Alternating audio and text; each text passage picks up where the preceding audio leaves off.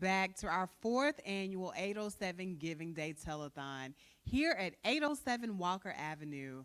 I'm one of your hosts today, Dr. Tara Dunn Ross, and I serve as Chief Operating Officer here at the college. And again, we are excited to enjoy this day with you. Today's Giving Day is a combination of support that's given from the community, from our alum, from employees, from students, to show how much the importance of getting an education here at LOCE is. We know that giving is the heart of what we do here at our college, and just as we give back to our students, we would like for you to give back to our students as well. We ask that you give in increments of 807 throughout the day. I'll be joining you throughout the day with our co-host, Dr. Derek Henson. As you see, a bit has changed since you left us just a few minutes ago.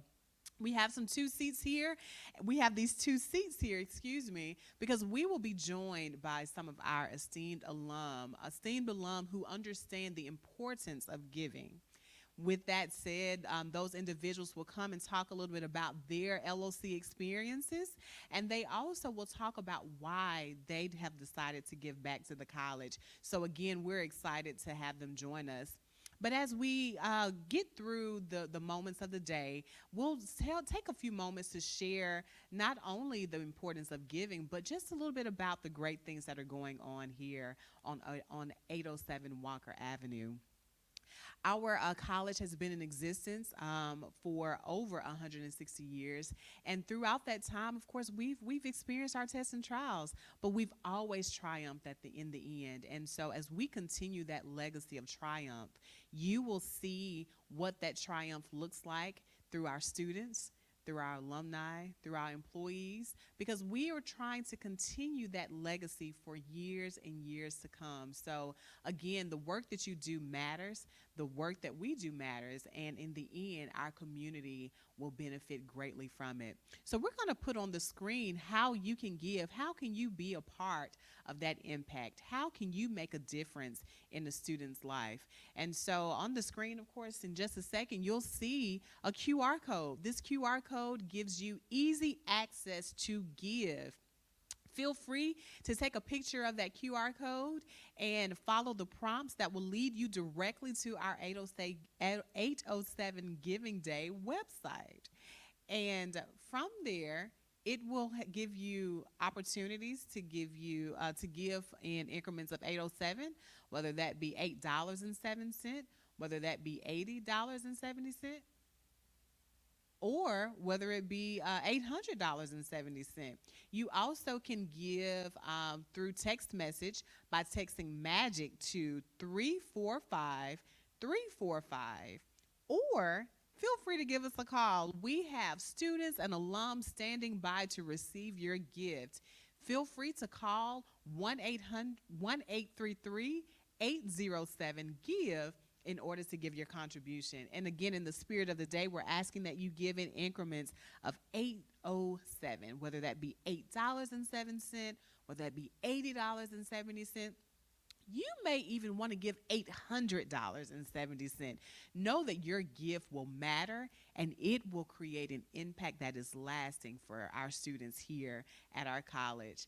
Again, you will hear back from us soon, but we wanted to give you the opportunity to show your giving through your funding. And so 807 Giving Day, you can text MAGIC to 345-345 or call us at 1-833-807-GIVE.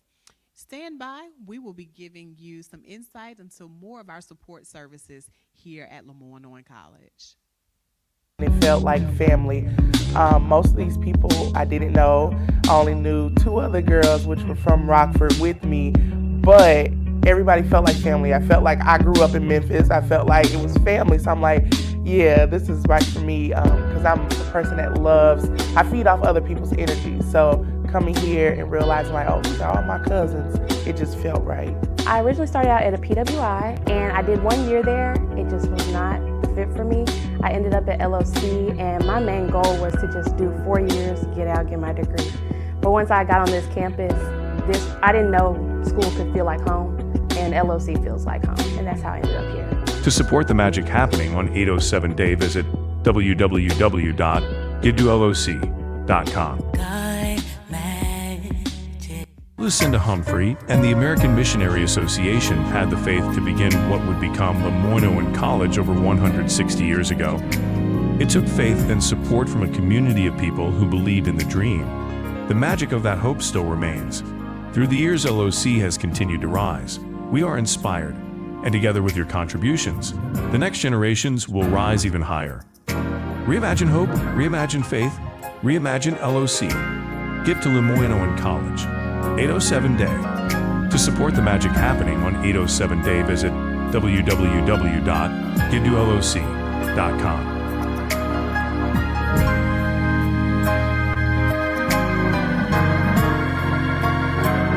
The most powerful weapon that you can use to change the world. Nelson Mandela. The truth of these words is manifest in the transformed lives of the students and alumni of historic LeMoyne-Owen College. LeMoyne-Owen is the heart of the Soulsville, USA Renaissance community in Memphis, Tennessee.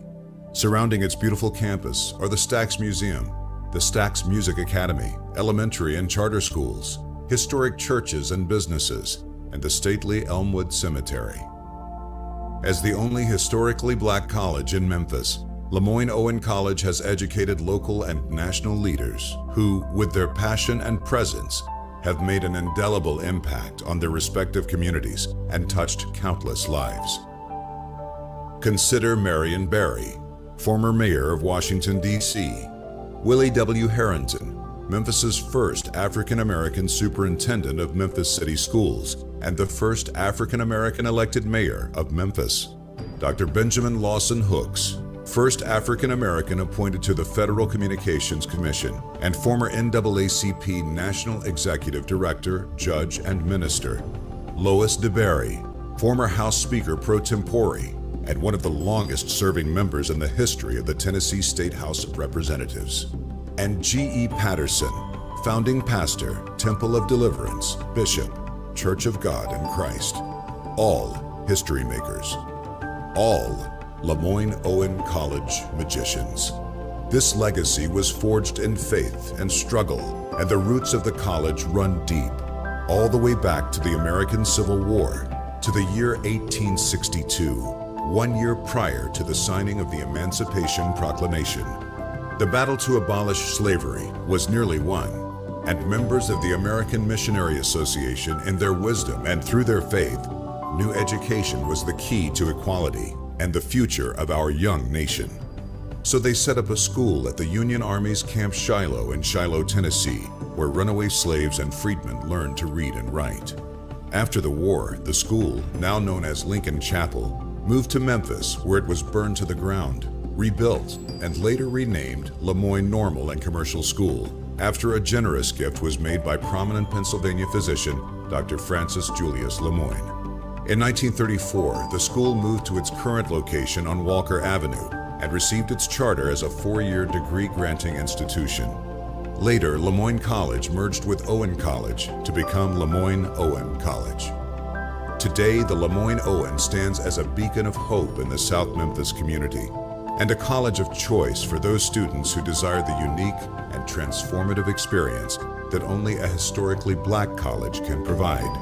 Talented, diverse faculty challenge today's magicians in a rigorous course of study in liberal arts and the sciences, and mold them into leaders and professionals who go forth to shape the communities in which they live, work, and serve.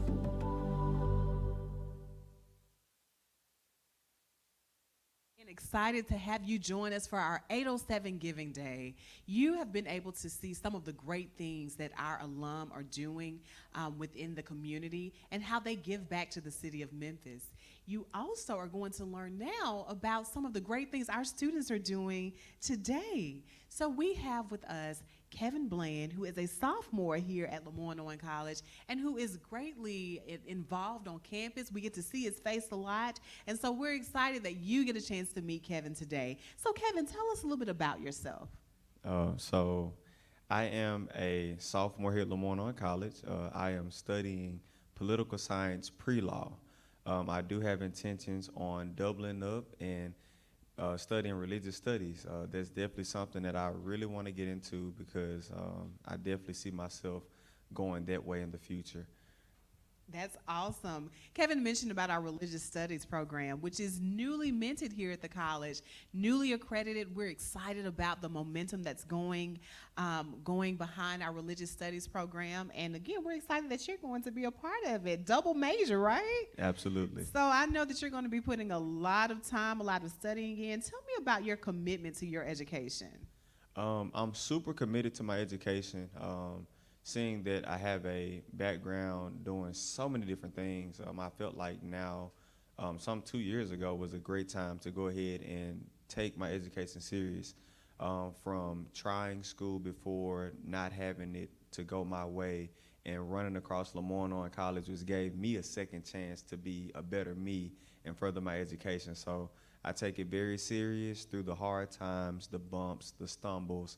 I still find myself here persevering and trying to excel and go above and beyond to not just service my city, hopefully my country, and eventually the world. Awesome indeed. Awesome indeed. And you've made such an impact here on campus. Tell us about some of the things that you're involved in on campus. Oh, man. So to start, when I first came to the campus, February of 2023, I founded a organization, Culture for Change. Their organization is still running now, and over the summer, I was able to make their organization a nonprofit organization. We now not only focus on collegiate support and unifying the body of the campus, but now we focus on mentorship. We focus on providing blankets and food to homeless. And we're also getting ready to launch out a new parenting initiative. So there's one thing that Culture for Change is, it started here, and now it's branching out to touch others. Parliamentarian of the SGA. I'm now the chaplain of the SGA.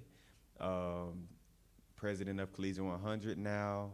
President of FCA when we had it here active. The list goes on and on. This goes on and on. Wow, that's a lot. So I'm sure a lot of time here on the campus and doing things for LeMoyne. So that's great, a nonprofit. I mean, like I say, you can start here and go anywhere. Yes, and what I can appreciate about what you've said is that you started the organization here on campus, but now it has expanded out throughout the community. Absolutely. And what that says is that not only do you care about the students here, but you care about the city of Memphis. You care about the impact that the community can bring. And so it sounds like you've recognized that there is something that I want to see, there's something I want to do, there's a change I want to make, and you took the initiative to do it. And what a great accomplishment that is. Thank you. Thank you. So it's 807 Giving Day. What message would you like to tell those who are considering giving? What message would you like to give them? The biggest thing that I would like to tell anyone that is giving, keep in mind that everything that you give and everything that you do is to support students that's just like me, right? That have dreams, ambitions, and goals, that want to push towards the future and make everything happen around them that they know they can. Keep in mind that you're giving to leadership. Keep in mind that you're giving to opportunity. This is my second chance. And know that you're giving a change. This is what LOC stands for. So it's not going to go in vain. The students here will greatly appreciate it. The staff, alumni, everybody here at the LeMoyne-Owen College family will greatly appreciate every contribution that you give. Awesome indeed. Thank you so much, Kevin. You brought leadership, opportunity, change. That's what we stand for here at LeMoyne-Owen College. And I believe, Kevin, you are a true representation of leadership, opportunity, and change. Thank you so much for being with us today. Thank you. Thank you. We're going to hear a little bit from our supporters, and when we come back, we're going to hear from some alum, right? Right, exactly. Yeah, so we're going to hear from our supporters here and just kind of know a little bit about LOC, and we'll be back with you shortly.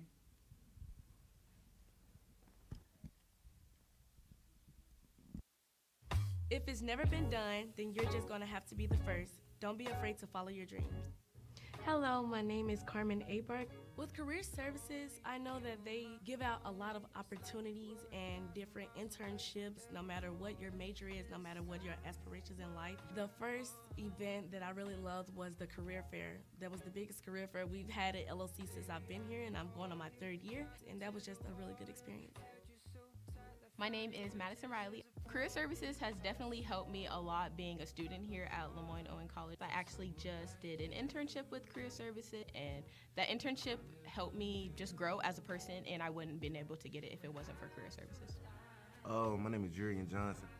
I've always grown up to actually want to help people, and I've learned that the best way that you can help somebody is through the power of education.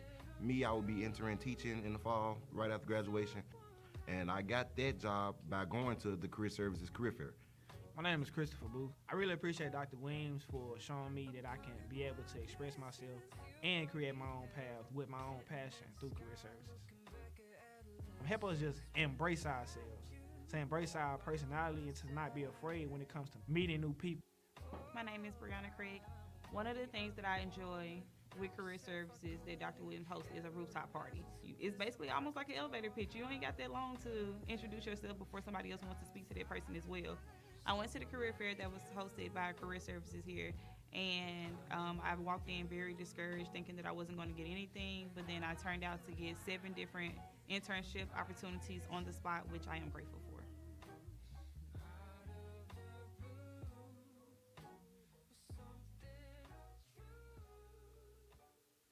Miss Lucinda Humphrey and the American Missionary Association had the faith to begin what would become LeMoyne-Owen College over 160 years ago. It took faith and support from a community of people who believed in the dream. The magic of that hope still remains. Through the years, LOC has continued to rise. We are inspired, and together with your contributions, the next generations will rise even higher. Reimagine hope, reimagine faith, reimagine LOC. Give to LeMoyne-Owen College. 807 Day. To support the magic happening on 807 Day, visit www.giveToLOC.com.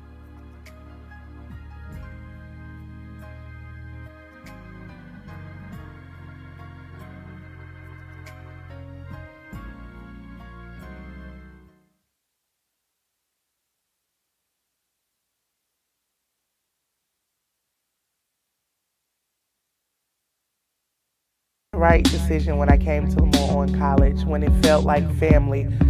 Most of these people I didn't know. I only knew 2 other girls which were from Rockford with me, but everybody felt like family. I felt like I grew up in Memphis. I felt like it was family, so I'm like, yeah, this is right for me, because I'm the person that I feed off other people's energy. So coming here and realizing like, oh, these are all my cousins, it just felt right. I originally started out at a PWI, and I did 1 year there. It just was not the fit for me. I ended up at LOC, and my main goal was to just do 4 years, get out, get my degree. But once I got on this campus, I didn't know school could feel like home, and LOC feels like home, and that's how I ended up here. To support the magic happening on 807 Day, visit www.givetoloc.com.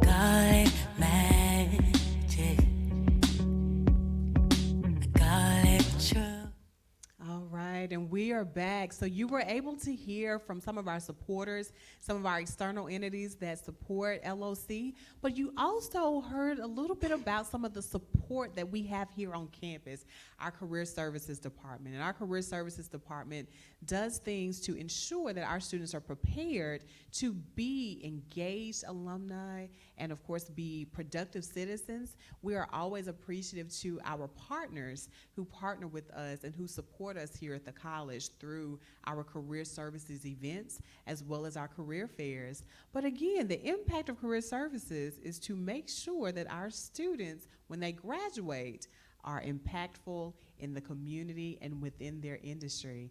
And so with that said, we have some wonderful alumni who are here and who understand the importance of giving.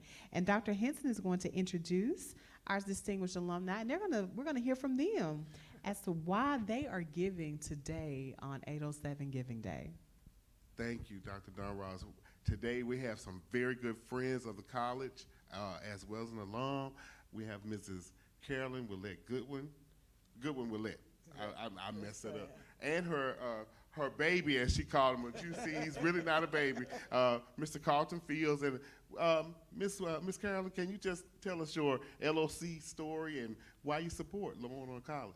Yeah, I started working at LeMoyne-Owen College in a long time ago. Right. But I worked in the Career Service Center, and I was really impressed with not only connecting children with education, but connecting them with jobs. And then we went all over the country finding jobs for children. And a lot of them got into really good places, air traffic controllers, big companies like that. We worked very hard with that. And I know what it takes for children to go to school. I have children in college, and I understand what that takes. I didn't attend LeMoyne, but I felt like I attended LeMoyne. You supported LeMoyne. Right. Well received. Right, and your family. We're going to get to Mr. Fields here, but don't you have other relatives? My family, my mother and my brother both graduated, and she came back to LeMoyne when I started working here and finished her degree. Man, that's awesome. Yes, We love awesome. a legacy. We love a legacy. Yeah. Florine Hines, and my brother's name is Ronald Miles, and he was in school and graduated from LeMoyne. So we are LeMoyne-Owen family. That is a true legacy and speaks to it. But Ms. Willette, don't you have, what is your business? You are an entrepreneur as well. Yes, I have a child care center. We have been in business for 30 years, Kitty College Child Care Center, 1980 East Person Avenue. We have been in business for 30 years, and it has been a true blessing for us and the community. I even have some children who came through Kitty College who went to LeMoyne or attending LeMoyne now. You trained them up early. Yeah, we get them. We try to encourage them to go to school, and we certainly speak out for LeMoyne. Man, that is just so awesome. I mean, the ways, here are just awesome ways that people pour into this institution and have given back. It may not always have been financial, but just instilling in those students that they can come right here in South Memphis and get one of the best educations in the world. So we thank you, Miss Carolyn, and we're going to let you tell us about your baby there. You called him your baby, so pass the phone. I'm going to let him speak for himself. All right, Carlton Fields. I'm a alumni of LOC. I played ball, so I attended a couple colleges and just did not finish my degree before getting into corporate America. And I was about a year away from finishing. And my grandmother, who was an alumni and a big supporter, I think she pushed everybody to go and finish college, and specifically at LeMoyne-Owen College.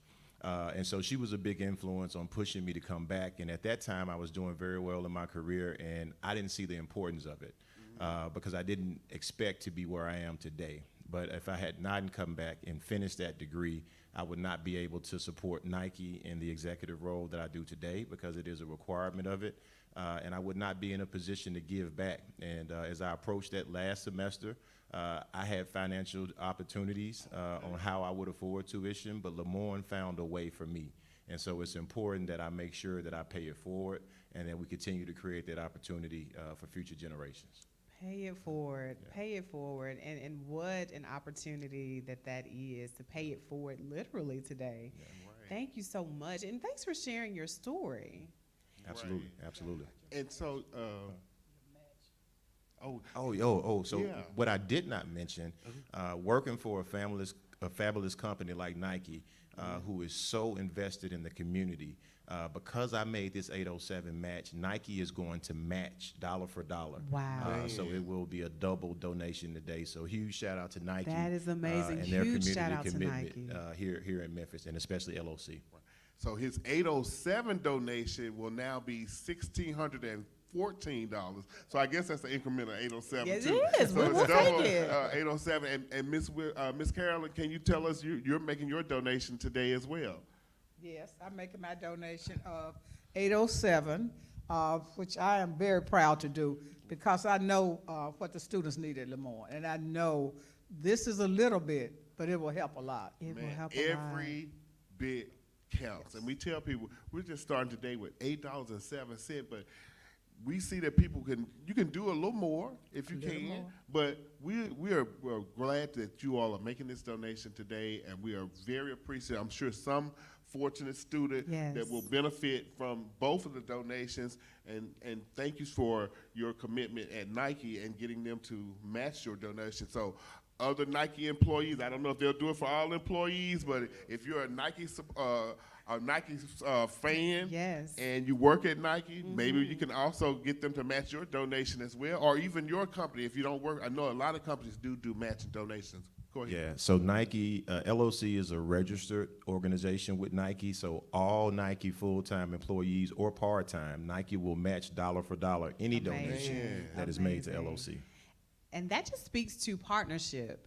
When we talk about partnership, we speak to it from not only a community standpoint, but from an industry standpoint, from an alumni standpoint. Having the mindset to give pays off in dividends. Now, because you decided to give today and give back to your alma mater, your employer has decided to do the exact same thing. What a beautiful way to show the importance of giving, full circle. Exactly. And like I said, I know you all have other plans for today, and taking the time out to stop by LeMoyne-Owen College today and make your donation, it is greatly appreciated. And again, thank you. Thank you, and I want to encourage everyone to know me. If you know me, I want you to come and donate to LeMoyne. It's a worthy cause. You've heard it from Miss Carolyn. Yeah, call it your sorrows. I know Miss Carolyn is a member of Delta Sigma Theta. Delta Sigma Theta. So all my sorors, please come and contribute to LeMoyne-Owen College. Awesome indeed. Well, you heard it from Miss Carolyn. Ladies of Delta Sigma Theta, she has called you out. You need to give today. Employees of Nike, Mr. Fields have called you out. You need to give. Give to the 807 Giving Day Telethon. Again, you can reach us by calling 1-833-807-GIVE. I'll say that again, 1-833-807-GIVE to give your contribution in increments of 807 to a worthy cause, the cause of supporting students to complete their degrees here at LeMoyne-Owen College. If you don't want to call, feel free to text the word MAGIC to 345-345, and we, of course, will accept your gift as you choose. Thank you so much. Thank you so much. Yeah, we're going to get a picture.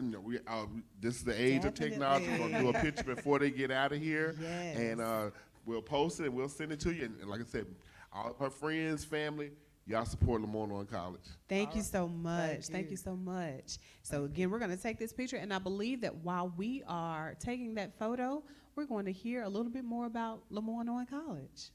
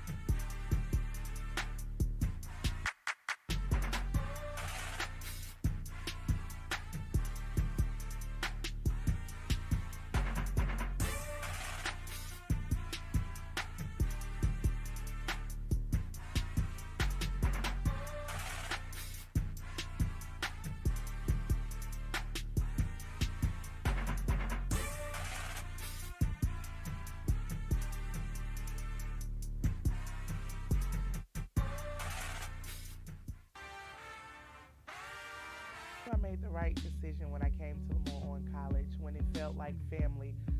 Most of these people I didn't know. I only knew two other girls, which were from Rockford with me, but everybody felt like family. I felt like I grew up in Memphis. I felt like it was family. So I'm like, yeah, this is right for me, because I'm a person that I feed off other people's energy. So coming here and realizing like, oh, these are all my cousins, it just felt right. I originally started out at a PWI, and I did 1 year there. It just was not the fit for me.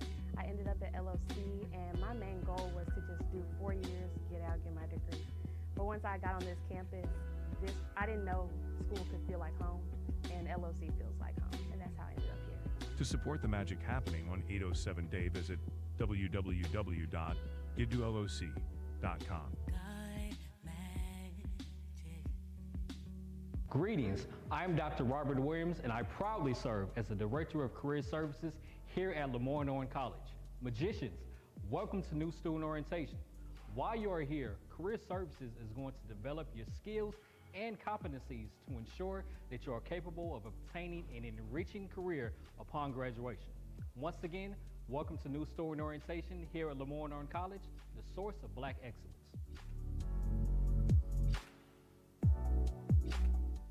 Greetings, I'm Dr. If it's never been done, then you're just going to have to be the first. Don't be afraid to follow your dreams. Hello, my name is Carmen Abark. With Career Services, I know that they give out a lot of opportunities and different internships, no matter what your major is, no matter what your aspirations in life. The first event that I really loved was the career fair. That was the biggest career fair we've had at LOC since I've been here, and I'm going on my 3rd year, and that was just a really good experience. My name is Madison Riley. Career Services has definitely helped me a lot being a student here at LeMoyne-Owen College. I actually just did an internship with Career Services, and that internship helped me just grow as a person, and I wouldn't have been able to get it if it wasn't for Career Services. My name is Jurian Johnson. I've always grown up to actually want to help people, and I've learned that the best way that you can help somebody is through the power of education. Me, I will be entering teaching in the fall, right after graduation. And I got that job by going to the Career Services Career Fair.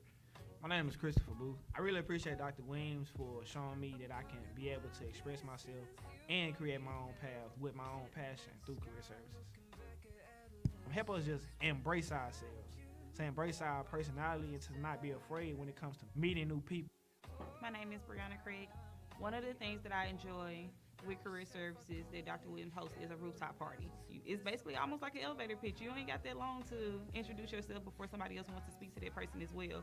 I went to the career fair that was hosted by Career Services here, and I walked in very discouraged, thinking that I wasn't going to get anything, but then I turned out to get 7 different internship opportunities on the spot, which I am grateful for.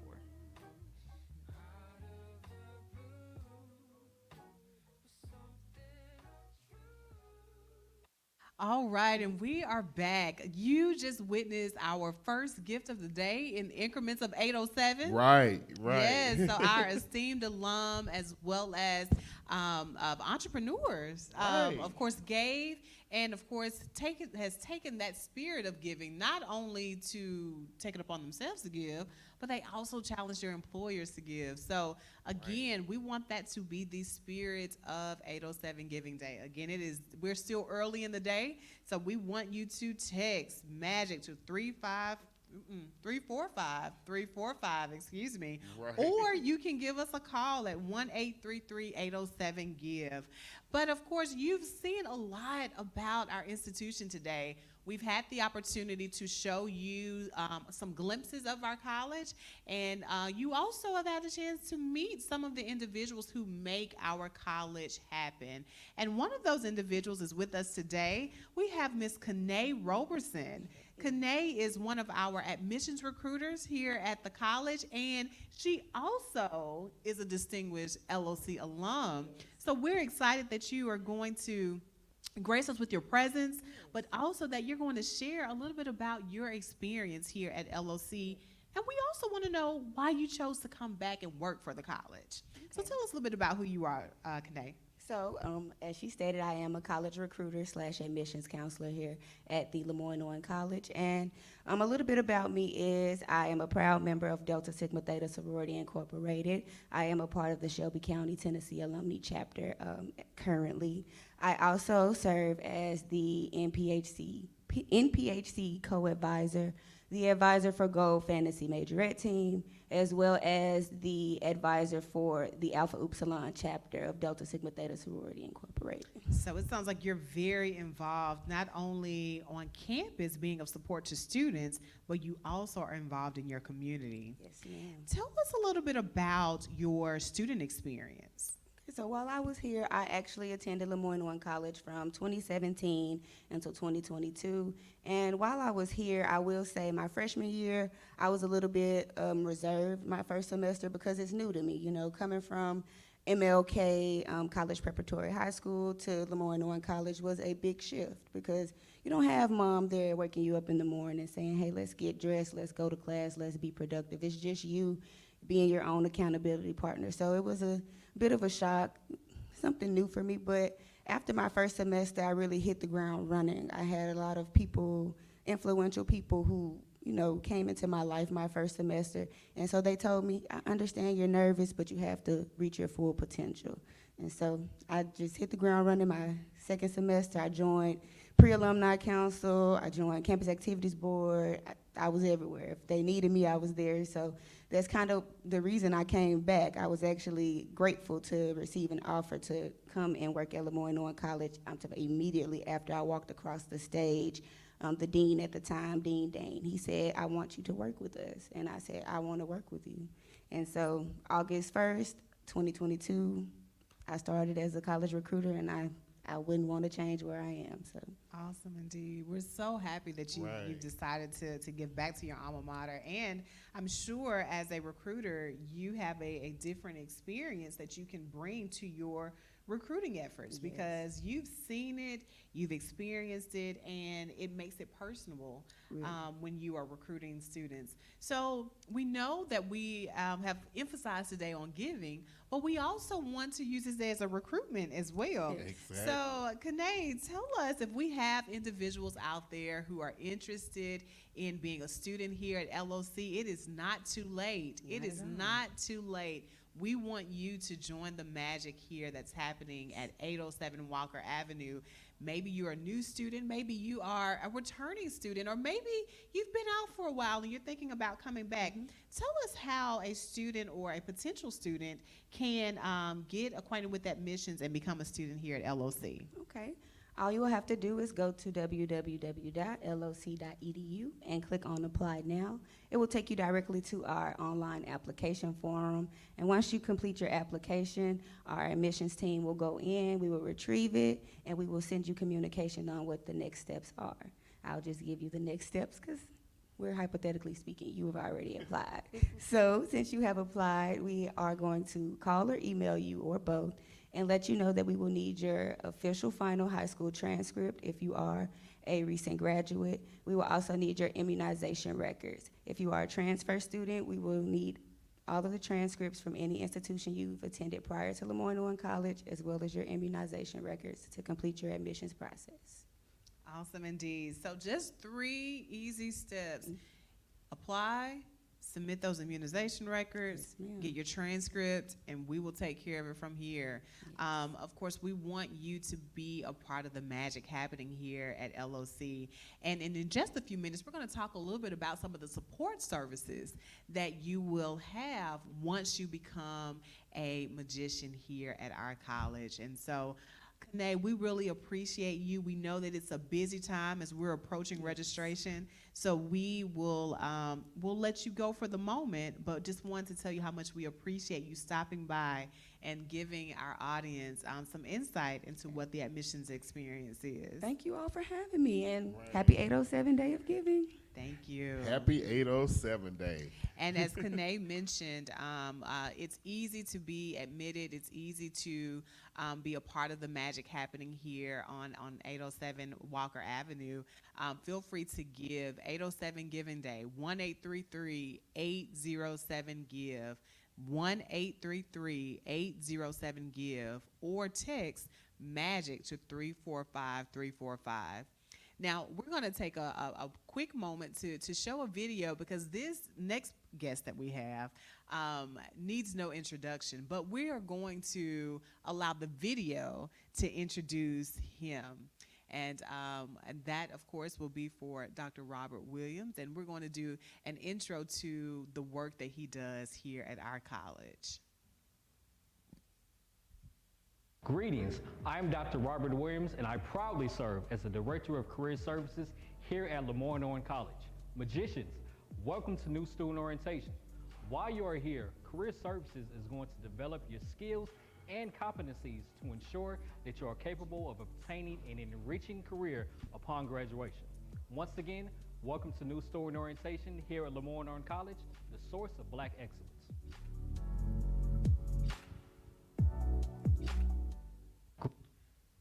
Welcome back, as we now are going to share some things about some of the support services that we provide here at LeMoyne-Owen College.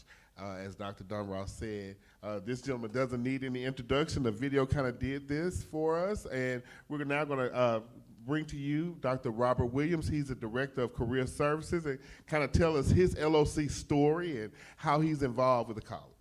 Yeah, so welcome, Dr. Williams. Thank you for having me. We want to hear all of the things Career Services, but we also know that you are an HBCU grad. Of course. So let's start there. Let's talk about your HBCU experience, the institution that has given you your foundation, and talk about why it's important for you to give back and work at an HBCU. Of course. So I've always bled purple and gold. I know I have a couple of Jacksonians different across. purple and I know gold. I have a couple of Jacksonians across from me, but I was, fortunate, blessed enough to go to Alcorn State University for undergrad.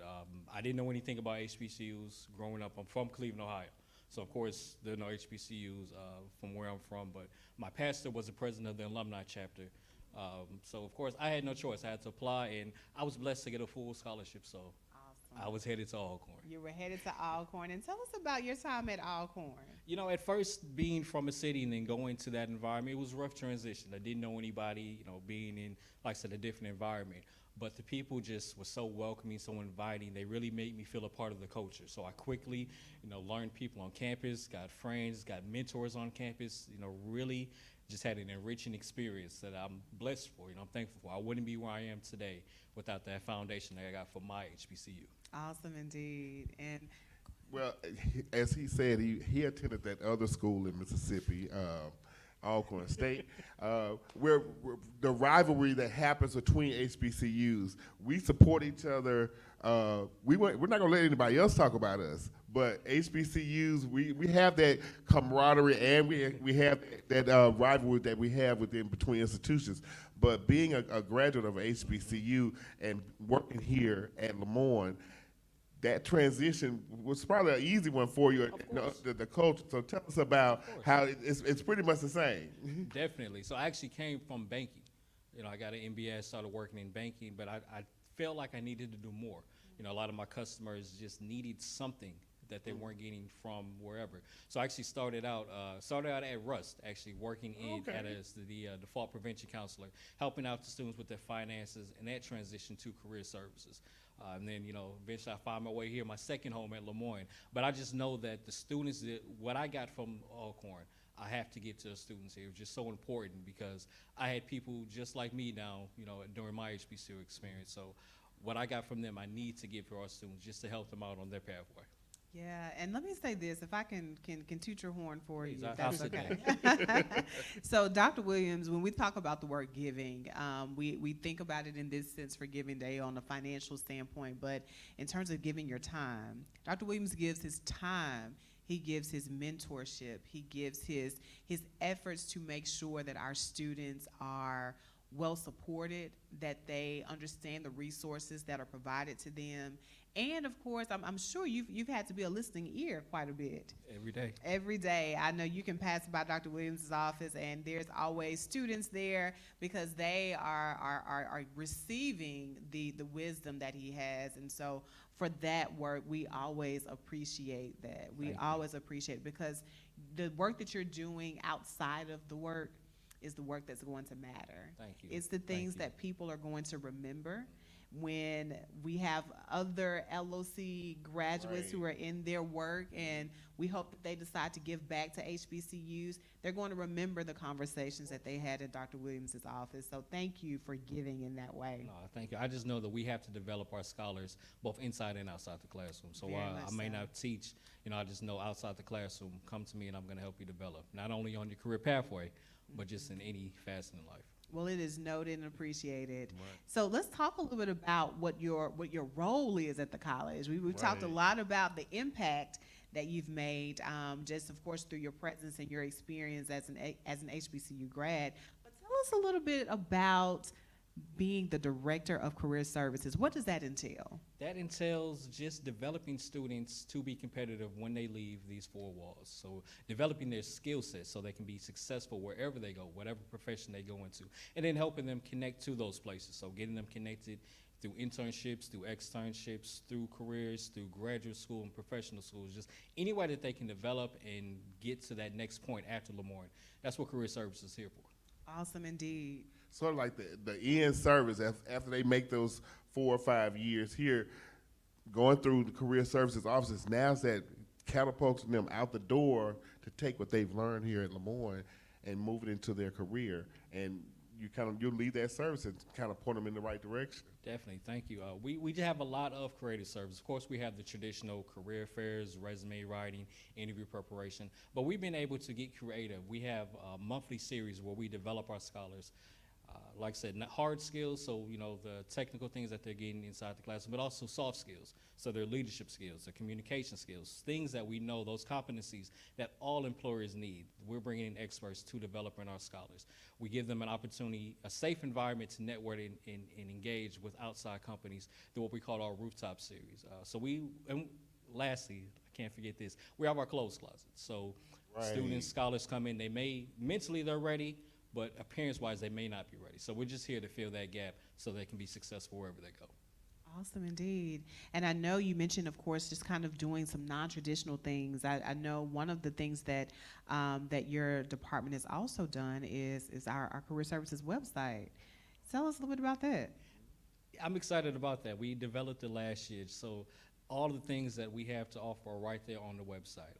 Job opportunities, you can connect with Handshake, you can connect with this Parker Dewey. So micro internships are this big thing now. So students need experience, and companies say, well, I can't hire you without the experience. So this company that we're partnering with fills that gap for students. They can do a micro internship for up to 6 weeks, remotely actually, so they don't even have to go to the company, get experience, get paid, and then that looks good, of course, for their resume when they go there. So just connecting them with sources like that.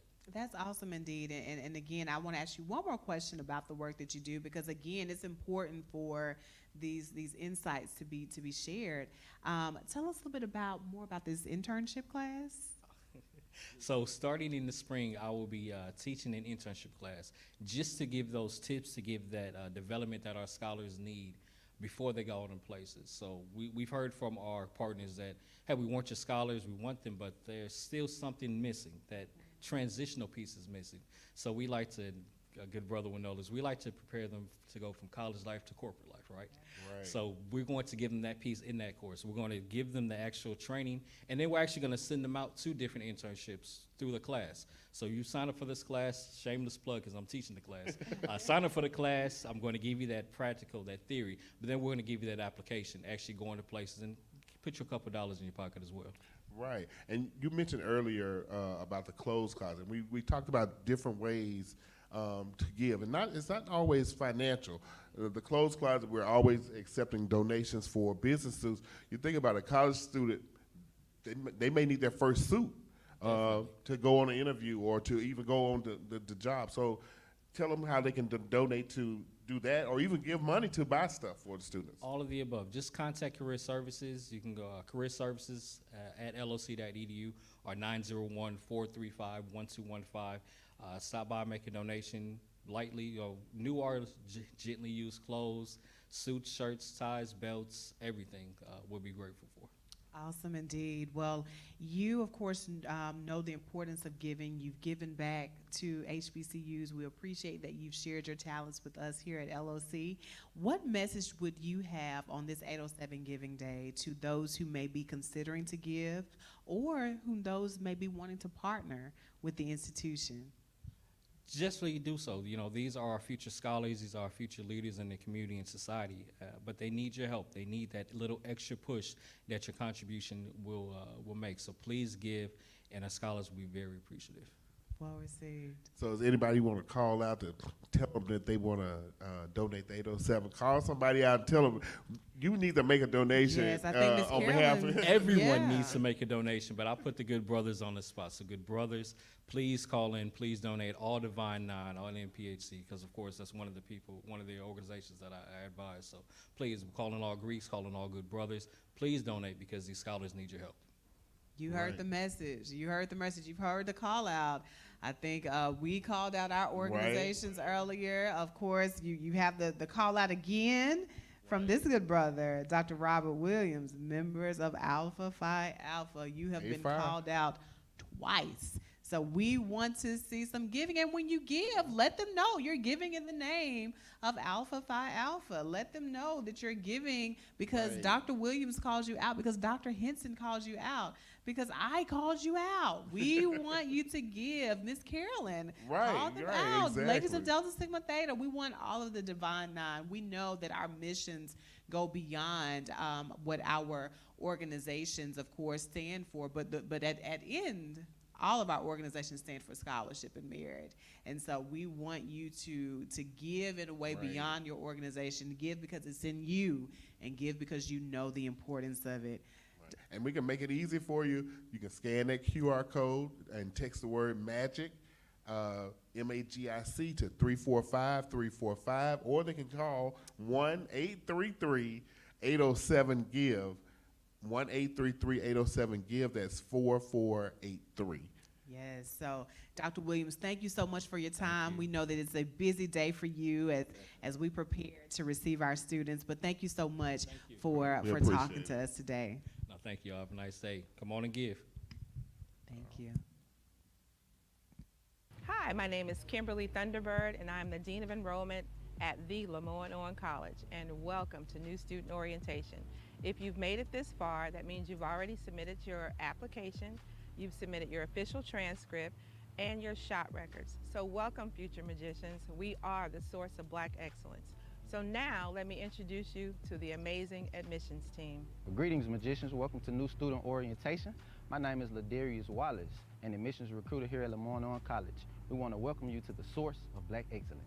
Greetings, magicians. Welcome to New Student Orientation. My name is Jeffrey Dunnigan. I'm a senior recruiter here at LeMoyne-Owen College. We want to welcome you to the source of Black excellence. Greetings, magicians, and welcome to New Student Orientation. My name is Kanae Roberson, and I am an admissions recruiter here at the LeMoyne-Owen College, and I want to welcome you to the source of Black excellence.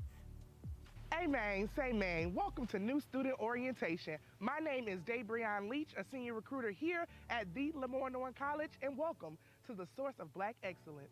We are the source of Black excellence, and we've got you covered.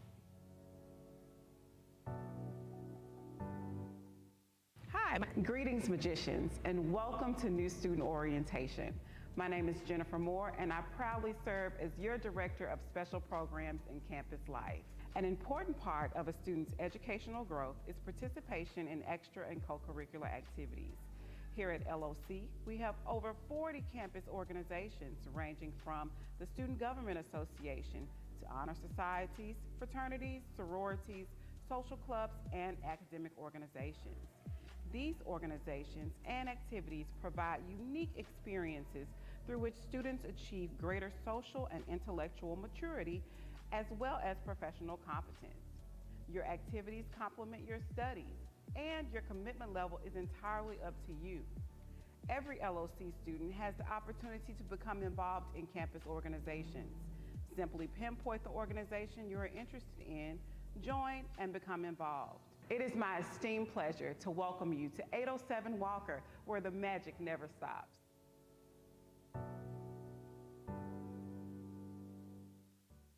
Greetings, future magicians. My name is Ladarius Wallace. I'm an admissions recruiter here at LeMoyne-Owen College and also an alum.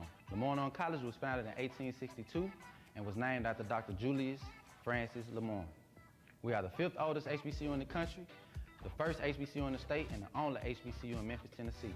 Here today, I'll be your magical tour guide on this magical tour, and I hope that you have a great time. Come with me. So our first stop on our tour is Steele Hall. As you can see behind me, Steele Hall is the oldest building, built in 1914. It was burned down during the Memphis Massacre, and it was rebuilt by the men of Alpha Phi Alpha Fraternity Incorporated. Steele Hall is your building for your fine arts and humanities. So music, English, anything of that nature, this is where you'll be. The next stop on our tour is the Hollis F. Price Library. Named after Dr. Hollis F. Price, who served us from 1943 to 1970. He was the first African-American president on LeMoyne-Owen College's campus. The library was built in 1963, and it houses our alumni room and our Sweeney collection, which is African-American books by us. It also has a lot of first edition, rare, out-of-print books and articles. Next stop on the tour, we have Brownlee Hall. Brownlee Hall is the business central of the college. It houses the president's office, the admissions team's office, financial aid, and the records office. Any business that needs to be handled will be handled in Brownlee. Next, we have GOH. GOH is where your biology, criminal justice, and IT majors will take most of their classes. It also houses the Dr. Cheryl Golden Retention Center, and the Retention Center is right next to the Office of Student Affairs. So next we have the building of institutional advancement, where we develop relationships with the community, the alumni and the pre-alumni, and also United Negro College Fund. Next stop on the tour, we have the Bruce Johnson Gymnasium. Houses all of our athletics and was named and dedicated to Jerry Johnson, Nike's 2004 Best Coach of the Year. All right, next stop and the best stop, we have the Patton Hall Living and Learning Center. It was built October 10th, 2013, estimated at about $15.5 million. It houses about 350 students, co-ed dorm, girls on one side, boys on the other. It's where all the freshmen and all the upperclassmen reside. All right, just a little fun fact while we're at the dorms. Behind me is the St. Jude Alsat Call Center. These houses used to be the original dorms. However, now they house the St. Jude Call Center for students on campus to make a living, to make them some extra money so that they can do whatever it is they want to do. Also, those students continue to go on to work for St. Jude in a bigger capacity. All right, next stop on the tour is Greek Row. LeMoyne-Owen College houses the entire Divine Nine. We have a lot of mother chapters here at LeMoyne-Owen College. That means these chapters were started in Memphis here at LeMoyne-Owen College. Last and final stop on our magical tour, we have the Alma C. Hansen Memorial Student Center. It houses the Campus Life and Student Activities Office. It houses the Robert C. Lipscomb Dining Hall. It houses the Little Theater and the Magician Bookstore.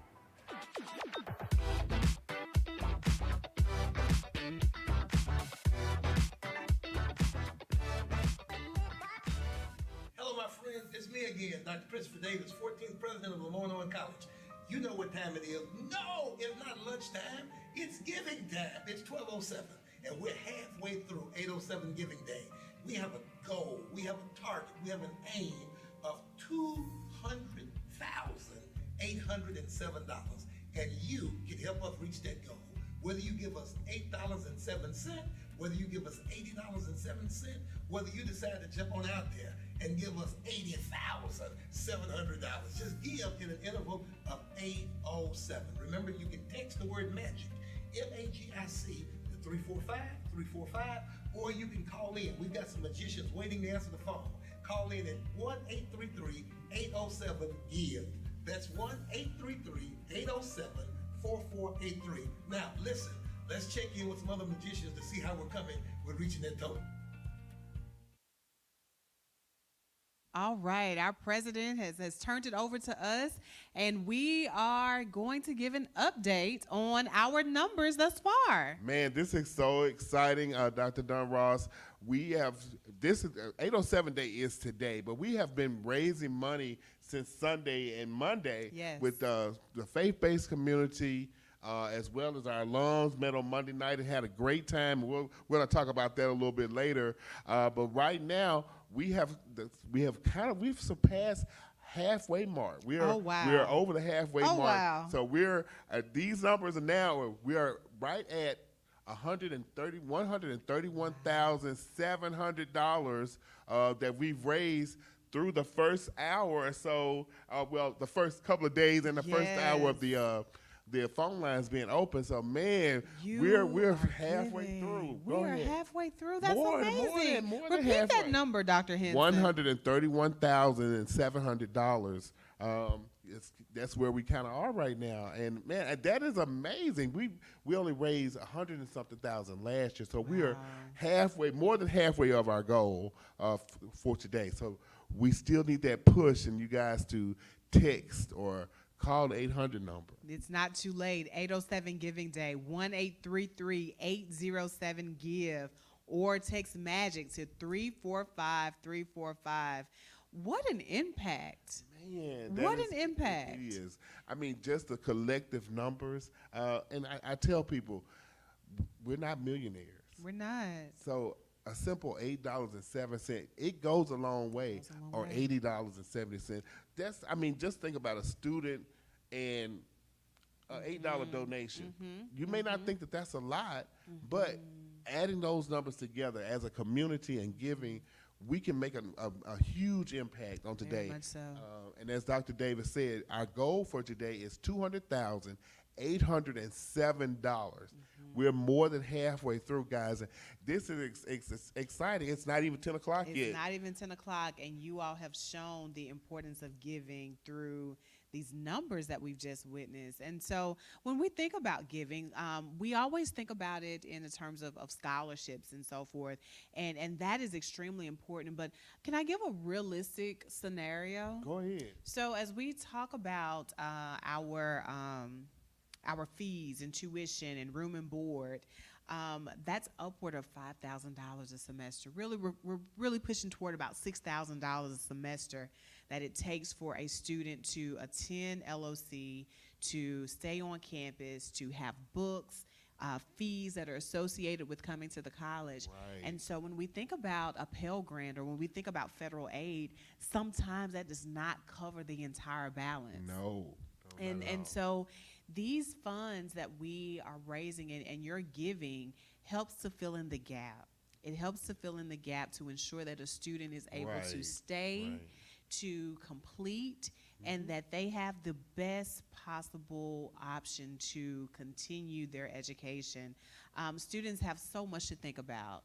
You know, we can think back to our college days. Man. Tell me a little bit about your college days. The broke college days. Make sure we put that adjective on top. The broke college days. The broke college days, and it's not that we're giving students just handing out money. It's always a need that we're trying to fill. Like as you said, there's a gap. Yes. And I mean, some families they just don't have it. They don't have it. And even families who do have it, when we think about inflation and we think about the impact of other children in the family and just the regular household needs, sometimes while we know and recognize that college is an investment, it's hard to be able to recognize it to be an investment when there's so many right now needs that must be met. So your giving matters, and you could be the reason that a student is able to stay in school. We often hear about students who come back to the institution and maybe things didn't go so well with them earlier in years, and maybe they have exhausted their financial aid. Funds such as this help those students to get that last semester of classes in order to get their degree. And as we know, research tells us that students who have or individuals who have four-year degrees over a lifetime, their earning potential is substantially more. Exactly. And just going back to my HBCU story, At one point, it was my brother was in school, my mom was in school, my sister. We were all in college three of us were at Jackson State, and my baby sister, she was at Dillard. So you can imagine my mom trying to help support us herself in school, and then all of us in school at the same time. She had returned, and we were all in school together. It was, so there was not a lot of money to go around. So I know how some of these students can be. You know, it's heartbreaking for a student to come and they just need a few $100s to stay here on this campus. So we've been there. So we understand. So when we see those eyes, coming to the office and saying, "Hey, I need some help." Yes. And it's just kind of, what we do. Yes. And today's effort kind of helps us fill those gaps where it comes in handy. Definitely so. So you've heard it from us as practitioners here at the college. We see the direct impact, but we also hear the stories. We hear the stories that matter, and the stories that where $800 could be the reason that a student is not able to fully register, to fully submit their payment in order for them to be registered for the class and seated on the first day of class. And so we want our students to be as student ready as possible. Right. And classroom ready as Classroom possible. ready, yes. And so when those students are classroom ready, they know that their fees are covered, they know their tuition is covered, and it gives them an ease in their mind to know that I can truly focus on my studies and not have to worry about the other financial burdens that come along with that. That's correct. Go ahead. Go ahead. So again, you've heard from quite a few individuals today. This segment, of course, was an opportunity for you to see not only our support services, but also find out ways to be a student here at LOC. So as you see, we have alum who are excited to be a part of the magic here. And we also have HBCU grads who felt the importance of giving back to HBCUs. Right. And I know we're going to hear from some alums. The videos from, we have some alums on the West Coast. Oh, awesome. That have, they want to share that they're out in Long Beach, California. I think we're Miss Nedra Brown is coming up and just kind of telling us a little bit about her LOC story.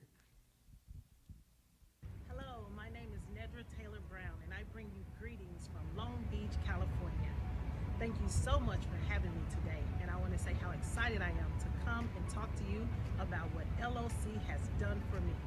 I am a proud graduate of 1995, and I obtained a BS in biology, and I am so thankful and grateful to all of my faculty members, all of the staff, and all of the administrators that took the time to help to assist and mold me. I am so proud to call LeMoyne-Owen College my home. LeMoyne-Owen College provided me with a foundational skill set and with a deep understanding of what I needed to be successful in my industry, which is athletics and higher education.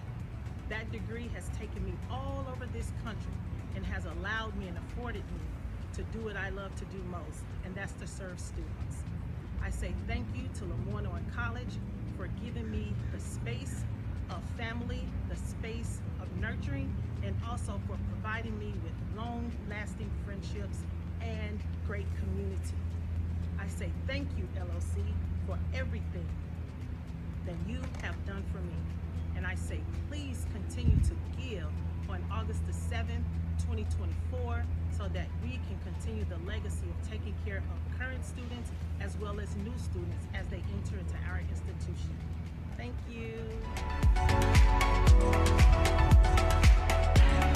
Hey everyone, I'm Ashanti Stewart, and I'm a junior studying computer science at the LeMoyne-Owen College, and I'm here to tell you about the magic happening on 807 Walker Avenue. LOC is nothing short of amazing. From the stellar SGA body to the amazing community health organization that's always ensuring our health and well-being is on par, not to mention the awesome professors who continue to go above and beyond for the student success, and all the other faculty and staff that work tirelessly behind the scenes to ensure magic happens on campus, what more could you ask for? LOC is where it's at. Come and you'll see. Hey everyone, I'm Ashanti Stewart, and I'm a junior studying computer science at the LeMoyne-Owen College, and I'm here to tell you. All right, so you've heard from our alum, Ms. Nidra. You've heard from our student, Ashanti, just what the impact of LOC has brought to their lives. And so we want you to impact lives as well. Continue to give. 807 Giving Day, 1-833-807-GIVE. Text MAGIC to 345-345. Awesome. LeMoyne has a rich history, being around for 162 years. Coming up shortly, we're going to have two alums. I'd like to call them the class of '68. That's the infamous class. For those that don't really know the history of LeMoyne, it's actually two institutions that merged, and the first class was the class of 1968. However, there's a group that they were the last LeMoyne class, and coming up, we're going to have Dr. Clarence Christian, class of '68, and Dr. Anita Curry Jackson. So we'll want to hear that rich history during the tumultuous time, here in Memphis, 1968. The Dr. King assassination, civil rights was at its height, and LeMoyne was right in the midst of it. Being as close as we are. So we're going to hear from them in a little while as soon as they come. So everybody has a LeMoyne story at some point, particularly people that have been around the city. So we're gonna. I can't wait to kind of hear what they have to share coming up. I love to hear from our alum the oral history Right. of our institution. It's always great to see it in print, but to be able to hear the experiences, Right. it truly brings to life how important this institution has been to the fabric of the civil rights movement, to the fabric of the Memphis growth. And so I'm excited to hear from both of them. And I believe that we are going to end our segment for the moment. And when we come back at around 10 o'clock, maybe a few minutes after, we will have our distinguished alum and we'll hear a bit more about the history of LOC.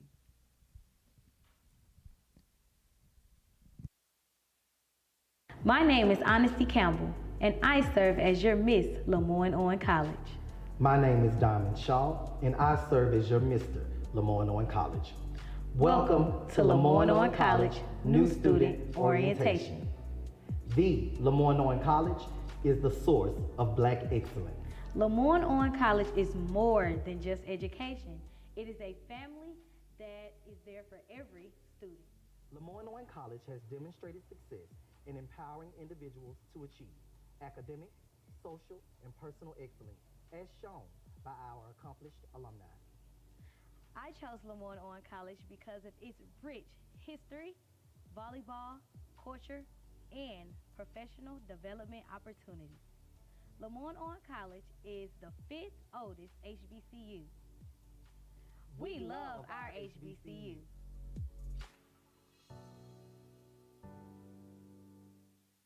My name is Honesty Campbell, and I... Miss Lucinda Humphrey and the American Missionary Association had the faith to begin what would become LeMoyne-Owen College over 160 years ago.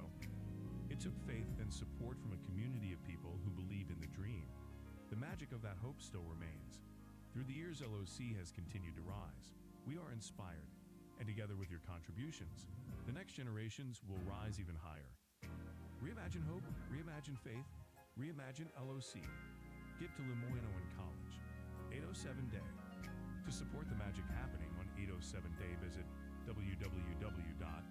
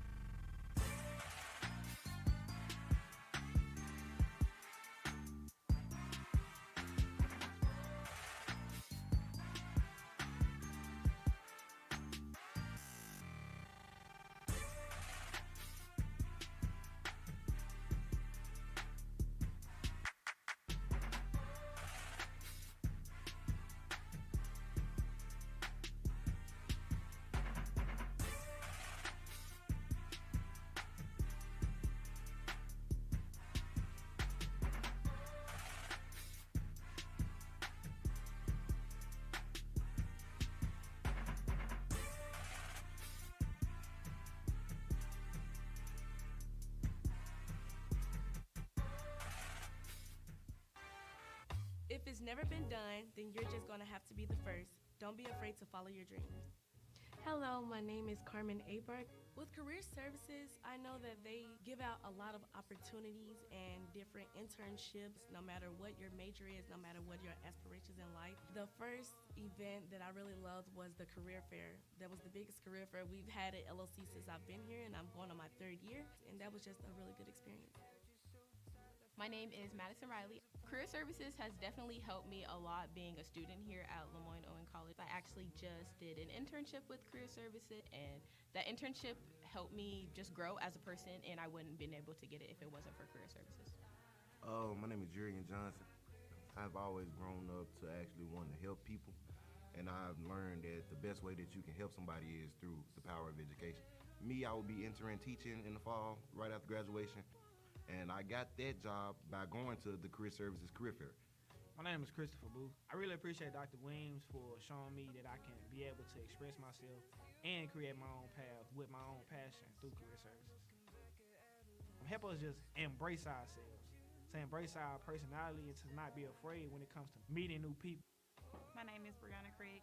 One of the things that I enjoy with Career Services that Dr. Williams hosts is a rooftop party. It's basically almost like an elevator pitch. You ain't got that long to introduce yourself before somebody else wants to speak to that person as well.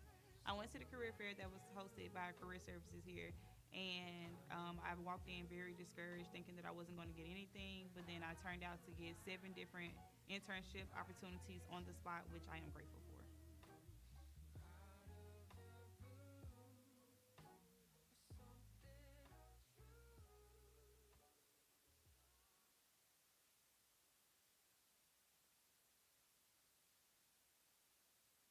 Education is the most powerful weapon that you can use to change the world. Nelson Mandela. The truth of these words is manifest in the transformed lives of the students and alumni of historic LeMoyne-Owen College. LeMoyne-Owen is the heart of the Soulsville, USA Renaissance community in Memphis, Tennessee. Surrounding its beautiful campus are the Stax Museum, the Stax Music Academy, elementary and charter schools, historic churches and businesses, and the stately Elmwood Cemetery. As the only historically black college in Memphis, LeMoyne-Owen College has educated local and national leaders who, with their passion and presence, have made an indelible impact on their respective communities and touched countless lives. Consider Marion Barry, former mayor of Washington, D.C., Willie W. Harrington, Memphis's first African-American superintendent of Memphis City Schools and the first African-American elected mayor of Memphis. Dr. Benjamin Lawson Hooks, first African-American appointed to the Federal Communications Commission and former NAACP National Executive Director, Judge, and Minister. Lois DeBerry, former House Speaker pro tempore and one of the longest-serving members in the history of the Tennessee State House of Representatives. And G.E. Patterson, founding pastor, Temple of Deliverance, Bishop, Church of God in Christ. All history makers.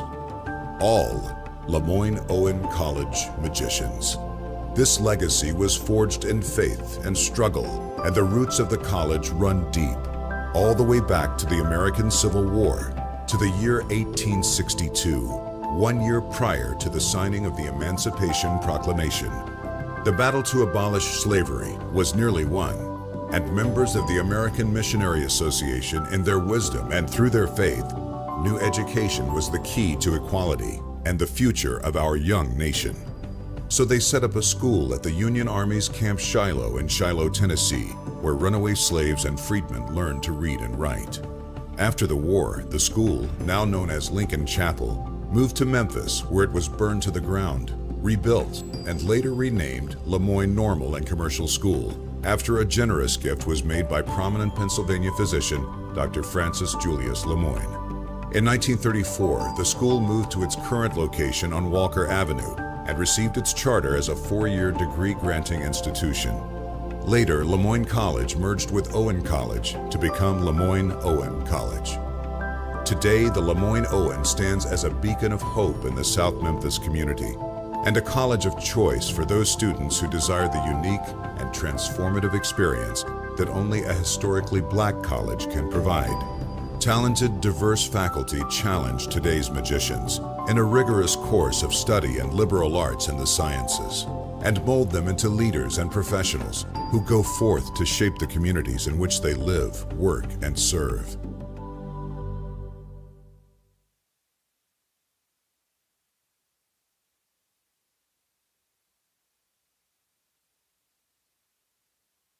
I made the right decision when I came to LeMoyne-Owen College, when it felt like family. Most of these people I didn't know. I only knew two other girls, which were from Rockford with me, but everybody felt like family. I felt like I grew up in Memphis. I felt like it was family. So I'm like, yeah, this is right for me, because I'm the person that loves, I feed off other people's energy. So coming here and realizing like, oh, these are all my cousins, it just felt right. I originally started out at a PWI, and I did 1 year there. It just was not fit for me. I ended up at LOC, and my main goal was to just do 4 years, get out, get my degree. But once I got on this campus, I didn't know school could feel like home, and LOC feels like home, and that's how I ended up here. To support the magic happening on 807 Day, visit www.giddoloc.com. Hi, my name is Kimberly Thunderbird, and I'm the Dean of Enrollment at the LeMoyne-Owen College, and welcome to New Student Orientation. If you've made it this far, that means you've already submitted your application, you've submitted your official transcript, and your shot records. So welcome, future magicians. We are the source of Black excellence. So now, let me introduce you to the amazing admissions team. Greetings, magicians. Welcome to New Student Orientation. My name is Ladarius Wallace, an admissions recruiter here at LeMoyne-Owen College. We want to welcome you to the source of Black excellence. Greetings, magicians. Welcome to New Student Orientation. My name is Jeffrey Dunnigan. I'm a senior recruiter here at LeMoyne-Owen College. We want to welcome you to the source of Black excellence. Greetings, magicians, and welcome to New Student Orientation. My name is Kanae Roberson, and I am an admissions recruiter here at the LeMoyne-Owen College, and I want to welcome you to the source of Black excellence.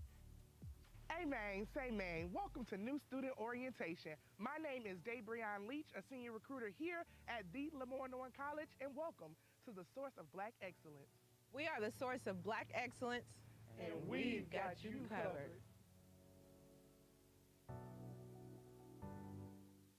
Hi, my name is Honesty Campbell, and I serve as your Miss LeMoyne-Owen College. My name is Diamond Shaw, and I serve as your Mr. LeMoyne-Owen College.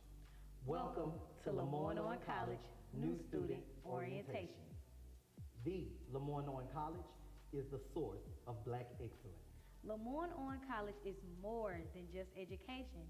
It is a family that is there for every student.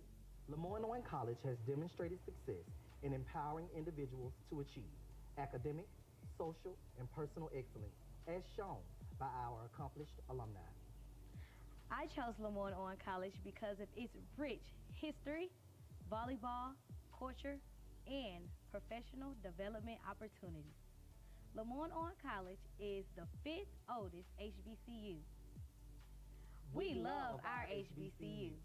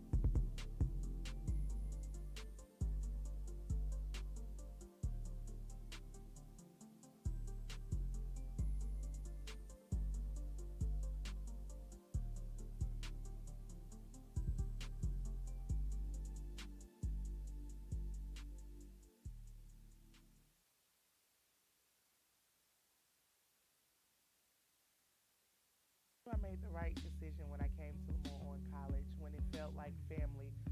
Most of these people I didn't know. I only knew two other girls, which were from Rockford with me, but everybody felt like family. I felt like I grew up in Memphis. I felt like it was family. So I'm like, yeah, this is right for me, because I'm a person that I feed off other people's energy. So coming here and realizing like, oh, these are all my cousins, it just felt right. I originally started out at a PWI, and I did 1 year there. It just was not fit for me. I ended up at LOC, and my main goal was to just do 4 years, get out, get my degree. But once I got on this campus, I didn't know school could feel like home, and LOC feels like home, and that's how I ended up here. To support the magic happening on 807 Day, visit www.giveToLOC.com. Welcome back. Welcome back to our 4th annual Giving Day Telethon. Again, the morning has been quite eventful as we have received funds, and we've had a chance to speak with alum as well as with our students. And also, we've had a chance to hear about our support services. Now, we mentioned to you about all of the great things that are going on 807 Walker Avenue and all of the support services that are in place to help our students be successful. But just as much as it's important to know what we're doing today, it's important for us to know our history. Exactly. And so we're so excited that we have our esteemed alum who are going to give us some insight to our history and how LeMoyne-Owen College came to be the institution of change that it is today. Yes, that's right. We have two of my what I call my very, very dear friends, kind of mentored this whole thing since I've been here at LeMoyne-Owen College. We have Dr. Anita Curry-Jackson, class of 1968, and Dr. Clarence Christian, class of 1968. You're going to tell us about the merger and how you all became, I call them the infamous class of 68, because you guys have done so much for the college. So, Dr. Curry-Jackson, let's start with you and tell us a little bit about yourself and how you're engaged with LeMoyne and the things you've done. Thank you for this opportunity. Yeah, thank you. Okay. It was a pleasure to come to LeMoyne-Owen College. Sometimes we're not sure where we're going to go, and we're looking elsewhere. But LeMoyne-Owen College was at the back door of where I lived. And it really has been, all of my experiences have really enriched my life. And I have been exposed to many opportunities based upon my credentials. That includes LeMoyne-Owen College. And here I enjoyed the experience because I could feel the commitment that the faculty and staff and administration had for me and all the opportunities I had here. Not only was I able to be an A student. Okay. You love scholars. With lots, yes. And I also had a scholarship here. So it's a full ride. And because I lived across the street, that really reduced, I think, my parents' financial obligations. So I'm just really pleased with the school. I think of what it's doing now. And I try to invest in this school and give to the school for what it's given me. Right. And you said across the street. At that time, what was it known as LeMoyne? LeMoyne Garden. LeMoyne Garden. Yes. So you grew up practically on the campus if you were right across the street at the time. Yes. So that experience and knowing that you came here to this campus and the things you've been able to accomplish, tell us about when you were here in 1968. We know that is a year that's embedded in Memphis. Mm-hmm. So can you tell us a little bit about that and how it happened, and then let Dr. Christian tell us. Okay, let me just say something else. I came over to the graduation of my aunt. Oh, okay. And of course, the graduation was held out on the lawn. And of course, my aunt got her degree. And then there was a man, but I don't know the name or remember it, but they gave him this big award, and I was just so impressed. But it turned out when I graduated, I got the same award. Wow. Wow. So I've just had many blessings, surprises that keep me wanting to give and to be a part of the growth of this campus. So it sounds like you're invested in LeMoyne's growth. And growing up across the street, I'm sure you've seen all of the wonderful changes that have happened here at the college. How has that experience been to witness it firsthand? You know, I think this student center that we're in, I was like, I remember when we didn't have this. Wow. There were homes where faculty members and some administrators lived right here on the campus.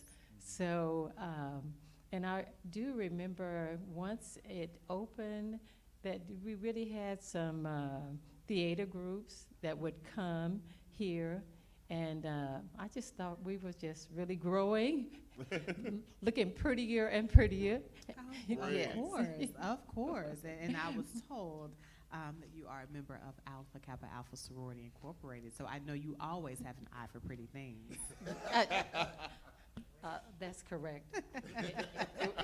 It was hard not to put all my bracelets on. Okay.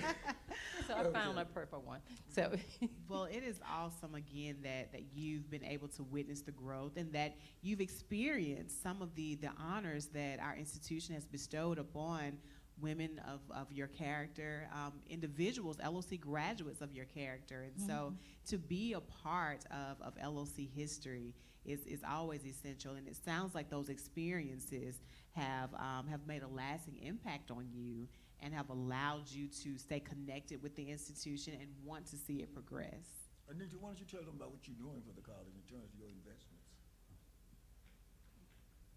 What I'm doing, yeah. Right, we want to know. This is why you're here. We want to know all the great things. Well, the latest thing is that Clarence is one of the founders of establishing the LeMoyne-Owen College Alumni Foundation. Awesome. That's so awesome. We have really just had a lot of support from alumni, family, friends, to give with the different fundraising activities. And in fact, I was here just yesterday to give the campus $25,000 Amazing. to That's fund amazing. scholarships for continuing students and about 12 incoming freshmen. We had a chance Yes. to hear from some of our students earlier Right, today, right. and they talked about the impact of giving and how those funds that you give truly supports what the student experience is. Yes. Exactly. So, Dr. Christian, Okay, and you want me to talk about what? Well, I came to LeMoyne. Anita said she lived across the street. She got a full scholarship. She was an A student, and when she graduated with a student with honors and significance. Correct. Yes, I came from Mississippi. That's right. I did not have a scholarship. I was not an A student, but I graduated with honors. And my experience here at LeMoyne did prepare me through a career that's been 44 years. And of that 44 years, 43 was spent in the academy, in higher education. And I attribute that to the college. I came here circuitously. I had been accepted at a school called the School of the Ozarks in Lookout Mountain, Arkansas. And I was invited to be one of the 10 freshman peer counselors for my freshman class. I went up to the institution for an orientation session, and when I walked into the building, the atmosphere totally changed. This was 1964. And they wanted to know why I was there. So I presented my letter. And they looked at the letter, and they went in the back room, and they had conversation. Finally, my uncle, who was the only college graduate in my family who drove me up there, he walked into the window and he said, "We need to know what is happening here. We were supposed to be here at 8 o'clock this morning. We've been here since 5:30. It's 10 o'clock. What is the problem?" Well, about 30 minutes later, a little short man in a green suit and a yellow tie came out and said, "Come into my office." We went into his office, and he said this to us. He said, "Congratulations, young man. You've done a tremendous job in your high school, in your community," and he cited all the stuff that was in my application, et cetera. He said, "But I'm afraid to say that our trustees have not seen fit yet for Negroes to enter our institution." Wow. And this was May. The speaker at my high school graduation was Dr. Hollis F. Price, who was the first black president of the college, who came here in 1943. And he had said to me at that graduation, because I did introduce him, he said, "Young man, we'd love to have you at LeMoyne." Well, when I got my good news from the white people in Arkansas, I called Dr. Price and said to him, "You think I can come to LeMoyne?" He said, "Young man, I'm not." He said, "I'm sure you can." He said, "But you would have to call the admissions office." I can't remember who it was at the time. It was a Ratcliffe or somebody. But anyway, I came here that Saturday, and I had to take the entrance exam.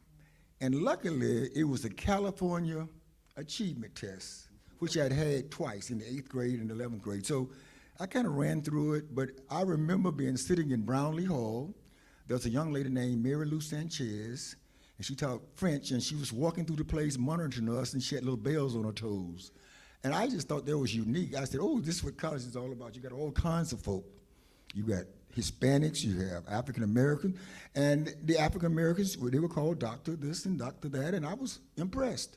The campus was pristine. It was green, clean, and serene. The folk taught quality English, and I was just totally impressed. And I had gone to another African American institution, and they'd give me a full scholarship. But I wasn't overly impressed, and my advisor said, "You don't want to go there." And so I was a little bit apprehensive, but I came here and I had an exceptional experience. Despite all of what it was, I had an exceptional experience. I went to the Grinnell Exchange Program, as did Anita. I went to the Mock United Nations Conference annually for 3 years. I went to the Washington Experience in the summer. LeMoyne had all kinds of things. I was a student delinquency prevention specialist in LeMoyne Gardens, where I had my own little boys group. And they showed me that people could eat raw food. We were out at a campsite, and the night before we had breakfast, the guys broke into the food and ate it up raw.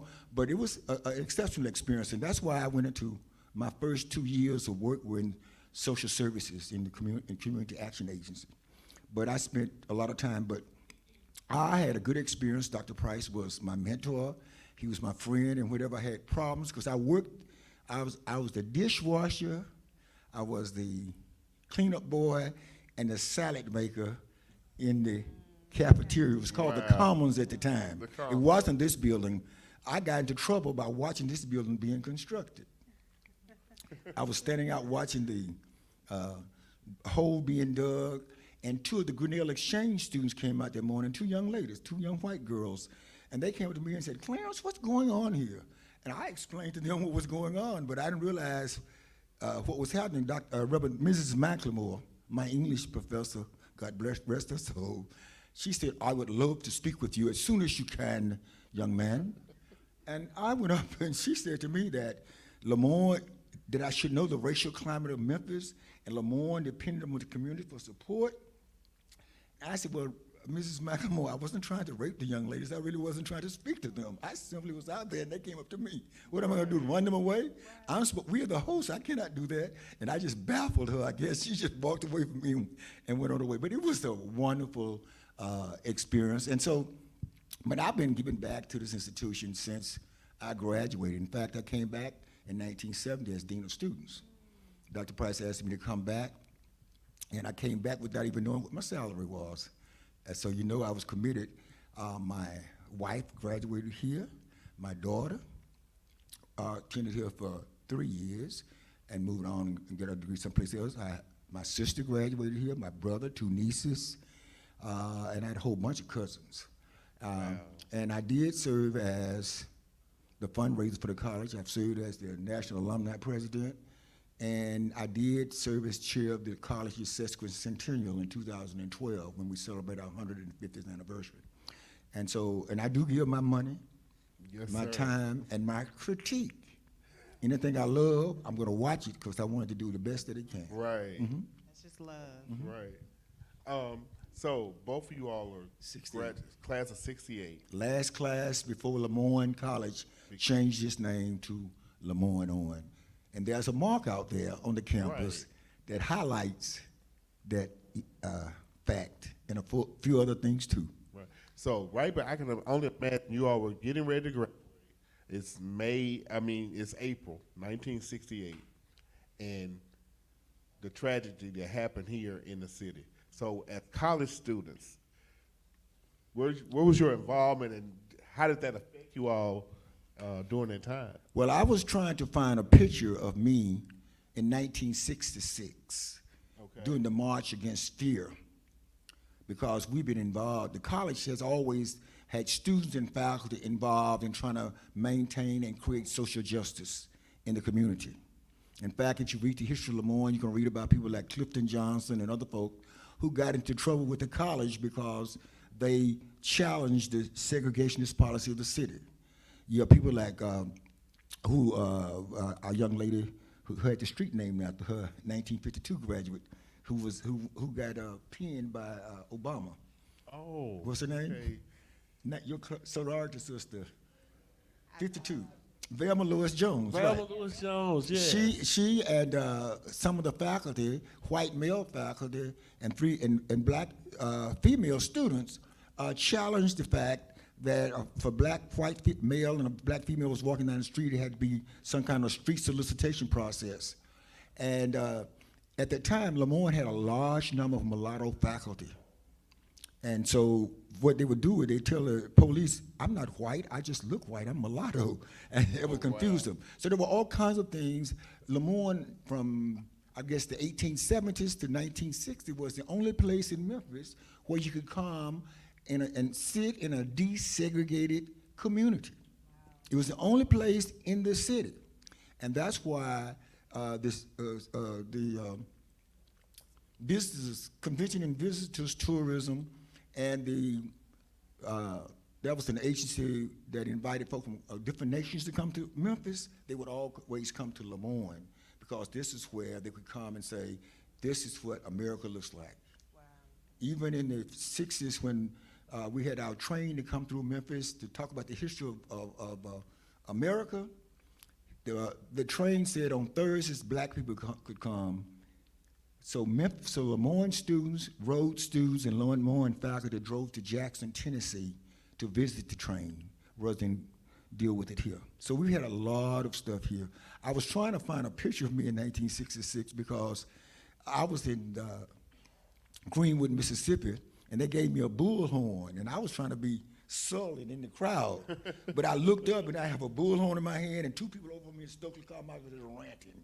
And it was interesting. But in '68, when the word of Dr. King's, first of all, that night before, we had invited to be at Mason Temple, and the alphas on this campus were to be the ushers. And it started raining, so only about 4 of us showed up. And I was there for the speech. The next day, I was actually sitting on the campus doing my honors paper. I was writing it, and somebody said, Dr. King has been shot. In my head, I said, he'll be dead in a few minutes. I didn't know this. But I got up and I walked. By the time I walked from the bench in front of the library into Brownlee Hall, the news had changed from being shot to being assassinated. So yes, we were on the campus and we were there. What a tragic day. What I remember is that this was a campus where everybody was engaged in civil rights. And I went to the first march that, you know, ended. Sanitation. Yeah, for the sanitation workers, where King arrived, and as we were marching, some people really started destroying some of the property. So it was very scary. And so they were telling us to go back because, you know, the policemen were not gentle. And so I don't even remember, somebody snatched me up and put me in a van and took me back to the church. And then after that, you know, King decided he was going to have a march, and he returned here. And of course, it culminated, you know, with him being assassinated. But after that, we still had a march, and my mother came with me, my sisters and brothers, and it was a peaceful march. But LeMoyne has always, I think, had people who are still fighting. And of course, in this day and age, we have to fight to make sure there is justice for all. You, I don't know if you know this, but in 1960, there's a marker on the campus called the Memphis City marker. It's between the library and Brownlee Hall. We had that marker installed. I worked with the Tennessee Historical Commission to get that marker installed because I wanted the students to be recognized. We didn't get, history is always contested. What we wanted to say on that marker in that last sentence was the activity of these students hurried a desegregated Memphis. The Tennessee Historical Commission refused to allow us this. They said, well, we can say they helped to bring it about. So they changed the narrative that we had. But we know what happened. I don't know if you know this or not, but SNCC, the Student Nonviolent Coordinating Committee, was the group that had the sit-ins around the country. The first chairman of SNCC was, of course, a LeMoyne graduate. Awesome. You know that. He became the mayor of Washington, D.C. You said who? She's asking who? No, go ahead. Oh, go ahead. Marion Barry. Okay, he was the first chair of SNCC. And he came to Memphis and he said, listen, students are sitting in around this country. I'm a LeMoyne graduate. I need for you all to get up and come on and go with me. Of course, he was asked to leave the campus. So he left the campus and he went over to Owen Junior College. And guess what? The students went with him that evening. Well, the LeMoyne students said, we're not going to be outdone. The next day, 30-some students from LeMoyne went to the libraries because they said, we're going to focus on places we pay our taxes in. So they went to the libraries, and all of those students were arrested. Also arrested, you may not know this, but all the new African-American news reporters were arrested along with them because they said they were collaborators in this. A lot of people don't know that. They said 44 people were arrested, yes, but 5 of them were newspaper people. Did not know that. And yes, and so what they did was they put every student's name, address, year at LeMoyne, their parents' name, and where their parents worked in the newspaper. You can go and find that. It's right. You should go to the newspaper and find that now. And of course, Dr. Price, I don't know if you know this, but he was one of the individuals in this town who was trying to negotiate race relations. Up until 1965, the word race could not be used in efforts to desegregate Memphis. It was called community relations councils and those kinds of names. They wouldn't even allow the word race to be used. Man. And so we were here, but on this campus, and Anita may not remember this, but we went up to Fayette County. They had desegregated the schools, but the black students from the black schools, they had put back. Say you in the 10th grade, you might be put back to the 7th, 8th, or 9th grade at the white school. So we went up several times to do some tutoring. Then we were going to contest the students' placements. The first night we went up there with a couple of our faculty who were graduate students working on their dissertations. They were here at LeMoyne teaching. And they were exceptional teachers, but they were also civic-minded people. And once we were leaving to come back to Memphis, we looked behind our 5-car caravan. There was at least 30 cars behind us with headlights on beam. Wow. Yeah. It's so amazing to hear. I mean, I can listen out being a history buff and hearing the history and how LeMoyne has been so involved in the makings of Memphis, is what I call it. You guys are just a walking testament to what can happen with a great education from a great institution right here on Walker Avenue. I totally agree. And there's so many takeaways, you know, as you were mentioning about just the experiences that you had here at the institution, the awards that were bestowed upon you, and then just hearing from both of you, just not only the work that you were doing here at the institution, but the work that you were doing within the community and for the nation. I did not know that LeMoyne was a beacon for desegregation here in the city, and just knowing that this history is out there, right, and to know that we have individuals, you all are living history. You're living history, but you also are present moments that we have to embrace, and it's exciting to be able to enjoy, to hear these stories, to know all of the great things, to hear all of the history of the institution, but most importantly, to see all of the great works that you all have done even past your time here at the college. And it's such a pleasure. It's a moment of gratitude and just a moment of appreciation. Both of you, of course, are esteemed alum. You give back to the institution. It sounds like you never forgot the institution that gave to you. And that, in my opinion, is the epitome of what we want our LOC graduates to be. We want them to be advocates. We want them to be supporters of social justice. We want them to be givers. We want them to be individuals that are well-rounded citizens that are going to make sure that the impact of LOC is felt in waves, and you all have definitely done that. It's such a pleasure that you've been. Well, we're glad to be here, and Dr. Price said something once that was very, I think, profound but obvious and sometimes not known. He said an institution can only be measured by the success of its graduates. Agreed. Exactly. And we're glad to still be around. You know, we are not that young anymore either. So we thank you for this opportunity to be on the stage with you in this pretty place right now. And you said pretty girls, is that what you call it? Yeah, okay. He's my fraternity brother too, so he's gonna talk to. Yeah. But and that was one of the things that I did on the campus. I was part of the student government. I was part of the fraternity. But I consider myself an everyman. I kind of knew everybody on the campus, and I lived in various places around this campus. I lived in an old hospital bedroom. Part of my time at the college.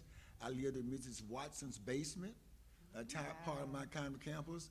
And my junior and senior year, Myron Lauer and I, who were roommates, we were the only two students from out of town. We actually, when faculty, a couple of faculty members decided they're gonna move and have their own homes off the campus, we became faculty member residents. We lived in the house that now is a place where the Hollister Price High School is. That's where our home was for the last 2 years of our residency here at LeMoyne-Owen. Yeah, we were rarefied young students. Well, it sounds like you've definitely made LOC your home, and it sounds like you always take home with you in your heart. Yes, ma'am. So that is exciting to know. It's exciting that you are continuing to keep the legacy of LOC alive, and that you share those experiences with others.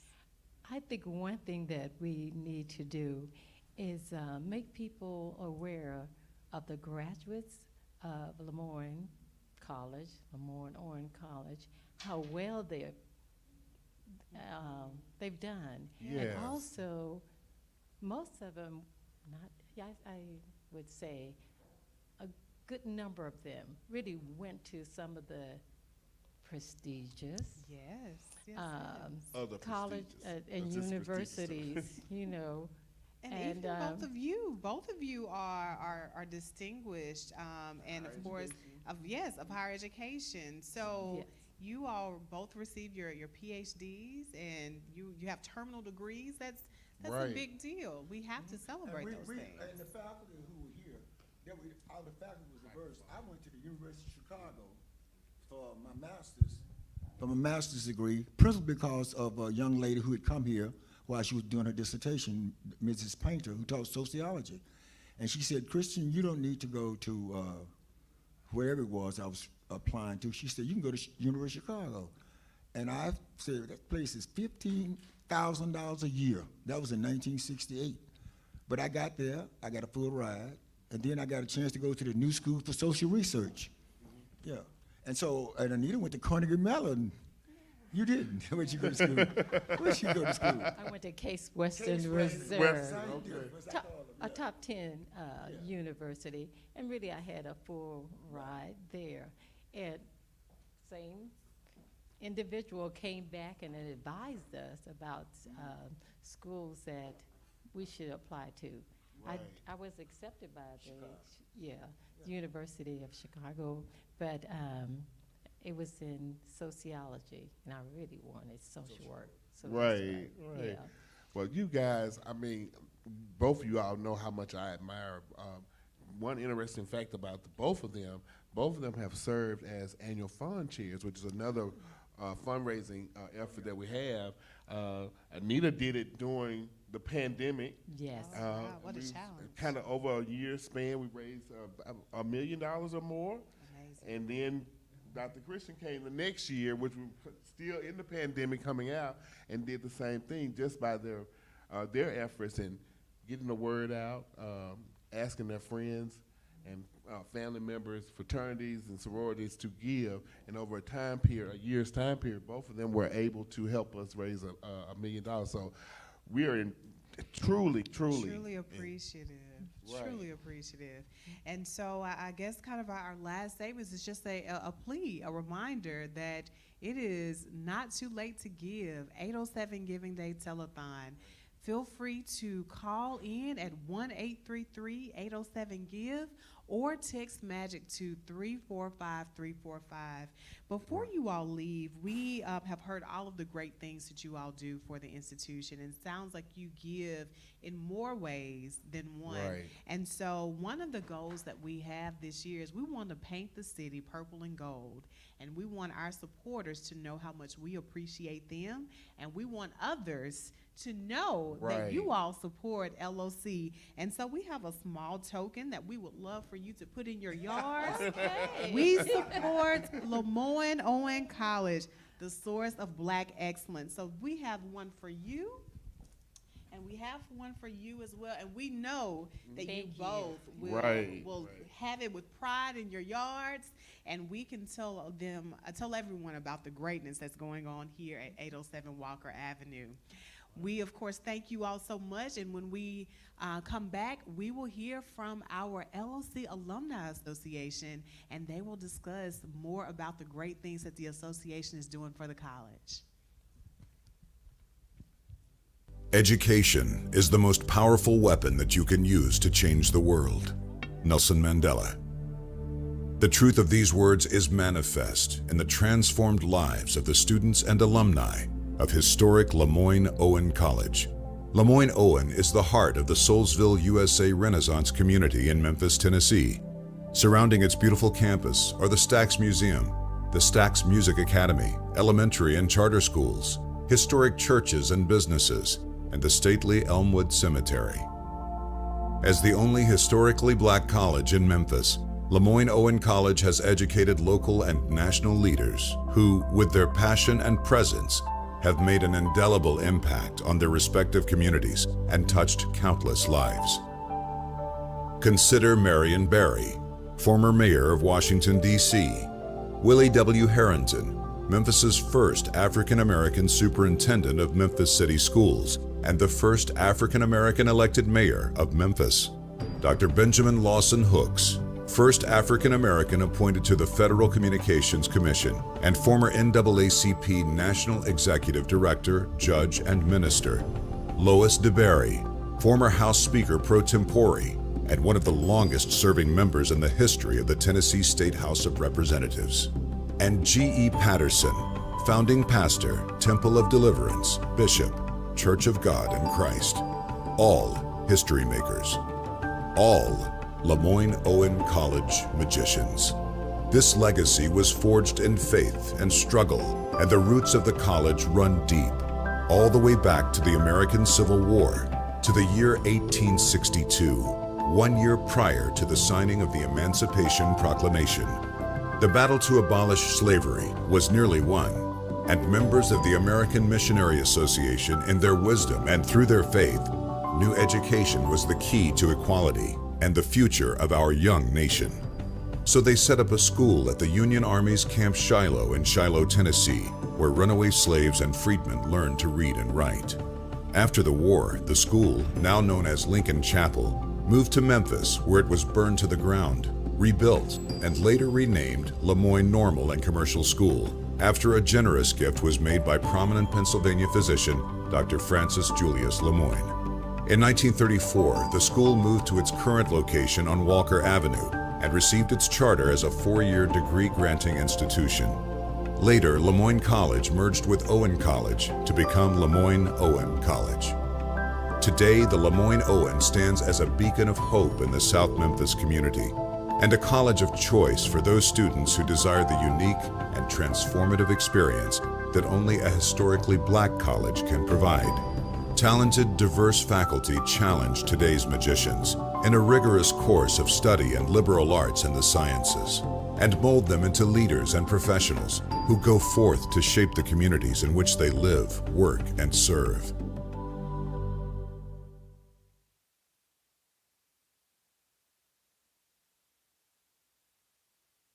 To our next segment for 807 Giving Day. Today, right now, we have two distinguished alumni that are going to give you some more information. Not only are they alumni of LeMoyne, they're actually employees of LeMoyne-Owen College, and I'm going to give them a chance to tell their story and how they're engaged with alumni, as well as their employment here at the school and their new positions that they have. So we'll start with Ms. Karen Dow, and just tell us a little bit about your involvement with LeMoyne and your LOC story, and what's your new title, position, volunteer position. Hello, everyone. I am Karen Dowell. I am a proud graduate of LeMoyne-Owen College in the class of 1986. My history with LeMoyne goes back just a little bit further than just me. My father was a student at Owen College.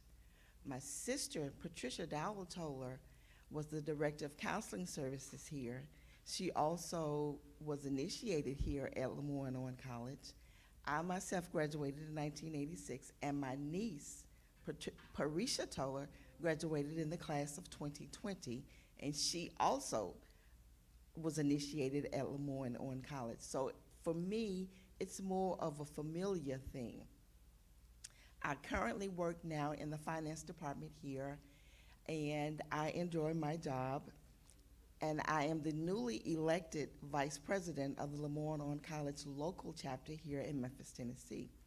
The LeMoyne-Owen alumni chapter, we're doing great things.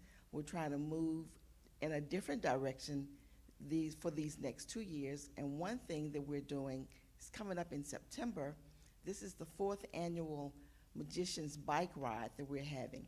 So we're asking all of you bike riders, please come out and ride with us. We're riding on the 3rd Saturday in September, which is September 22nd. And we're riding, we have 3 rides. We're doing a 10-mile ride, a 30-mile ride, and a 60-mile ride. So please come out and ride with us. Today is a great day to give. Man, 60 miles? 60 miles. That's 60 miles all together? 60 miles all together. Okay. We will start here at the college. And I think the 60-mile ride would take us through Arkansas and then take us through the city and come back. I myself, I'm not doing 60 miles. I don't know if my Huffington speed will take me all the way through. and this is the 4th year that we've done the bike ride. Okay. And it has been great each year that we've done it. Amen. You said initiated. You're going to tell us who that was, who that illustrious sorority was. Now, there's only one sorority. And the sorority. Wait a minute. there's only one sorority, and it's Delta Sigma Theta sorority in the Alpha Upsilon chapter here at LeMoyne. I also have a charge for all of my Alpha Upsilon Sorors. Please give today any increment of 807. The number is behind the screen. It's 1-833-807-GIVE. All right, Alpha Upsilon. We've had a lot of call outs today. Yes, we have. Yes, we have. Delta Sigma Theta, you have heard your call. Right. So next we have man, this man right here. This is Mr. LeMoyne-Owen College. So, Coach, I always say Coach, but our athletic director, Mr. Will Anderson. Yes. Go ahead. Thank you. I cannot take that title of Mr. LeMoyne from Dr. Christian. That would not be right at all. He is the true Mr. LeMoyne-Owen College himself, and he set the example for all of us so high. So I'm very thankful to have bridge builders like himself to look at daily as examples of what we need to do to be successful. But my story for LeMoyne, Jerry C. Johnson, Coach Johnson, recruited me to the college and got me to come over to the college, and I played in the athletic program. I played men's basketball, of course, for 3 years and graduated here. What I didn't know, that when Coach Johnson approached me, I'm not sure if he knew, but my uncle and Coach Johnson who was a former athletic director, at the time he was the athletic director at Clark Atlanta University. Okay. And Coach Johnson were very good friends. So Coach Johnson took me under his wing, and I've been here ever since 1994. I have not left the college. From graduating in the class of 1998 to being his student assistant, graduate assistant coach, to coaching the women's basketball team, to coaching the men's team, to coaching the men and women's tennis team, cross country, softball, whatever.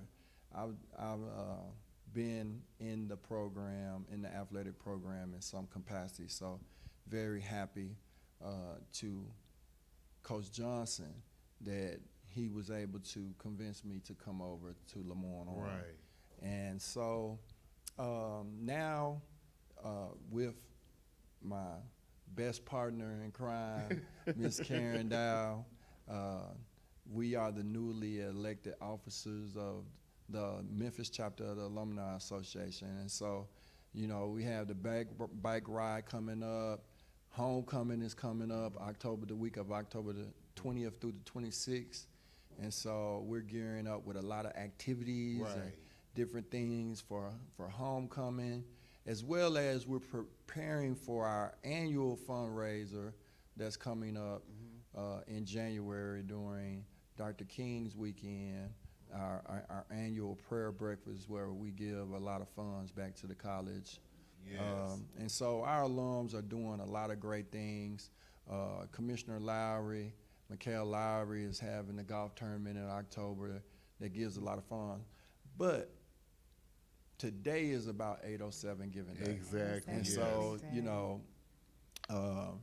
I'm calling on all the men of Omega Psi Phi Fraternity Incorporated.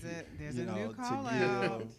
Here we go. Today, any denomination of 807, and like President Dow said, 833-807-GIVE, or text 345-345. Text MAGIC to 345-345. So that's what it's about for me today. All week long, we had a great Monday, Magic Monday mixer. The alums came out, supported. We had a record of alums to sign up for not only the local chapter, but the national association. So we're really excited about the direction that our alumni are going to support the college. Great deeds, indeed. I know on Monday the Magic Monday mixer alums were paying their dues for local and national. So tell us how they can pay their dues now to join. Because that is another form of giving back, is joining and being a part of the Alumni Association. So tell them how they can do that as well. So our the local chapter, we meet the first Sunday Okay. of every month, September through June, 4 p.m. in the Dorothy Harris Lounge. September is an exception because the first Sunday falls on Labor Day, and so we'll meet September the 8th, which is the second Sunday. So they can always come. You can always come to the meeting and join, but you can also go online at www.locnaa.org, and you can join either the national or the local that way. But we would love to see you in person right here on the campus in the Student Center at the Dorothy Harris Lounge. Right. Yeah, so 807 Giving Day. Again, we've had a lot of great activities. You mentioned, of course, about our Monday mixer. We had a great time on our worship on Walker. So this is the culminating event, 807 Giving Day, 1-833-807-GIVE. Text MAGIC to 345-345. A.D. Anderson, Ms. Dowell, you all are supporters of the college. You've chosen to give back to the college by giving your talents, of course, through employment. And so you see firsthand how these students benefit from the giving. Would you all like to share any insight to why that's important, or kind of some of the direct impact to it? A lot of students, they are the first time generation students to Right. go to college, and they don't have the funds to go. So when we donate back to the college, we can supply scholarships to students that so deserve to go to college. Awesome indeed, awesome indeed. And I didn't forget men of Omega Psi Phi. You all have your call out. A.D. Anderson has called you out. So again, we expect to see some giving in the name of Omega Psi Phi. And you know, we the men of Omega have always supported. Our brothers have always supported. We're very thankful, but not just Omega Psi Phi, but the Divine Nine have been truly huge supporters of the campus. I was able to attend Epsilon Phi chapter of Omega Psi Phi Fraternity Incorporated last night, our monthly meeting, and you know, the chapter has a goal to give the college $100,000, almost halfway there. And so, you know, in addition to those efforts, we're just asking you to give today. You know, put your purple and gold on. That's not hard for Omega Man. It's not hard. Come I on know down you have to a whole wardrobe of right, it. a whole wardrobe, one closet just dedicated to purple and gold. You know, and just come down to 807 Walker. You know, stop by today, swing by, give us $8.07, $80.70, 807,000, and you know, if you're feeling really good, $8,007. And like Karen said, it does impact not only the first generation students, but all of our students that come on the campus. It helps us with resources that sometimes are challenges for us here at the institution to be able to impact the students, not only them during their academic pursuit, but prepare them for life, to get them to conferences or create other opportunities for them to grow as individuals. So your support is really needed, and I'm looking forward to seeing my men of Omega Psi Phi on the campus. All right, well, you've heard it. You've heard it from the Omega Psi Phi man himself, A.D. They can Anderson. take a challenge, I guess. Yes, they can take the challenge. We've had quite a few of our MPHC organizations to call out their organizations and encourage them, challenge them. Yeah. So we've really found some good spirit in that. Right. Well, again, it's 807 Giving Day. 1-833-807-GIVE. Text MAGIC to 345-345. Our Alumni Association, thank you all so much for being here, and thank you so much for the work that you do to support our students. When we come back, we will hear from our provost, Dr. Lisa Lang, and we're going to discuss a little bit about academics and some of the work that's being done in the classroom here at 807 At 807 Walker Avenue. 807 Walker. Via 807 Giving Day. We'll see you shortly.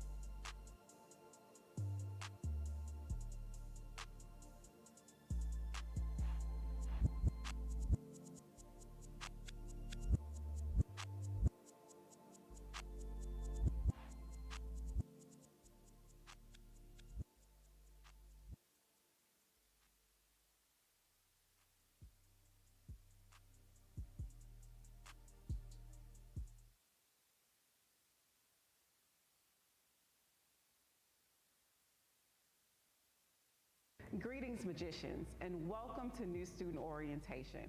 My name is Jennifer Moore, and I proudly serve as your Director of Special Programs and Campus Life. An important part of a student's educational growth is participation in extra and co-curricular activities. Here at LOC, we have over 40 campus organizations ranging from the Student Government Association to honor societies, fraternities, sororities, social clubs, and academic organizations. These organizations and activities provide unique experiences through which students achieve greater social and intellectual maturity as well as professional competence. Your activities complement your studies, and your commitment level is entirely up to you. Every LOC student has the opportunity to become involved in campus organizations. Simply pinpoint the organization you are interested in, join, and become involved. It is my esteemed pleasure to welcome you to 807 Walker, where the magic never stops.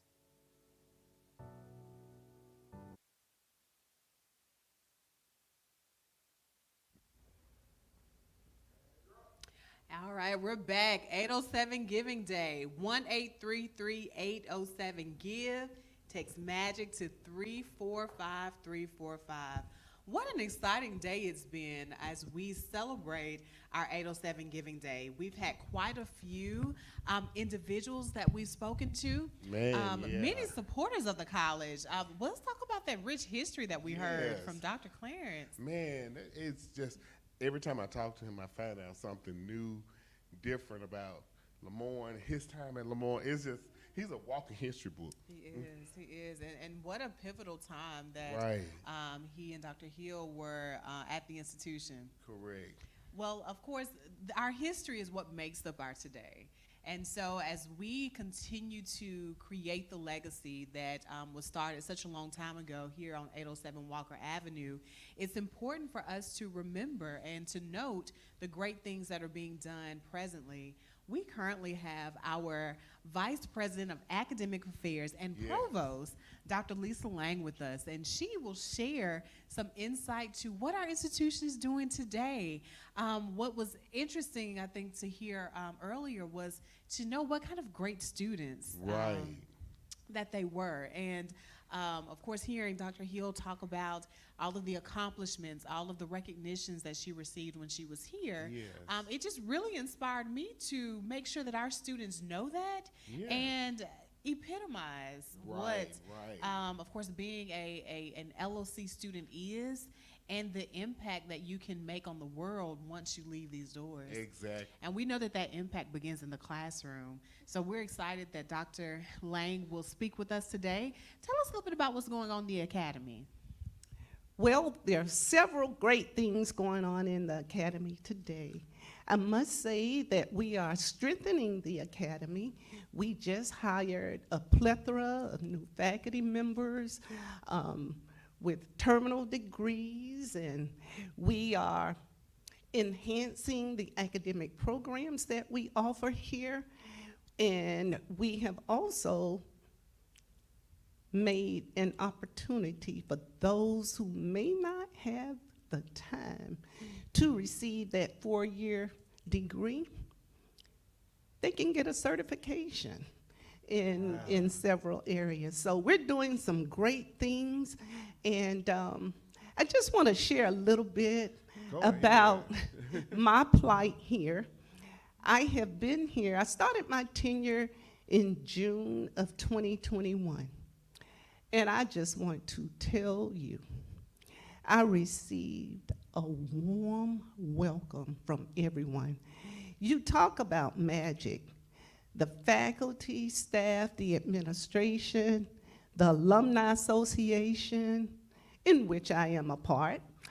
Even though I did not matriculate here, I am an associate member.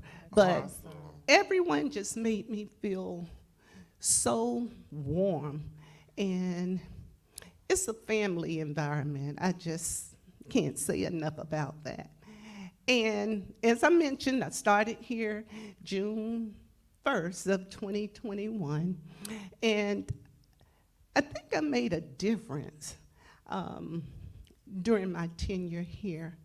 We are providing a plethora of opportunities for our students. We have students who are conducting research, going out on internships. We have several grants that we are implementing to provide service and support, not only for our students, but for our faculty as well. And we also have faculty members who have come from abroad. We have, since I've been here, we have provided an opportunity for not just our students, but the community as a whole to take a class in Portuguese, French, Mandarin, Spanish. And we were invited to serve as a host for Kiswahili. However, due to unforeseen circumstances, that individual was not able to come. But we're doing some great things here at LOC. This past summer, we offered a summer program in cyber security. We provided an opportunity for students as well as the community to participate in creativity and coding. Right. We also have esports and gaming, which is really trending now. And so, you know, we're change agents here. Yes. And so it sounds like that the Academy is championing some great things. Oh, yes. You mentioned about certifications, and as we think about higher ed and the landscape of what higher ed is shifting to, certifications are important. As we, you know, have more industry that comes to the area, those certifications mean a lot. So I'm sure that's a great partnership that is happening with our industry leaders to be able to have those certifications be received here at the college. And then, of course, we have our traditional programs. And can you speak a little bit about our ASAP program? Yes, I can. But you mentioned certifications, and I just want to expound piggyback upon a that, little please. on that and give kudos and accolades to the Bank of America. And this past summer, we offered a certification in entrepreneurship. Right. And this was extended to our beloved Memphis community. And Bank of America sponsored this. Students received, they took 5 courses, and it was an accelerated program. This will be a segue for me to jump into the ASAP program. And they had to complete 5 courses, and they received a certification. Didn't have to pay one dime. LOC and Bank of America made that happen for our community because we care about our community. Right. Yes, the spirit of giving. Right. The spirit of giving. We've talked a lot about partnerships today and how important it is for partnerships to happen for an institution such as ours. And it's just one of the ways that you can show support is by partnering. So you've talked a little bit about our certifications. You were going to talk a little bit about our ASAP program. And from what we know, we also have a new religious studies program within our ASAP program. Is that correct? Yes. Tell us a little bit about all of that. So ASAP, as you all probably know, is an acronym for Accelerated Studies for Adults and Professionals. And we have currently a program in business and economic development, as well as criminal justice.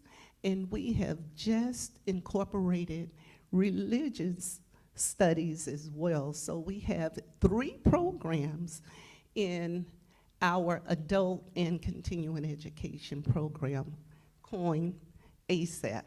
So how long does it normally take a student say, I'm returning back to school, I'm non-traditional, and I really want to get this degree?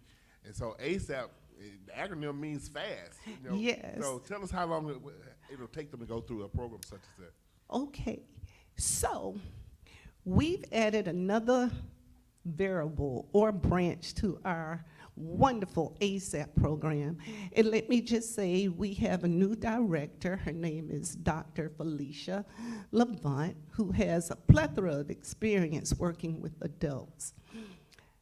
And so, there are two levels. We have an accelerated program for an AA, yes, just AA right now, because religion and criminal justice, you would receive an AA degree, and in business, a BA, okay? And I'll share that. I'll go more in depth with that. But for our traditional program, if you're seeking the 4-year degree and not the 2-year degree, which would provide you with an AA or a BA. Let me just, yes, it's a lot. So,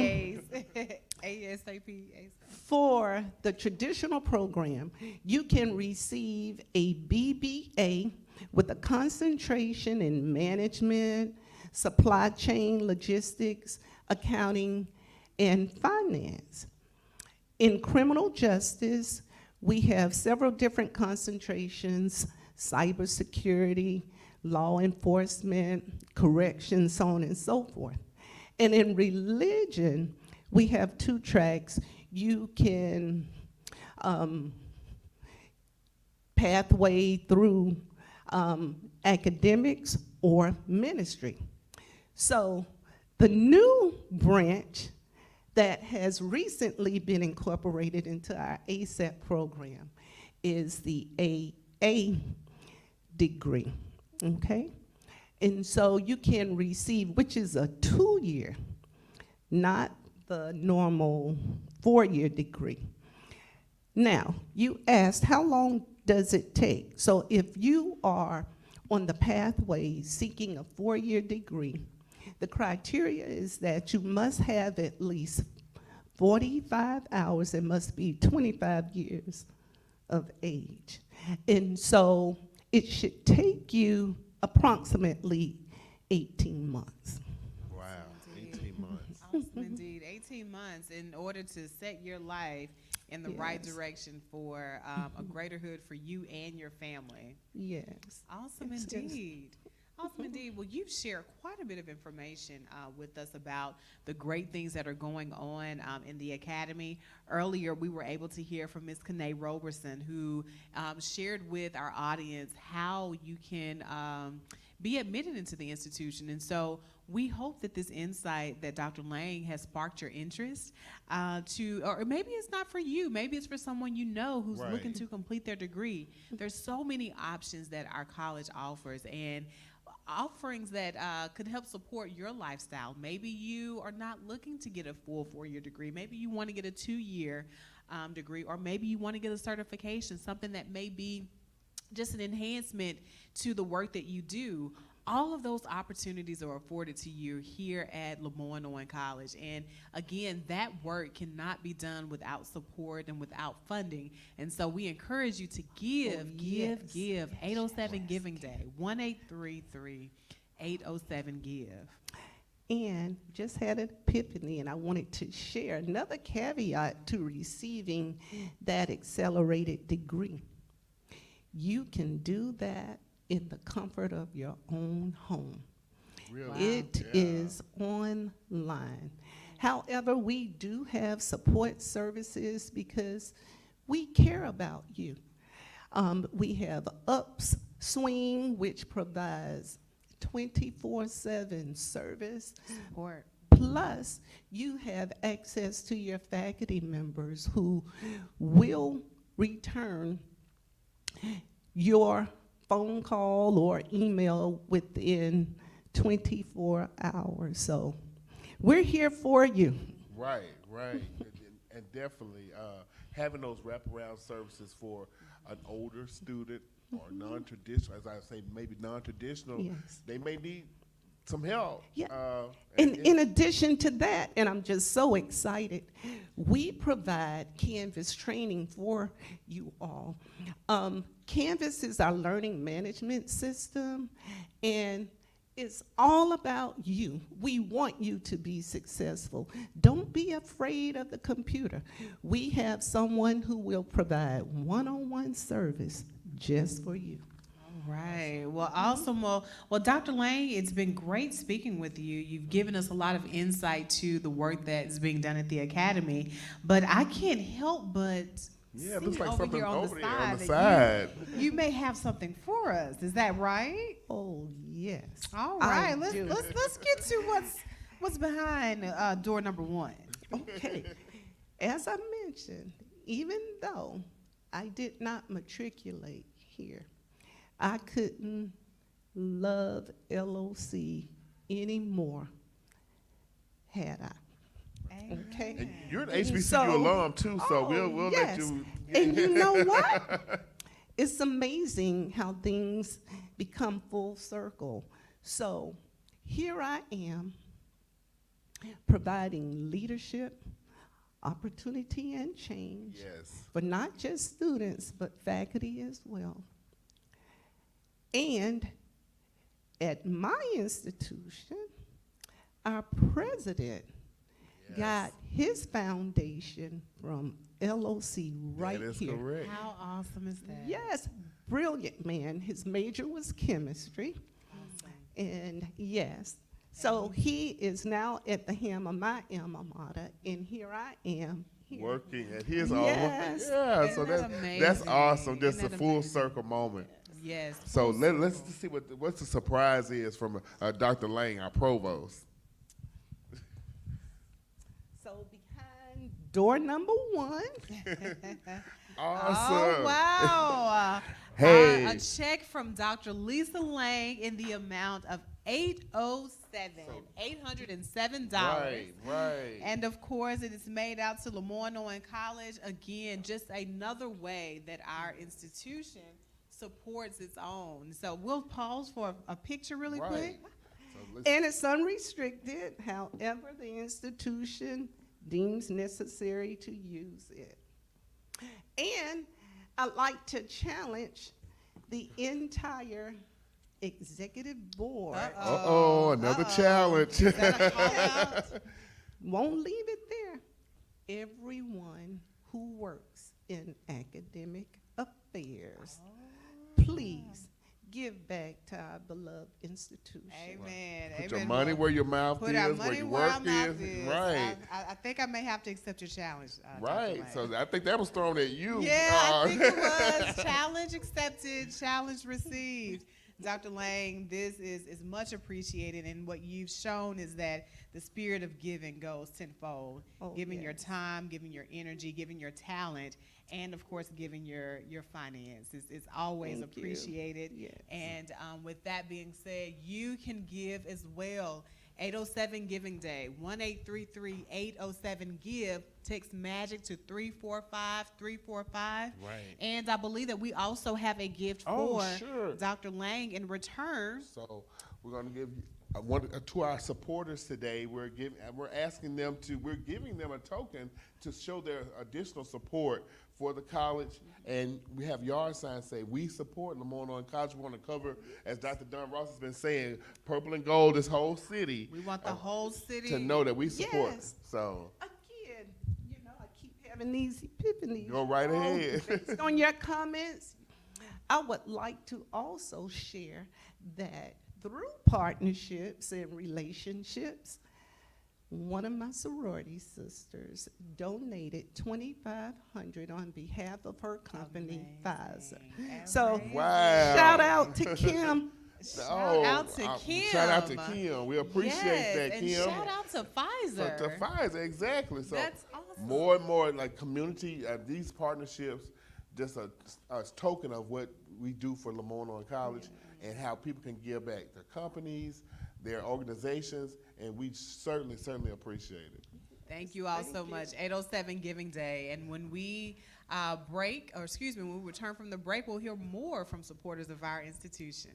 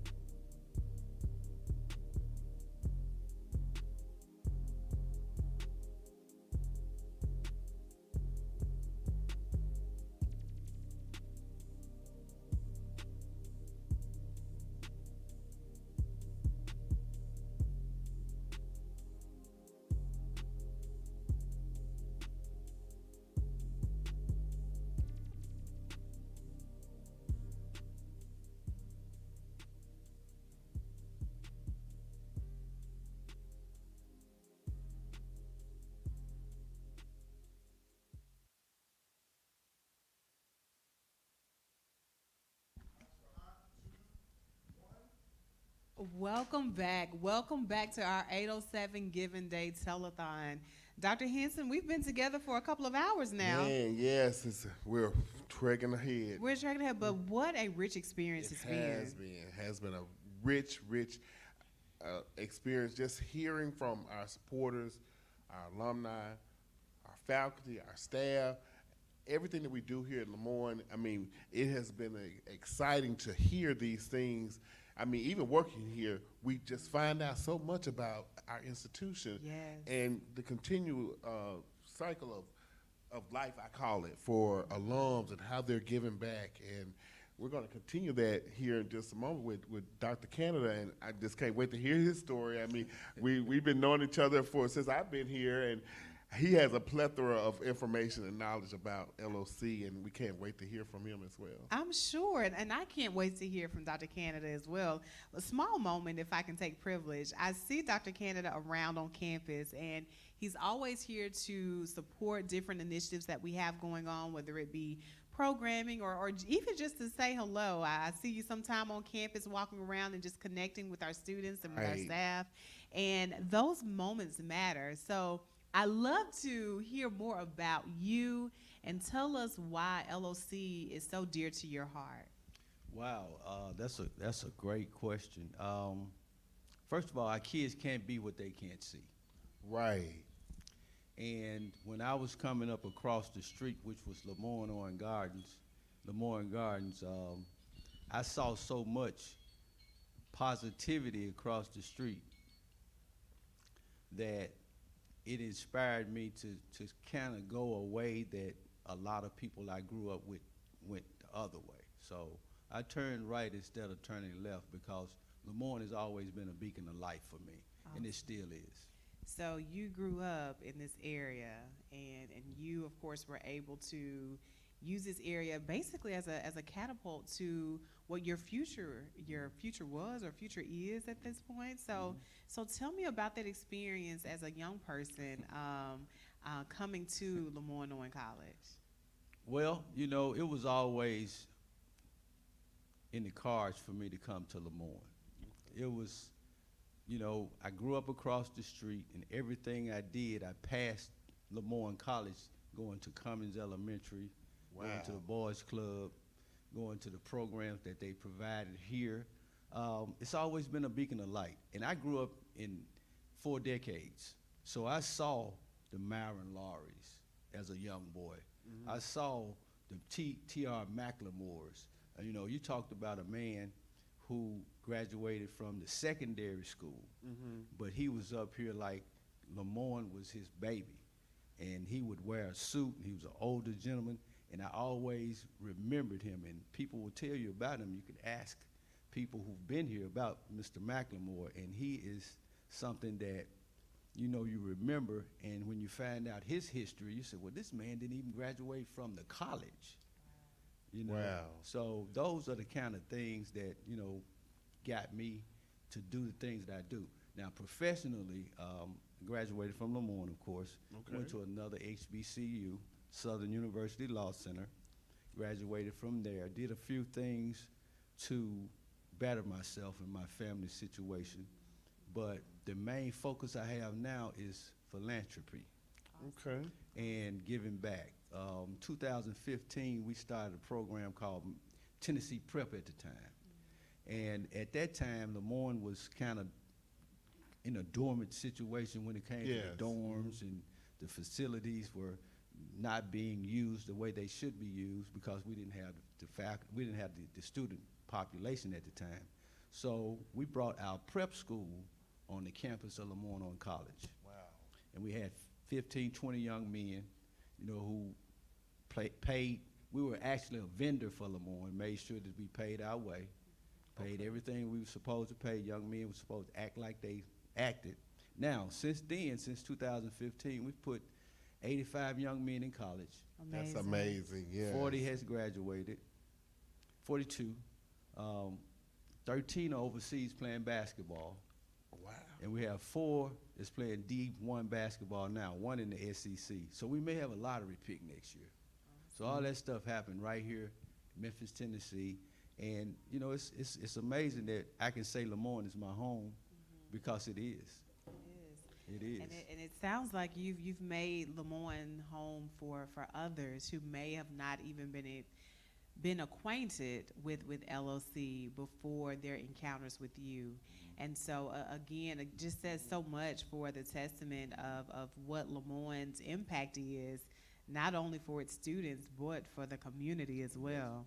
So thank you for keeping that legacy alive. Well, you know, I'd like to also say the way Memphis goes, LeMoyne goes.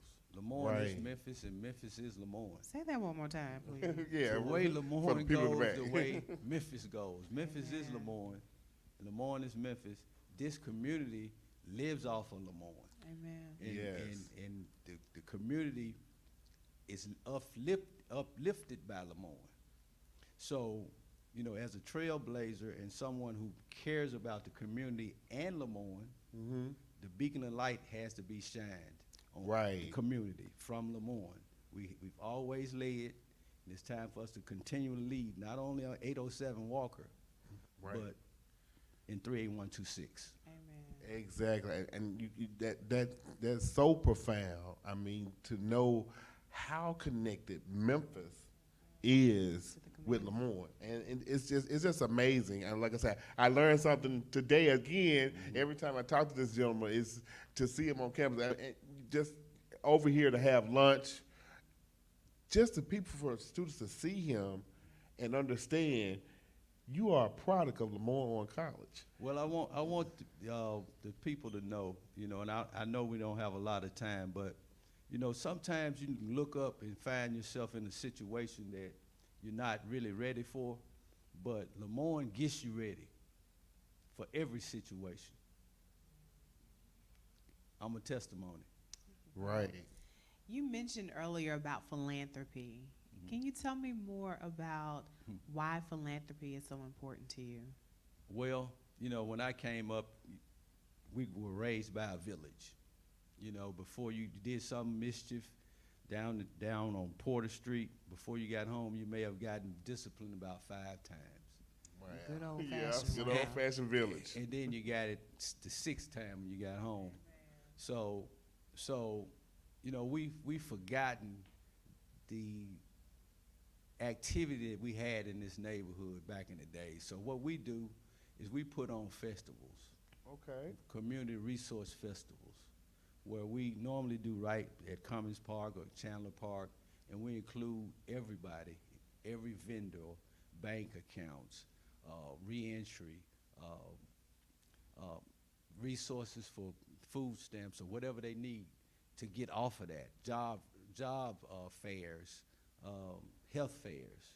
So we do a lot of things in the community, so the community, people don't want to do anything with you or for you if they don't know you care. Right. Exactly. That is so profound. And customer service is your personality. Yes, sir. Yes, sir. So you are what you are. Right. And I learned all of that here. Awesome. And like I said, you have gone on to do great, wonderful things right off of Walker Avenue. You're here and going out into the world, being an attorney, and now you're doing. Are you in education now, or? Well, you know, it would take too long for me to tell you what we've done. You can Google me, Okay. Dr. Anthony Boyce Canada. Anthony Boyce Canada. And you'll see what we've done. But to make it easy, we've also made it easy for people to do some things that people don't know they can do, like Okay. a flight school. Wow. You Yeah. know, so my wife's father, Okay. Lieutenant Colonel Luke J. Weathers, flight school's named after him in Olive Branch. And we're Okay. trying to do some things where these young people at LeMoyne can learn how to fly as well. Man. Awesome. That's a really great definitely- venture when we talk about soaring new heights. Yes. And doing things that are Yes. beyond our belief system. I think you are literally doing those things with the work that you do. Dr. Canada, you did not come here empty-handed today. No. No. Well, first of all, I'd like to say, you know, bi-weekly, we buy coffee every day. We buy candy. We may even go to Subway.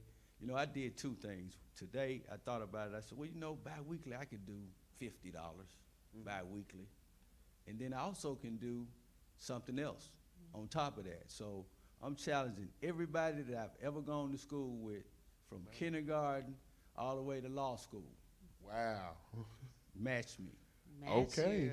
All We right. get- there's another challenge, There's Dr. another Dunn Ross. challenge So there. let's see what they What's the got a big challenge reveal? from here from Dr. Canada. Here I'm we gonna go. just turn that around here. Dr. And Anthony Boyce, Canada, $807. So Thank you so much. he put that challenge out there. So $50 a week as well. Every bi-weekly, $50 bi-weekly as well. Okay. You can do the QRC code right here. Yes. Yes, sir. And you can go to work. And tell them the number, if you would, Dr. Canada. It's 1-833-807-GIVE. Right. So I mean, hey, he's challenged all, and I heard a little Southern Law School there. So he's like a double HBCU graduate. So That's we got right. a lot of challenges out there. Chancellor Alvin, Washington, Southern University Law Center Chancellor. There you go. You graduated from Grambling, so you graduated from another HBCU too. So let's go. Indeed. Well, the challenge is there. We'll take this photo. Right. Let's see.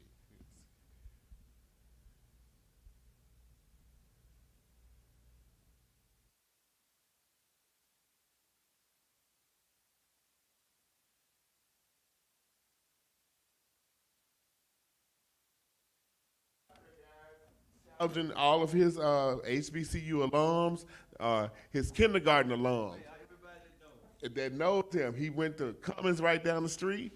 That's one of our partner schools that we work with. We're excited about today.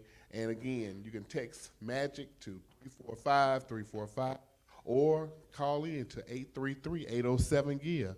Dr. Dunn Ross has a little gift for you, Dr. Canada.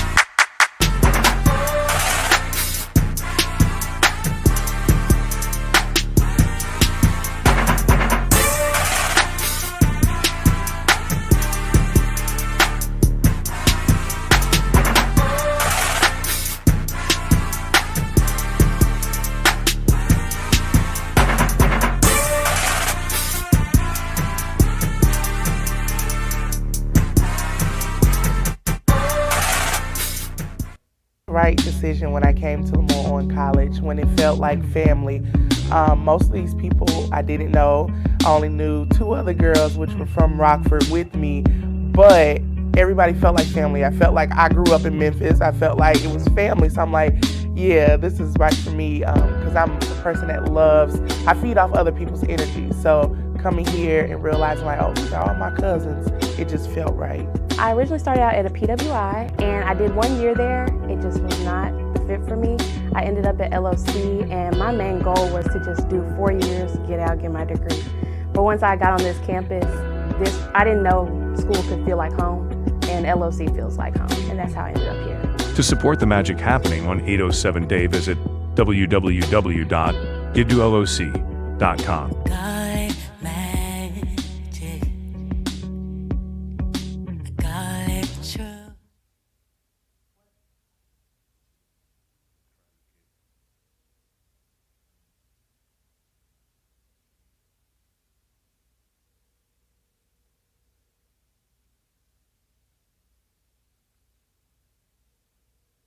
If it's never been done, then you're just gonna have to be the first.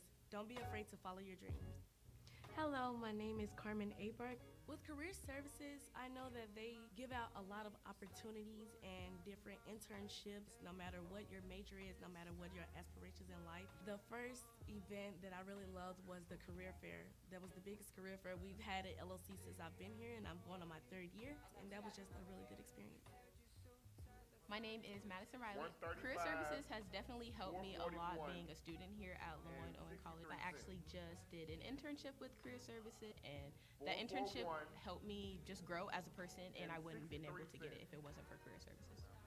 My name is Jurian Johnson. I've always grown up to actually want to help people, and I've learned that the best way that you can help somebody is through the power of education. Me, I will be entering teaching in the fall, right after graduation. And I got that job by going to the Career Services Career Fair. My name is Christopher Booth. I really appreciate Dr. Williams for showing me that I can be able to express myself and create my own path with my own passion through Career Services. Help us just embrace ourselves, to embrace our personality and to not be afraid when it comes to meeting new people. My name is Brianna Craig. One of the things that I enjoy with Career Services that Dr. Williams hosts is a rooftop party. It's basically almost like an elevator pitch. You ain't got that long to introduce yourself before somebody else wants to speak to that person as well. I went to the career fair that was hosted by Career Services here, and I walked in very discouraged, thinking that I wasn't going to get anything, but then I turned out to get 7 different internship opportunities on the spot, which I am grateful for.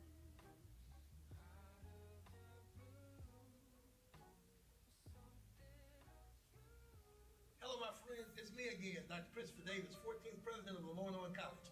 You know what time it is. No, it's not lunchtime. It's giving time. It's 12:07, and we're halfway through 807 Giving Day.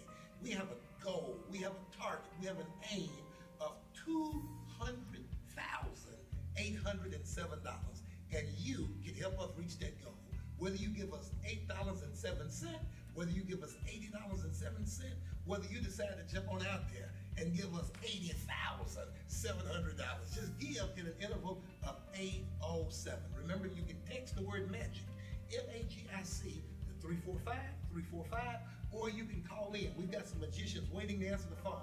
Call in at 1-833-807-GIVE. That's 1-833-807-4483. Now, listen, let's check in with some other magicians to see how we're coming with reaching that total. All right, Dr. Davis has given us the halfway mark. Yes. We're halfway there. Halfway there, halfway through the day. Well, halfway through the calling day. Yes, the calling day. And we do have some updates. As he said, Dr. Davis he's been out here really trying to sell LeMoyne-Owen College. About the great things that we're doing here. Right. But I do want to give us a sneak peek of where we are and how we're doing today, marching toward our goal of $200,807 is the goal. Right now, let's see. Roll.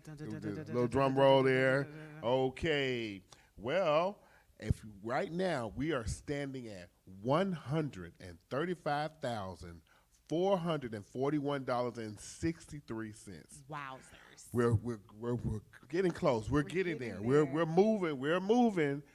towards that goal, Dr. Dunross. And yes, that number has increased drastically since this morning. Yes. So again, the work that you are doing counts. $135,441.63 has been raised to date for our LOC Giving Day. What an awesome accomplishment. And we're not done. No. We're not done. No. We have so much more in store for you. More interviews, more testimonials, more insights to the magic happening here on 807 Walker Avenue. And it is not too late to give. We want to see that number climb. We have a goal of $200,000, and we still have quite a way to make it to our goal. So we encourage you to give. Let's share that number for our listeners. Our right now we're standing at $135,441.63.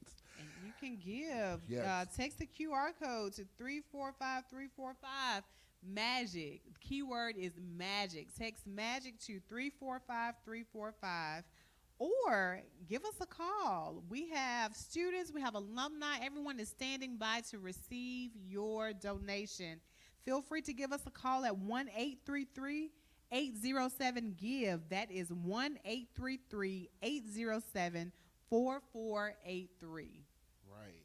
Well, like I say, this is not a walk. This is a marathon. It's a marathon. It's a marathon. The marathon continues. And I'm just amazed. We're 12 o'clock with a little over $135,000. So roughly 65,000. Just think about it. Only a few of y'all just make a donation of $8.07 or $80.07. I think that's about 800 or so people. If you donated $80.70, we could reach that goal. We could be through before 8:07. I mean, hey, I would love to have our numbers hit that mark. It can be done, people. And like I say, we know that the quality of work, as we say, the source of black excellence here on 807 Walker Avenue, where we know there has been leadership, we know that there have been given opportunities, and we know that change has been done from these hallowed halls right here on 807 Walker Avenue. And it's just amazing. You still have time. Dr. Dunross just gave you the numbers. You can text us. You can call us. You can log in online at www.loc.edu/807day.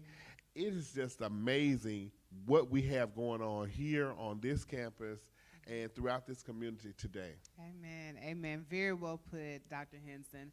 And we will be taking a short break. Come back to see us after 1 p.m. I believe that we'll be joining back at 1:07 p.m., going live with our next interview. Again, the day is still young, and we still have much more to accomplish. Exactly. Thanks for joining us thus far for our 4th annual 807 Giving Day.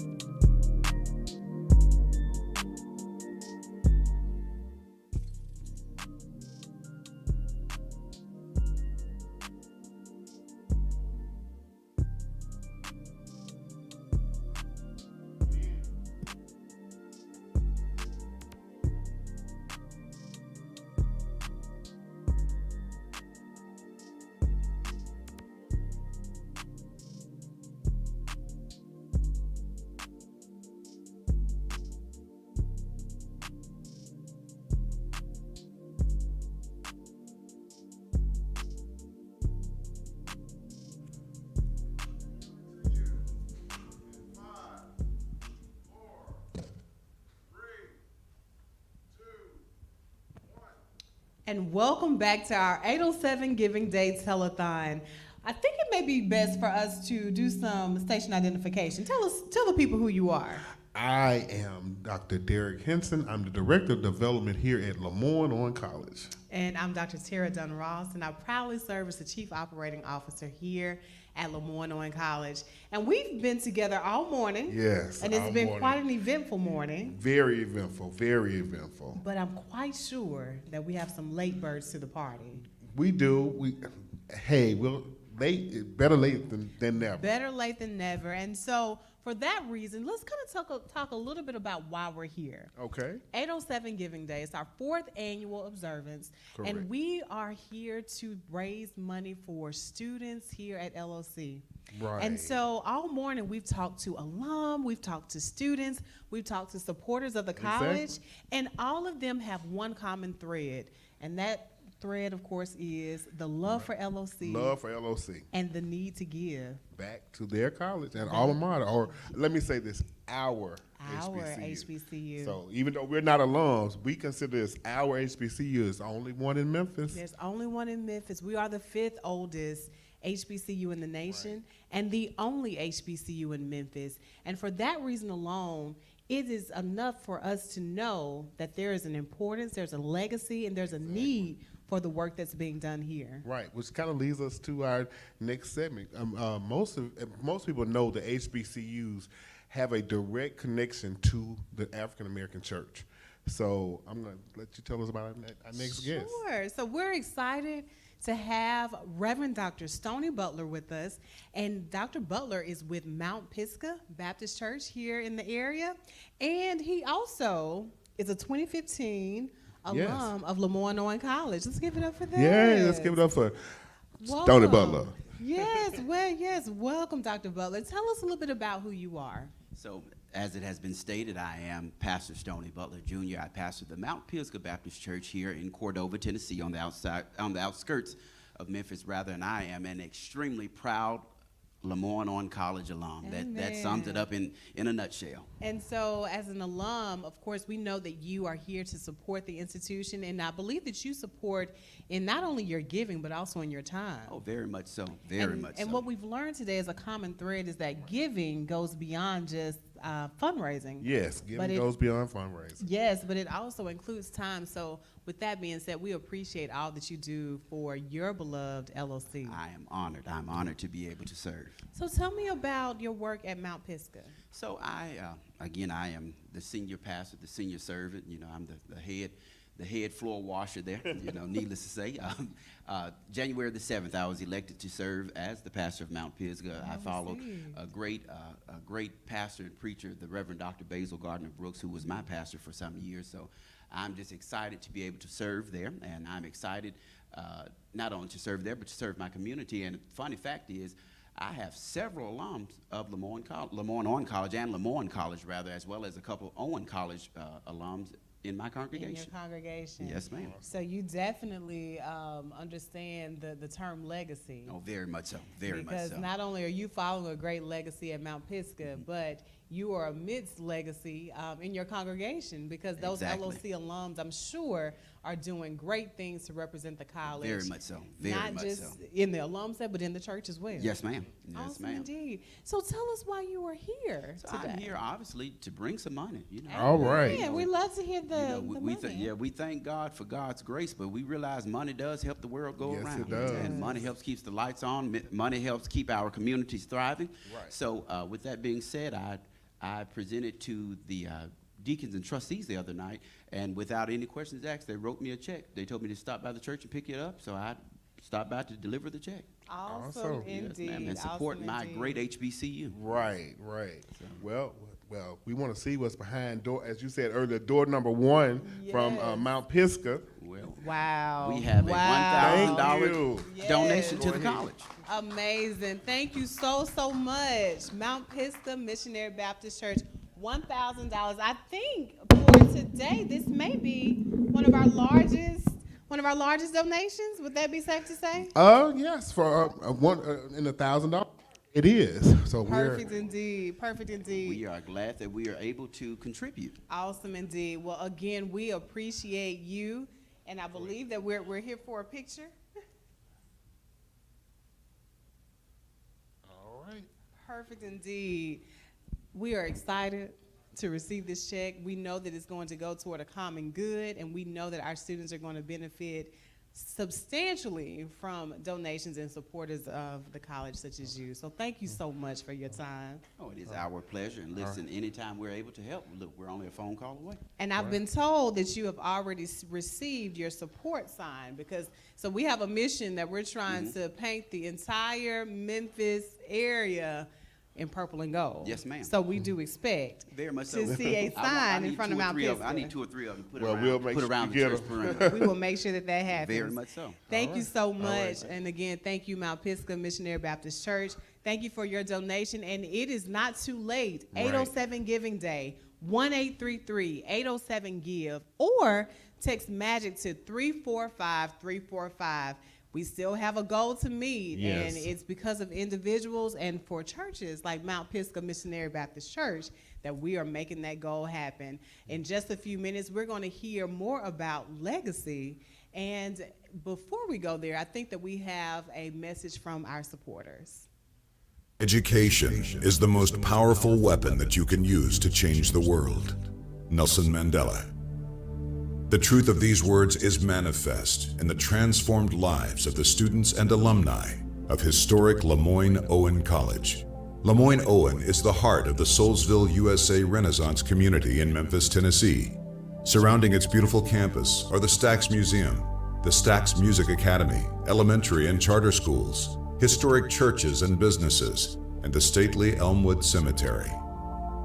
As the only historically black college in Memphis, LeMoyne-Owen College has educated local and national leaders who, with their passion and presence, have made an indelible impact on their respective communities and touched countless lives.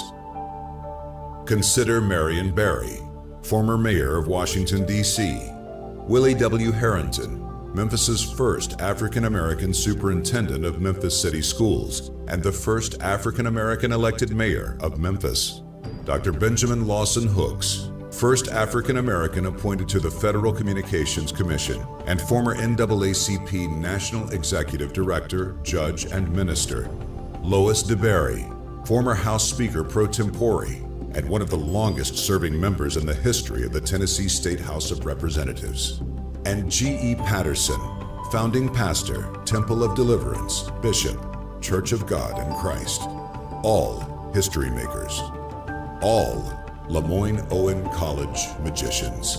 This legacy was forged in faith and struggle, and the roots of the college run deep, all the way back to the American Civil War, to the year 1862, 1 year prior to the signing of the Emancipation Proclamation. The battle to abolish slavery was nearly won, and members of the American Missionary Association, in their wisdom and through their faith, knew education was the key to equality and the future of our young nation. So they set up a school at the Union Army's Camp Shiloh in Shiloh, Tennessee, where runaway slaves and freedmen learned to read and write. After the war, the school, now known as Lincoln Chapel, moved to Memphis, where it was burned to the ground, rebuilt, and later renamed LeMoyne Normal and Commercial School, after a generous gift was made by prominent Pennsylvania physician, Dr. Francis Julius LeMoyne. In 1934, the school moved to its current location on Walker Avenue and received its charter as a 4-year degree-granting institution. Later, LeMoyne College merged with Owen College to become LeMoyne-Owen College. Today, the LeMoyne-Owen stands as a beacon of hope in the South Memphis community and a college of choice for those students who desire the unique and transformative experience that only a historically black college can provide. Talented, diverse faculty challenge today's magicians in a rigorous course of study and liberal arts and the sciences, and mold them into leaders and professionals who go forth to shape the communities in which they live, work, and serve.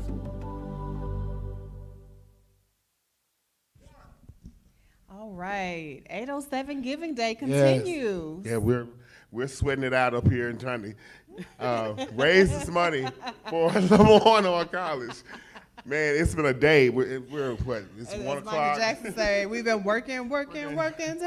Day and night. Yes, day and night. indeed. Never yes, stops for indeed. LeMoyne-Owen College. The spirit of the telethon. The spirit of the telethon. Well, we are excited to continue this great work. 807 Giving Day. We want you to give in increments of 807. So that can be $8.07, $80.70, $800.70, or $8,000.07. You know, whatever suits your boat. You know. Right. But we're excited today because we've talked about the term legacy. Right. And so we've had an opportunity to meet with families who have legacies of LOC that goes through generations. And I believe that today we also have a generational love for LOC. And I'm going to introduce them as the family of Dr. June Chin Jointer.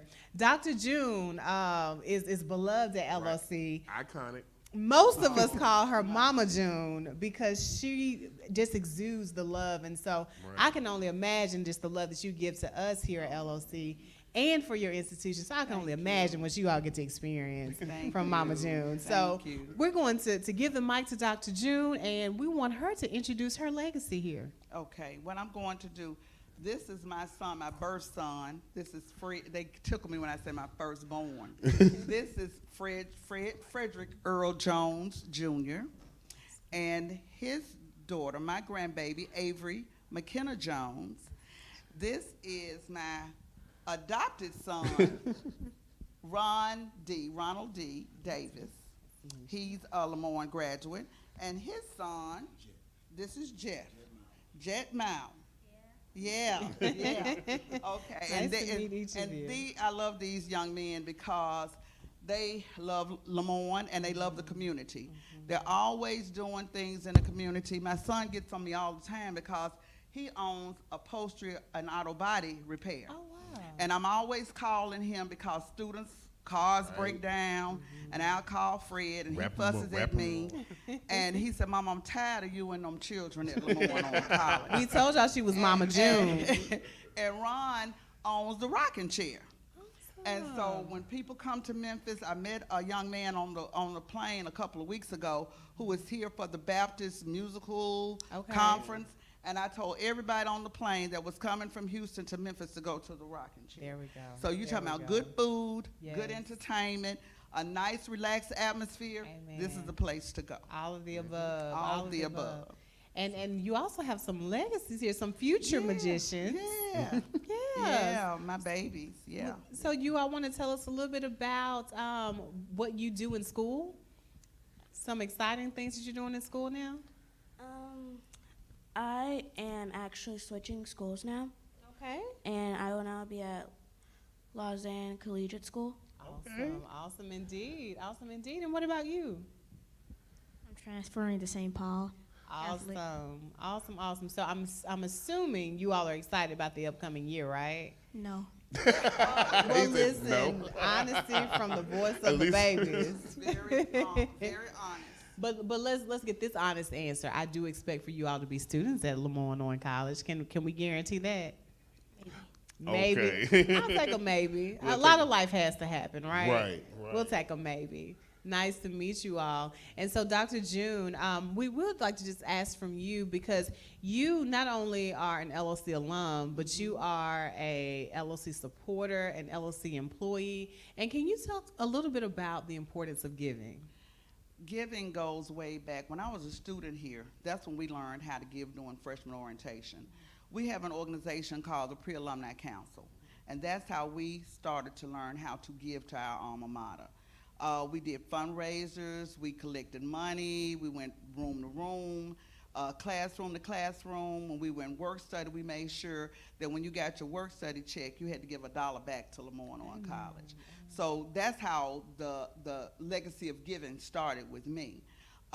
Since my son is a graduate, and I always made him give. Always. And so now we've instilled it in my granddaughter, his daughter, to give. My daughter-in-law gives her time. She was a volunteer this morning calling trustees. Wow. To make sure they've given their 807 contribution. So it's just a family affair. It's a family affair and a beautiful commitment that this family has shown to this college. Right. And so, and with that commitment, I believe that you all have a few gifts for Oh, we got LLC. a lot of gifts. A lot of gifts. It's Christmas morning. It isn't is. Avery, you want to start? Okay. Now, Avery has given every year to 807. Not her, the money her daddy gave her, but her money. Avery Okay. has. So every year, this is her 4th year, so she has given every year. So young people, you're never too Fourth year. young. Never too young. To give, and it doesn't matter. I mean, whatever the amount is. Avery, so you want to? Yeah, Stand Avery, on we up. want to hear from you. Tell us about why you gave today. I gave today because of my dad and my grandmother. I love supporting colleges and HBCUs, and I love giving money to people who deserve it. Avery, can I give you a hug if that's okay? You have just made my heart smile. Oh, keep that spirit. Keep that spirit, because it's going to take you a long way. I know you've heard that it's better to give than to receive, but also it's also an investment. When you give to others, God also gives back to you. And so that's so beautiful that you are starting at a young age, understanding the spirit of giving. This, you have made my heart smile. Thank you for that. And you tell have us a what you gift gave. for us? Yeah.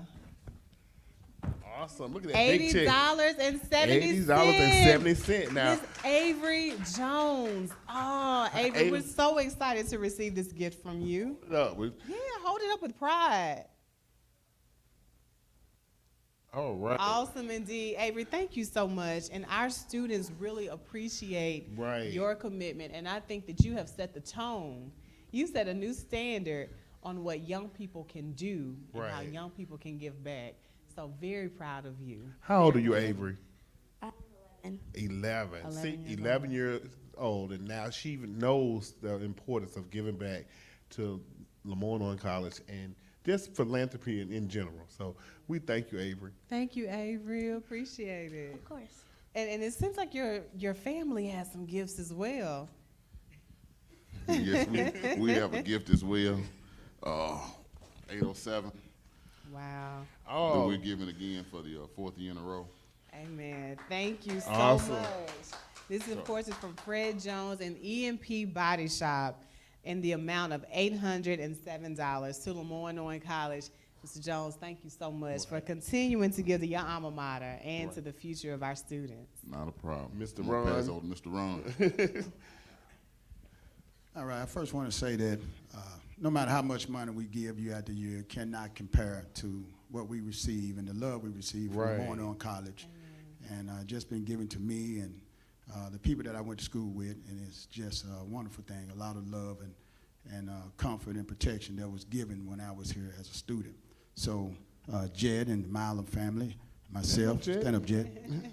We want to give, since 807, $807. Thank you so $807. much. Thank you so much, Jet. We appreciate Right. you, Wanna and say- we hey, appreciate Jet. your family. So, the reason why I want to give because I go to church and my mom and dad tell me to give all the time. Man. And I want to give to the homeless. Okay. Very great, noble act to give to the homeless. And Right. Yes. And again, I think I'm more inspired in this moment than anything to see young people doing the work, because sometimes we always think our young people, oh, we're not paying attention, and oh, I want Right. me. But you all are definitely setting the stage for your peers and for those that are coming after you as to how it's supposed to be done. And you do it with giving. Ron D, can you tell us more about the rocking chair and the history? Yes. Go ahead, I'm sorry. Go ahead, Jen. All right, thank you. It's my rocking chair. All right, so. Hey, So legacy is going to be his So I was business. saying, come there now. It has great food, great entertainment, VIP. Yeah. Well, I'll tell you what, the rocking chair, it's a very subtle and relaxed atmosphere, and I could have went anywhere to open up, but I thought of nowhere more perfect than the community here close to LeMoyne-Owen. It's it's a restaurant, and I looked at the demographics in this area, and I see that my people really don't eat properly. And so I wanted to create a situation where the diet and I guess the longevity of life could be enhanced through food and love. And it's also, sometimes we do live entertainment, and it's somewhat of a safe haven for an older crowd. Awesome. And indeed. so just give people somewhere to go, somewhere to eat and laugh and joke and just kind of enjoy family and enjoy food and just have a good time. Awesome. Right here in the heart of South Memphis. In the heart of South Memphis. Yes, ma'am. Give the audience, where can we find more information about the Rocking Chair of Memphis? We have it's on www.therockinchairofmemphis is the website, and we're also on Facebook, The Rocking Chair. Awesome. And 1542 Evans Presley Boulevard. Perfect indeed. You heard it Homecomings here. kicked off last year for the alumni at the Rocking Chair. Man, we had a good time. Awesome. So This year, the Thursday night, October the 24th, we'll kick off homecoming at the Rocking Chair again. You heard it And here. we didn't have to pay for anything. He Right. took care of everything. We even had live entertainment. Right. Courtney Little, who's an alum, was our entertainment, and we didn't even know we were getting entertainment. Wow. So we had a really, really great time. Again, A great time. the spirit of giving, the spirit of philanthropy. Go ahead, please share I more. want to say we're open Wednesday through Sunday. We serve soul food, 11 to 5. You can 11 to tell out of 5, hand, Wednesday so. through Sunday. So I expect to see Sunday brunch. So I expect to see the purple and gold. Okay. You have a new patron. Right. That is a Oh, and definite. yeah, and Bobby Rush coming over. So yeah. Oh, Bobby Rush. Awesome. Say, he know You what's know going all on. of it. Mr. Fred Jones Jr., tell us about, I'm going to say this. His mama do worry him, y'all, all the time. If a student's car break down, she calling Fred.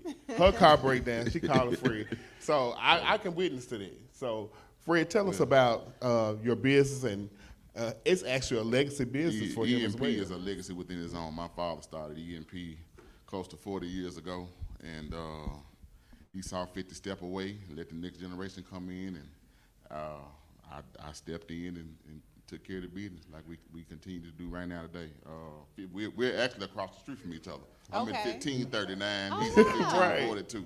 So y'all keep it in the family all right, the way around. absolutely, positively. Go there and eat. You go go get across the something street to and get eat. you some lunch. Amen. And that's what I tell people when they come get their cars worked on. We need something to eat. Go to the rocking Go chair. to They the got something rocking good to chair. eat. Go to the rocking Dr. June, my father, and the elders of LeMoyne-Owen instilled the giving into me. I've been on this campus since I was able to talk, younger than these children have been. And so I've been taught to give. And so when they created 807 Day, Mama came to me and said, we need for you to give. And so I said, well, I'll give $8.07. And she said, that ain't gonna work. Right. She said, it ain't gonna work. And so we stepped in and we did. My wife and I discussed it, and we decided to do 807. We've done 807 ever since then. Avery saw me give, and she wanted to be a part of it. Yes, And yes, so yes, she yes. decided that she wanted to give. And so that it is her money that she gives every year. And we just want to continue to do what God has given us the blessing to do. You know, we pray every morning that God give us the blessing to give up and continue to increase our territory and resources and be able to pass them along to somebody else. So why not LeMoyne-Owen? Why not LeMoyne? Why not LeMoyne? You Absolutely. heard it here. Very necessary part of life, of goal setting, of inspiration to young people. And this family, the family of Dr. June Chin Jointer, has set the standard for giving. And you can give as well. 807 Giving Day, 1-833-807-GIVE, or text MAGIC to 345-345. Let's get a picture with you all, if that's okay.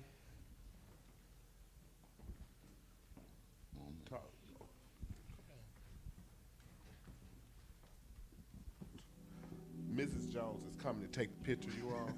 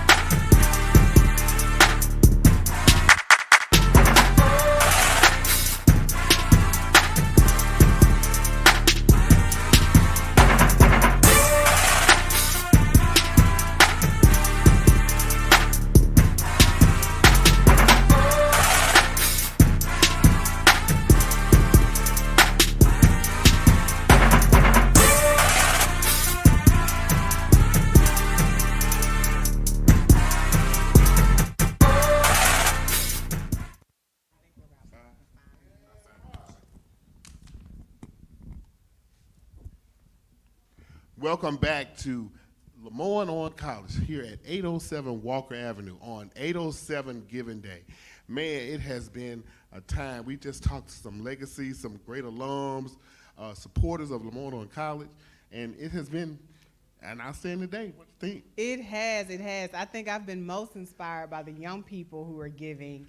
And I think, if anything, they have really challenged us to really do better about what we consider to be the standard of giving. Right, exactly. And, you know, as we said earlier, it's better to give than receive. And we all learned that in church. So now we're going to turn to the pastor of the blackest church, in Memphis.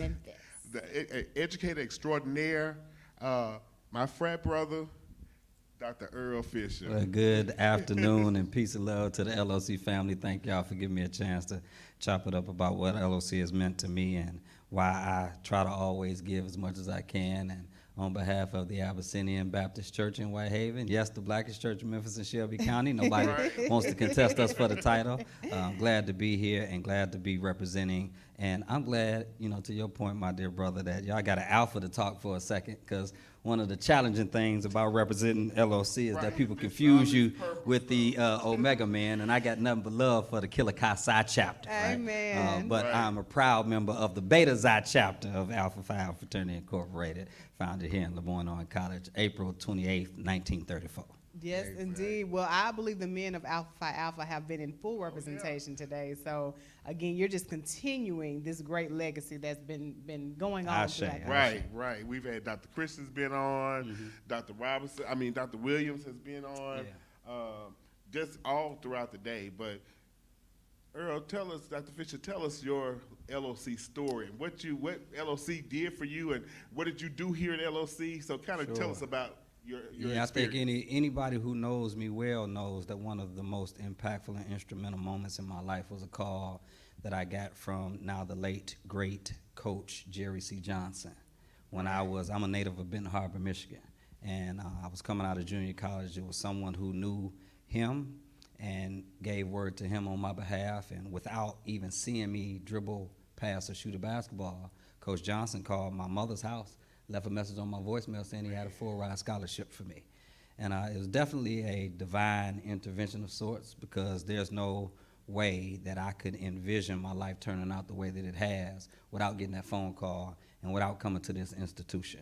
So it gave me so much of a wider scope and range and understanding of black life, of black institutions, of black organizations, and of black possibility. So LeMoyne has been instrumental in helping to shape and form who I have become as a public theologian or a pastor, who I am becoming as an academician or a professor, who I am as a community organizer and activist. You know, all of these things were shaped in the crucible of this illustrious institution, which is why it is so important for people to contribute to it, because you never know who you might be impacting.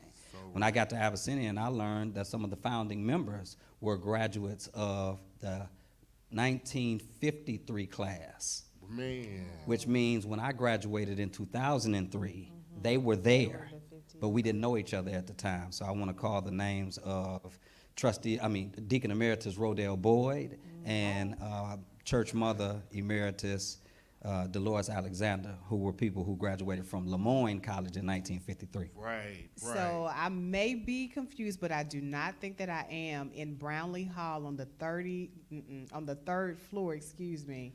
I believe it's the class of 1953 that is on the wall. I don't know if it's Brown. It might be steel. Oh, it's in It might be steel, but either way, Okay. yes, absolutely. Those early classes, so they was, very foundational. And for a lot of people who don't know a lot of the history of LeMoyne, I think is extremely important. And I want to provide as much historical information to students that are incoming as was provided to me, and maybe even more. But when you start talking about the black middle class in Memphis and Shelby County, many of those individuals who have been most recognizable, especially elected officials, you start talking about the impact that the Memphis City school system had, when you start talking about faith leaders, these people were being trained and educated at LeMoyne-Owen College. So I'm talking about Gilbert Earl Patterson.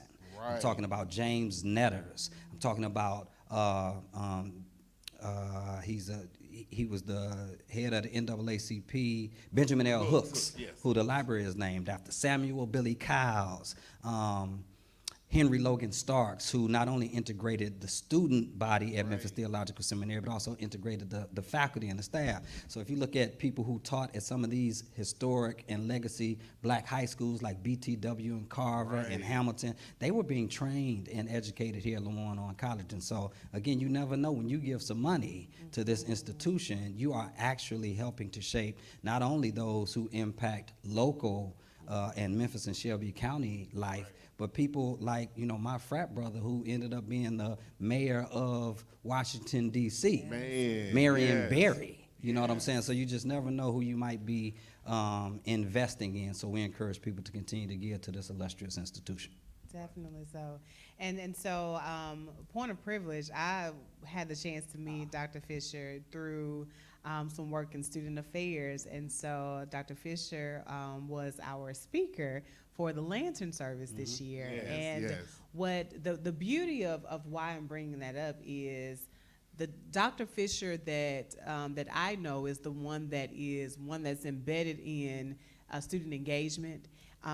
Recognizes the importance of giving back to his institution. And he's done that, of course, through speaking for events. You've been our guest speaker for chapel service.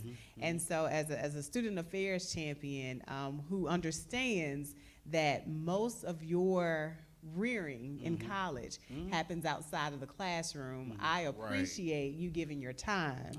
Because for chapel, for convocations, for all of the activities that we do on campus, our students remember those things and they remember the faces. And so as we think about the term giving and we talk about, of course, the financial contribution, we cannot deny the impact of your presence and your service. And Dr. Fisher, you champion that. And so for that, on behalf of our college, we really appreciate it. Well, the pleasure is mostly mine because, as was said in the earlier segment, there's no amount of money or time that I could give to pay back this institution for what it poured into me. And so, as you know, Dr. Ross Dunn, when you extended the invitation about the Lantern service, I told you it was a dream come true. You did. You know, when so right before I came over, I was in the Sweeney room in the library, right? And so this is the place that my wife can tell you, when I first accepted my call to ministry, that was the place that I used to go meditate and study in. Oh, wow. And so I look forward to impacting individuals and students in the same way that I was impacted. And I encourage some of the other alumni, right? Especially the alumni who graduated in the 90s and the 2000s and the 2010s, to come back and be present. Even if you don't have the financial wherewithal to contribute, you can make sure that you invest your time and invest your talent here at this institution, whether it is through mentorship, whether it is through adjunct faculty. Some people have those credentials, all of these other ways, just being around and not just at the games, definitely come to all of the athletic events. But these other opportunities to pour into the life of the young people who are here, because we need to pay it forward as it was paid forward for us. Agreed. And like I said, alums of LeMoyne-Owen College, they are the fabric. I agree. As we talked about earlier, of this city.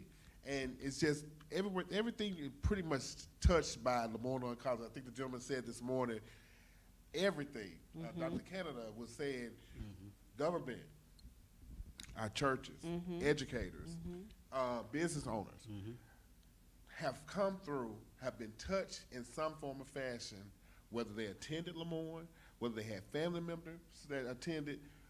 LeMoyne has touched this city and would not be Memphis, to me, would not be Memphis if you didn't have a mecca of sorts for African Americans to congregate, to be educated, to pass on the torch of the legacy of HBCU graduates. So I just think that without a LeMoyne, Memphis, where would Memphis be? Where would Memphis be? Things that have to happen have come through this institution. And to that point, obviously, LeMoyne must have had an impact on you. You mentioned that you're from Michigan, and so you decided to stay here after college. Yeah, absolutely. I mean, I think as I began to understand more fully who I was being called to be as a faith leader and as a community member, this was the place I heard loud and clear that I was supposed to anchor myself.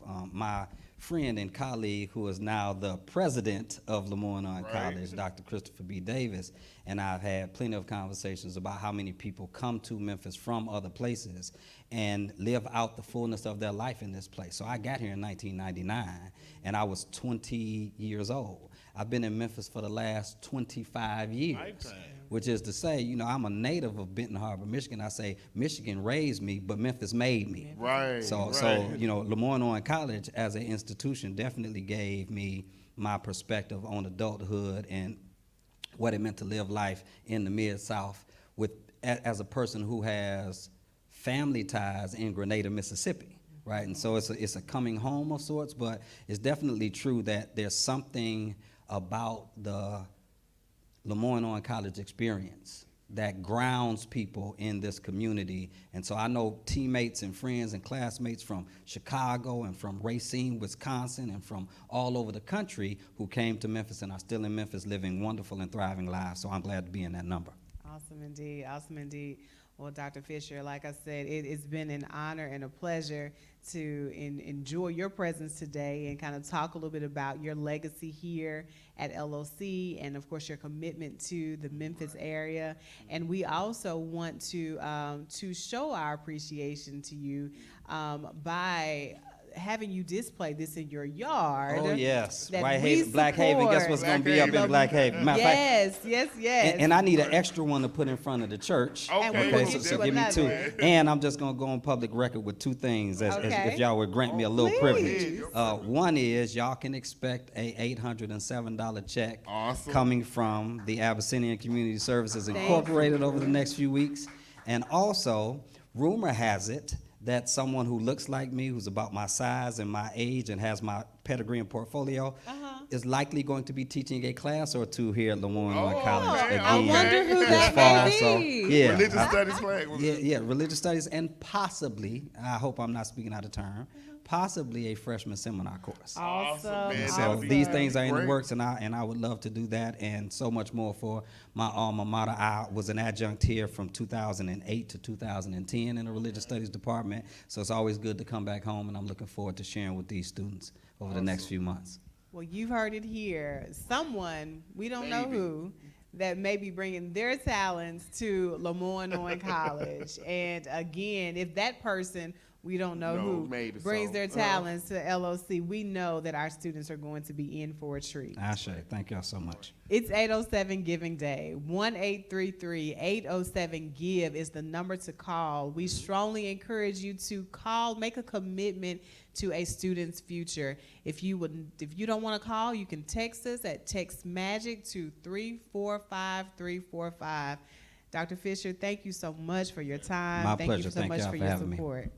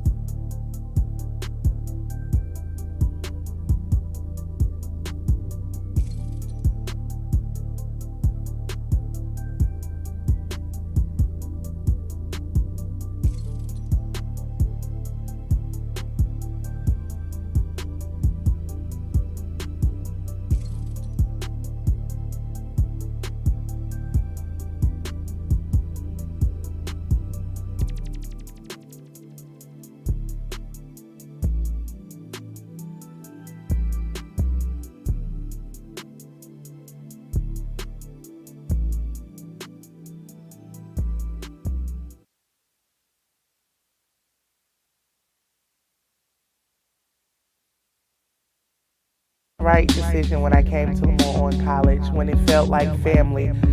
Most of these people I didn't know. I only knew 2 other girls, which were from Rockford with me, but everybody felt like family. I felt like I grew up in Memphis. I felt like it was family. So I'm like, yeah, this is right for me, because I'm the person that loves, I feed off other people's energy. So coming here and realizing like, oh, these are all my cousins, it just felt right. I originally started out at a PWI, and I did 1 year there. It just was not the fit for me. I ended up at LOC, and my main goal was to just do 4 years, get out, get my degree. But once I got on this campus, I didn't know school could feel like home, and LOC feels like home, and that's how I ended up here. To support the magic happening on 807 Day, visit www.giveToLOC.com. And we're back. 807 Giving Day, 1-833-807-GIVE, or text MAGIC to 345-345. We have had such a rich conversation today. Man, it seems like every guest has a whole other level or dimension that I'm learning so much even about the institution that I thought I knew about, but you can't learn enough about LeMoyne-Owen College. And not just that they're giving donations, they're giving rich history, their rich legacy of why LeMoyne-Owen College has been so important to the city of Memphis. Definitely. We've heard from former cheerleaders. We've heard from former basketball players.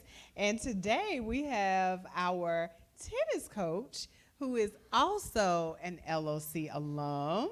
So we are excited to introduce to you all Mr. Gary Coleman, class of 1973. All right. Mr. Gary Coleman, of course, is our tennis coach, and he's been working with athletics for quite a while. And so we want to hear about not only athletics, but we also want to hear about you and your journey here at LOC. Right. Okay. How much time do we have? Take your time, brother. Look, first of all, of course, the students on campus know me as Coach Coleman. Some of them know me as an alum because I talk about that. And part of my history with the college is the fact that actually my first time on campus on 807 Walker was as a member of the Upward Bound Project. Okay. So that's when I was in high school at Northside High School here in Memphis, and I got to meet a lot of the upperclassmen. So when I arrived on campus as a freshman, I hung out with the upperclassmen. Nobody knew that I was a freshman.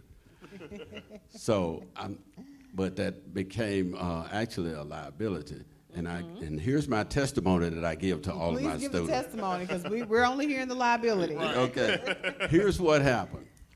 I was working full-time at a warehouse. Okay. I was in college at LeMoyne-Owen full-time, and I was majoring in math. Okay. And I was partying full-time. So. Did you say partying? Partying, yeah. Okay. That's definitely a major, yeah. Okay. And what happened, I flunked out of LeMoyne-Owen College. Okay. But that's not the end of the story. That's the end of the story. Okay. That's not how your story ends. Right. That's not how the story ends. Actually, when I came to myself and realized I needed to get back in college, I contacted one of the advisors, I believe his name was Dr. Bass, and he informed me that LeMoyne-Owen was starting a business department. So I enrolled back in college, changed my major from math to business administration, ended up being the first LeMoyne-Owen graduate with a business administration degree, and stayed on the dean's list. What an amazing story. Yes. And I give that to all of my new students on the tennis team, because one of the things I'm trying to get them to understand is putting your priorities in place. Yes. Right, right. And not only am I an alum, but my older sister, Patsy, was an alum, and she also taught English here at LeMoyne-Owen College. My younger sister, Marcia, is also an alum, and my daughter, Misty, is an alum. So you have a rich legacy here at the college.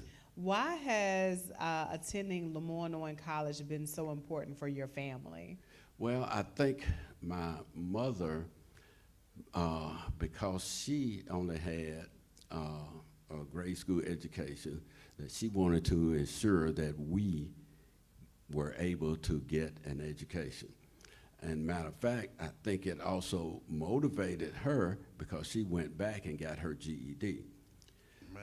And one of the things that my family wants to do, I mean, we're making a donation today for the 807 Day, but one of the things that my family is going to do is put together a scholarship in my mom's name. I wish I could do the hand clap, Right. the applause. Awesome. And tell me more about that. Tell me why this scholarship is so important to your family. Because my mom made it possible. She worked hard for years. She was a domestic, a maid. She could have played in the movie The Help.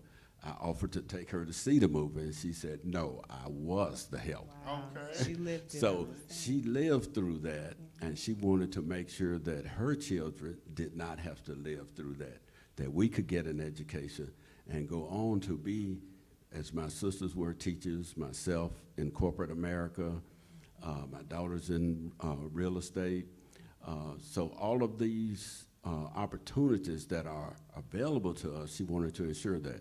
And what we're trying to do as a family is to make sure that all of our children get those opportunities, not just our biological children, but, you know, it takes a village to raise a child. Right, We're that right. village.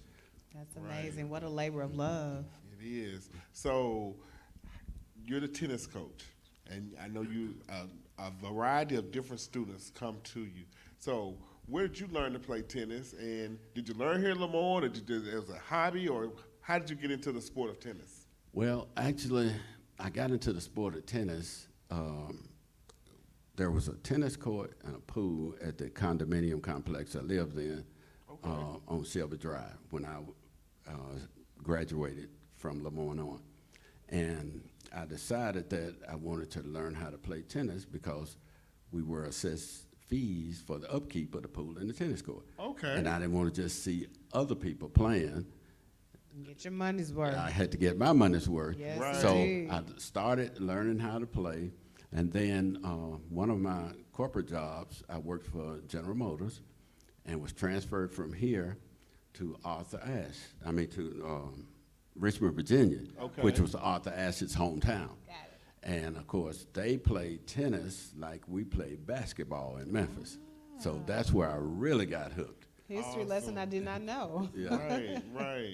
Right. And I know that you and we kind of worked on some things, and we've got some money from the USTA. USTA has given a small scholarship, and they donated part of the tennis rackets and balls and nets to do. So we'll be teaching people. I don't know how to play tennis, but it seems like I'm always around a tennis player. They're always coming to the office. But it's an opportunity that we'll have that we got some funding to do train some people to play tennis. That's so, awesome. Well, you gonna go with me? I definitely will. I know that it's a great workout. I know Right, that for right. sure. And let me put a plug in for the tennis team. For the last 2 years, the tennis team has had the valedictorian Right. of LeMoyne-Owen Cheeto. College. Right, you're right. And who was the one? What was the before Cheeto? So the before student. Cheeto, it was Michael Zhao. Michael Zhao. He was on the tennis team, right? Right. So Mhm. yeah. So last 2 years we've had the valedictorian. So valedictorian. that tells you have to be smart to play tennis. Right, Yes. right. And then have both of them come out of the tennis program. That says a lot, being a student athlete and keeping up, maintaining your grades, traveling to play tennis, and practicing. That says a lot about the tennis program and the students that we have participating in sports here at LeMoyne-Owen College. Very much so. I think you said it best. And to know that those students, of course, are taking their education seriously. As we know, being a student athlete is hard.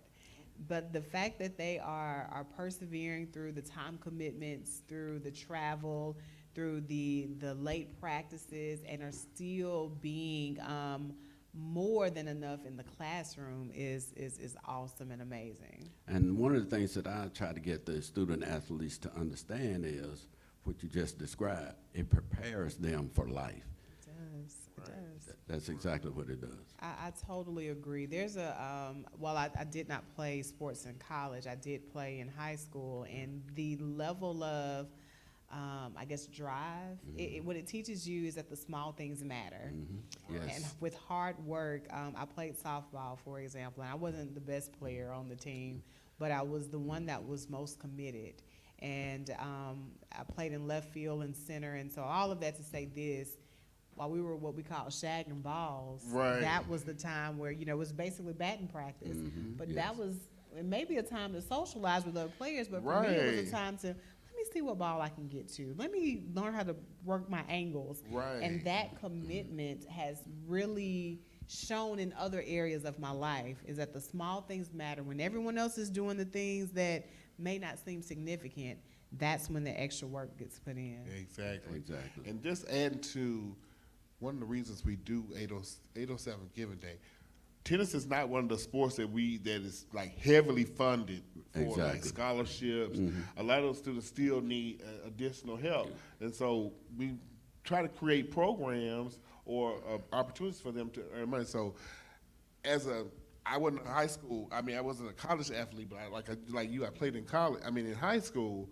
So we don't have a whole lot of scholarship money that's poured into tennis. Like some of the schools that have football teams, or even a basketball team, you have to look at the smaller sports. So they need additional help, right? And so that's what we're trying to do, is provide that additional help. Right. So the students that participate in tennis, they may not have a full scholarship like someone that may be on a basketball team. So that's even more reasons for you all to give.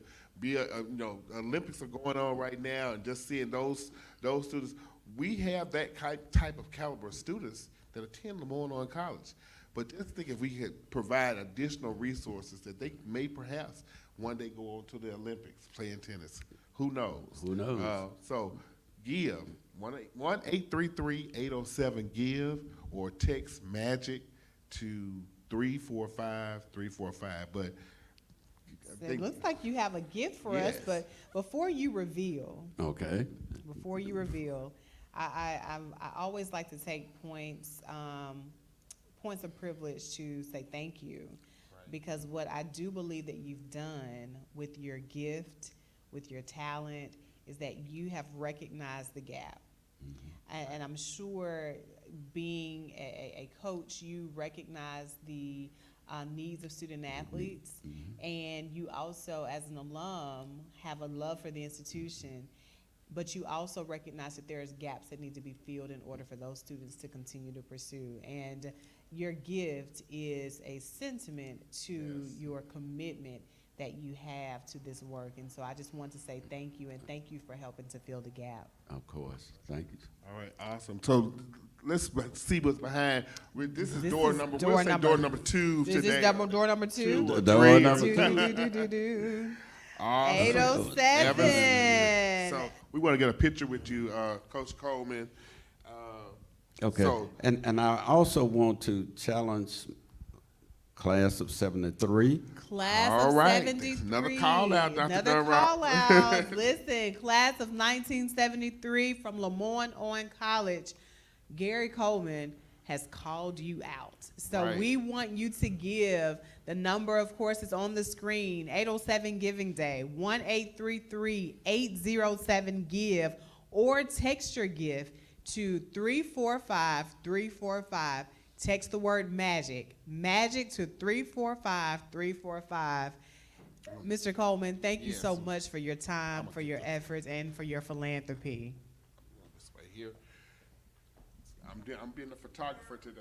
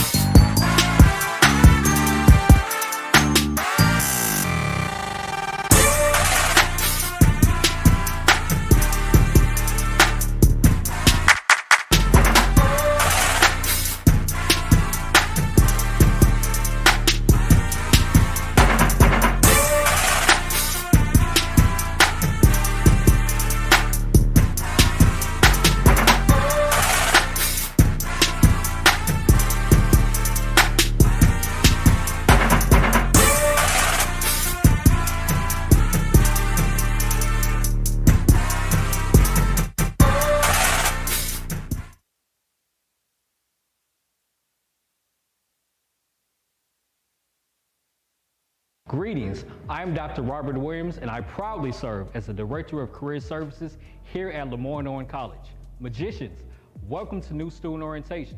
While you are here, Career Services is going to develop your skills and competencies to ensure that you are capable of obtaining an enriching career upon graduation. Once again, welcome to New Student Orientation here at LeMoyne-Owen College, the source of Black excellence.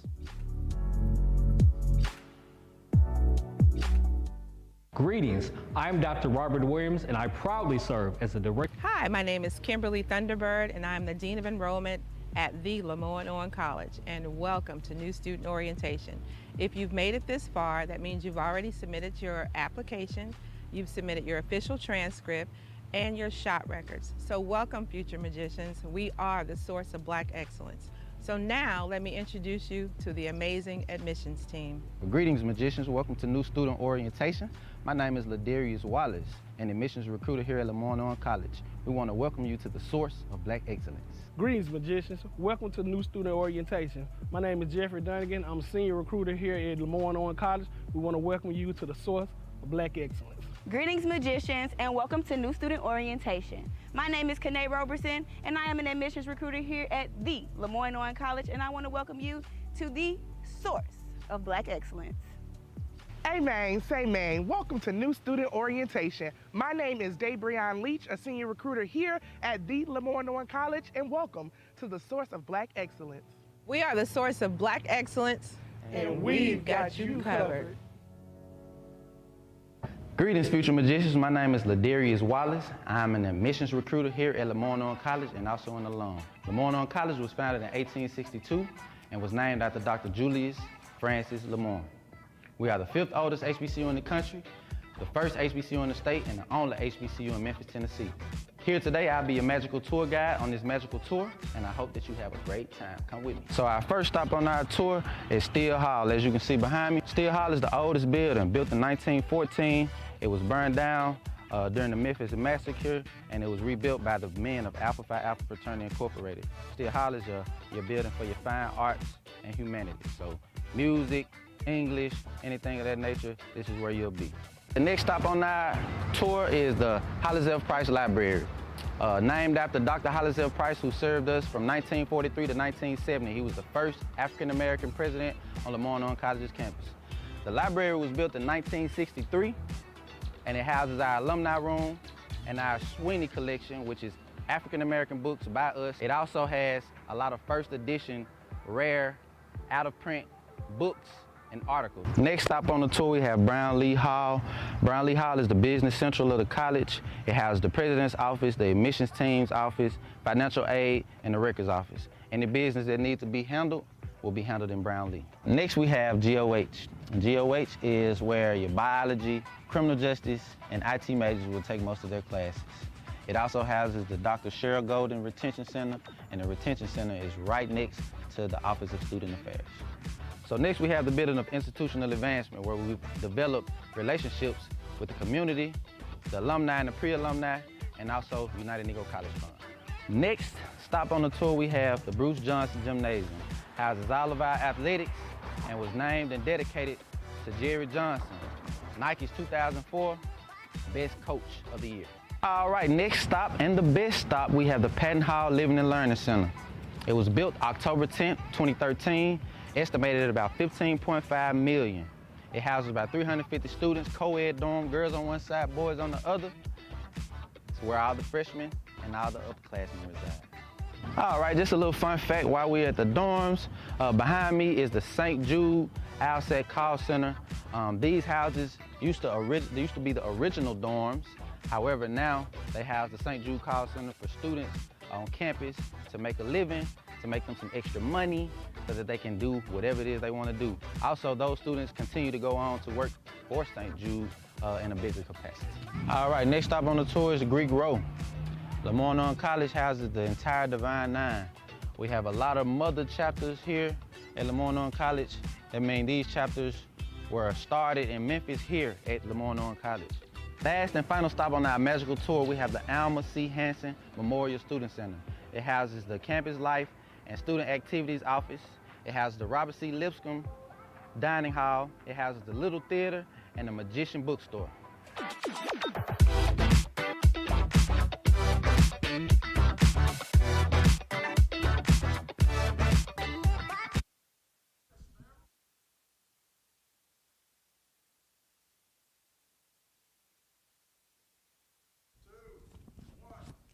It's 8:07 Giving Day, and Dr. Henson, we are in what hour now?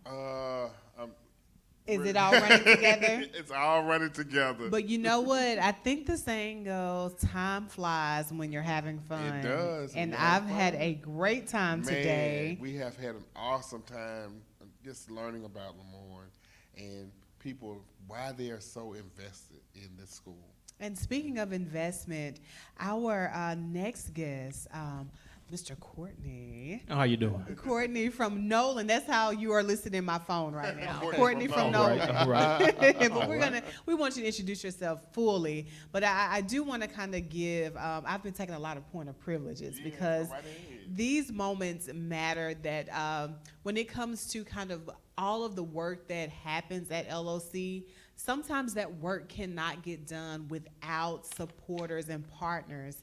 And again, I'm listening to you as you are on my phone. Courtney with Nolan was one of our greatest supporters and greatest partners for our commencement. It was referenced in one of our previous interviews today about the commencement being held on the lawn. Yes. And after decades, we finally brought commencement back to Brownlee Lawn. Brought it back to the lawn. I've been at the institution now for about 3 years, and when I say that has been the most memorable, most special occasion that I have attended. Right. It was wonderful. And it was done in partnership with great vendors. And so we'll hear from more of our vendors that help to make the institution work. But Nolan is one of our vendors that worked with us for commencement, and specifically Courtney. Courtney, of course, is a student here, and we'll give full names and all of that greatness, Courtney, shortly. But Courtney is a student here in our ASAP program, and he, of course, has also been our liaison with one of our partners, Nolan, who does all of the great audio-visual. We are coming to you live through partnership with Nolan. Right.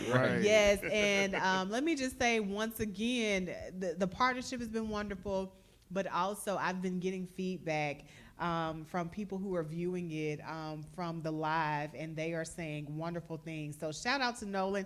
Shout out to Gavin in our IT department. Behind the scenes, okay? the IT. We have so many people that you do not see at the forefront, but are the ones who really make the magic happen. And we tend to go to Gavin for a lot. Gavin, we need you to do this. Gavin, can you do this? He probably wants to change his name. We call He probably does. He probably has my name on his phone as do not answer, but it's okay. It's okay. But again, Gavin, we appreciate you all. Nolan, we appreciate you all. Gavin, Courtney, we appreciate you all. So Courtney, tell us a little bit about the work that you do at Nolan, but most importantly, we want to hear about your experience as a student here at LOC. So I work at Nolan as an account manager, so I have different accounts such as LeMoyne-Owen. So we put together events, graduations, concerts. So we work with you all to make sure that you all have the lighting, you have the audio, the graduation is streamed, just to make sure that those things are great. So we more so work with you all to just enhance the overall student experience when we're having events and things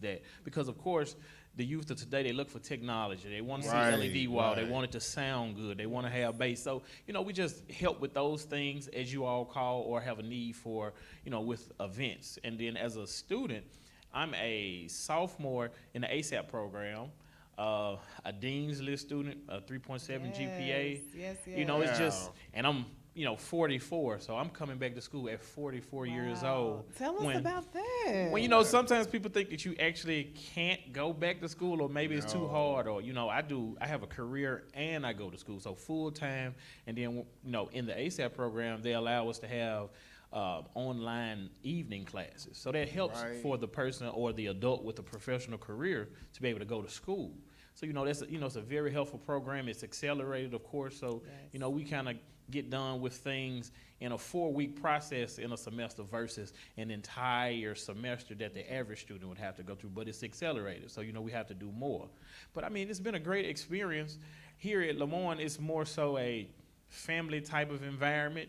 You build your network of people. Of course, at a HBCU, it's just that fabric of the, type of, for the community. So, you learn people, and as you continuously see, it's not a like revolving door of staff. Yes. These are the same people that you see and you build a relationship with, and and they help you.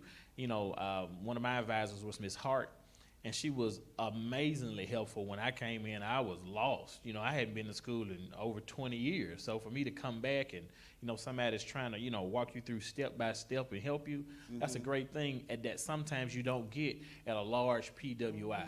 So, HBCUs are important, and giving is important, especially when you're a privately funded college and you have all of these students that need your help, they need these funds. So, I mean, it's important to give, even if it's $8.07, $80, $8,000, all of it helps. It doesn't have to be a one-time thing. It can be an increment, every month for the year, a pledge. So whatever you can give, it will help these students here at LeMoyne-Owen, and I am here as an example that it will help you. Great. Well, Courtney, we've seen the magnificent work that you guys have done. I'm extremely inspired that you went back to school and you're continuing in an accelerated program.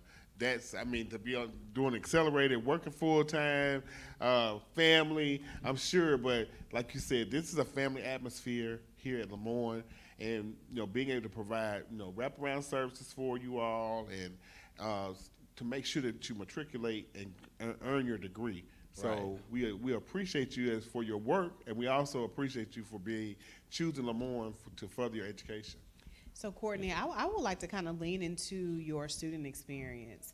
And it sounds to me like you have a heavy load. You're working full time, as you mentioned, family and being a student. How do you manage your time to be able to give everything the level of commitment that it deserves? I mean, sometimes managing that time is difficult. I just have to, just find a way. So usually 8 to 5 is a regular job. 8 to 4, we have class on a Monday or on a Wednesday if we choose, and that's from 5:36 to 10. You got some professors that's gonna hold you to 10 o'clock. It's gonna be 4 hours straight. So it's usually 4-hour classes. So it's just trying to make sure that I'm not taking on too many classes in a week. Maybe on Monday, then have a day off, then you have a class on a Wednesday. And that usually does pretty well, with the ASAP program. So I usually I juggle anywhere from 12 to 15 hours. So that may be two to 3 classes. So, but it's been great. And to think, I probably thought that I would never go to LeMoyne.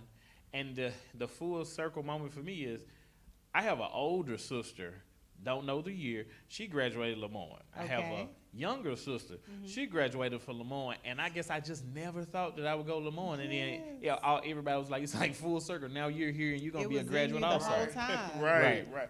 And man, that legacy thing that has been that's been kind of been a theme throughout the day. We've had, Dr. June and her son and her she calls her adopted son, Dr. Christian and his family, Dr. Curry Jackson, and just to hear now that you have family members also, and I'm sure they have that LeMoyne spirit that they love LeMoyne-Owen College, and just to hear the continue, and that just says a lot, because if someone takes the time to invest in their own future to come to LeMoyne-Owen College, and then their family, and it's like generational wealth. I mean, we started to talk about that more, and I think you have generational wealth in getting the education too. So to know that what we're doing here at LeMoyne-Owen College will continue a life cycle for your family to continue their legacy here at LeMoyne-Owen College. That is awesome.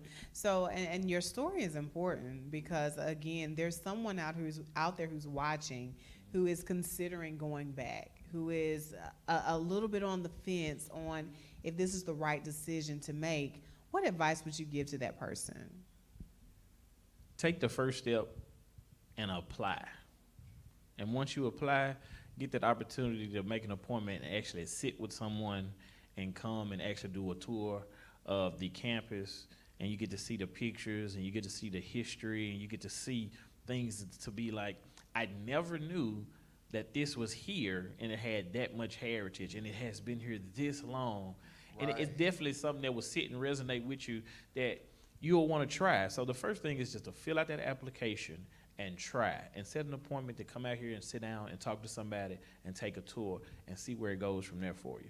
Awesome. You heard it from Courtney. Courtney with Nolan. Courtney, the ASAP student. Courtney, our supporter at LOC. Courtney, all of the above. That's your last name, right? All right. Okay. But 807 Giving Day continues. 1-833-807-GIVE.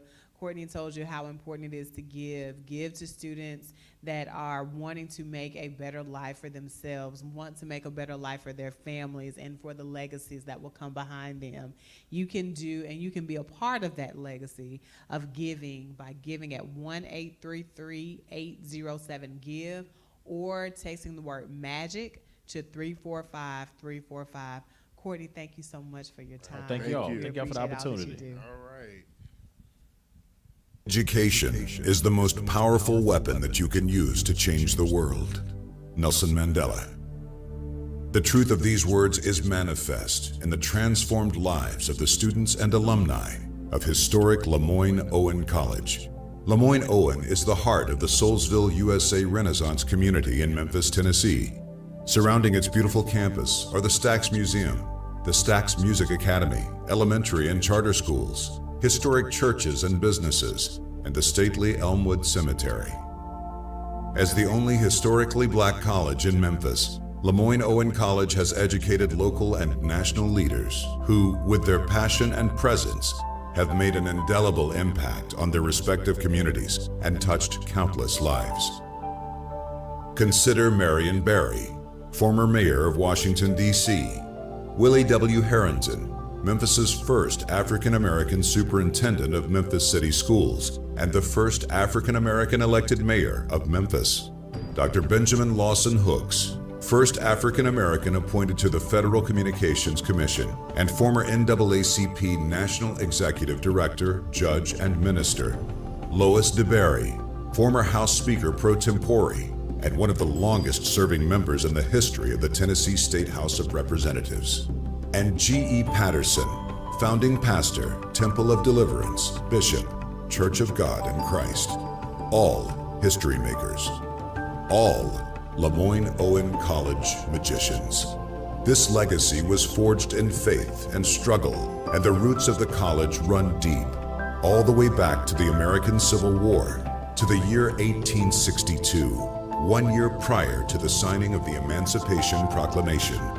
The battle to abolish slavery was nearly won, and members of the American Missionary Association, in their wisdom and through their faith, knew education was the key to equality and the future of our young nation. So they set up a school at the Union Army's Camp Shiloh in Shiloh, Tennessee, where runaway slaves and freedmen learned to read and write. After the war, the school, now known as Lincoln Chapel, moved to Memphis, where it was burned to the ground, rebuilt, and later renamed LeMoyne Normal and Commercial School, after a generous gift was made by prominent Pennsylvania physician, Dr. Francis Julius LeMoyne.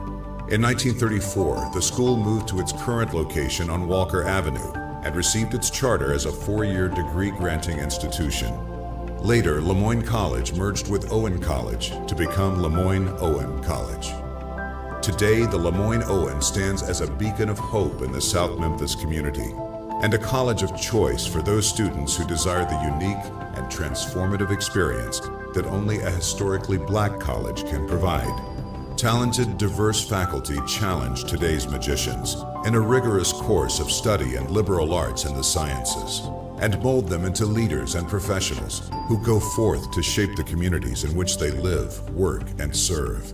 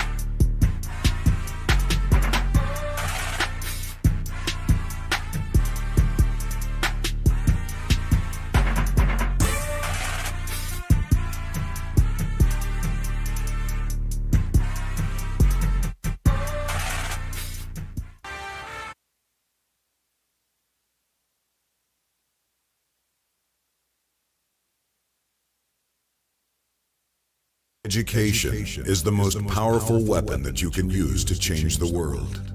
Nelson Mandela.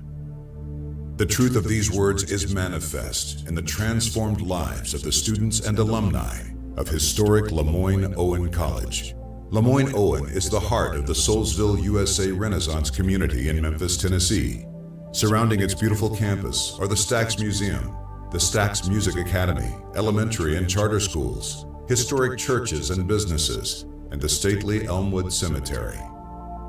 As the only historically black college in Memphis, LeMoyne-Owen College has educated local and national leaders who, with their passion and presence, have made an indelible impact on their respective communities and touched countless lives.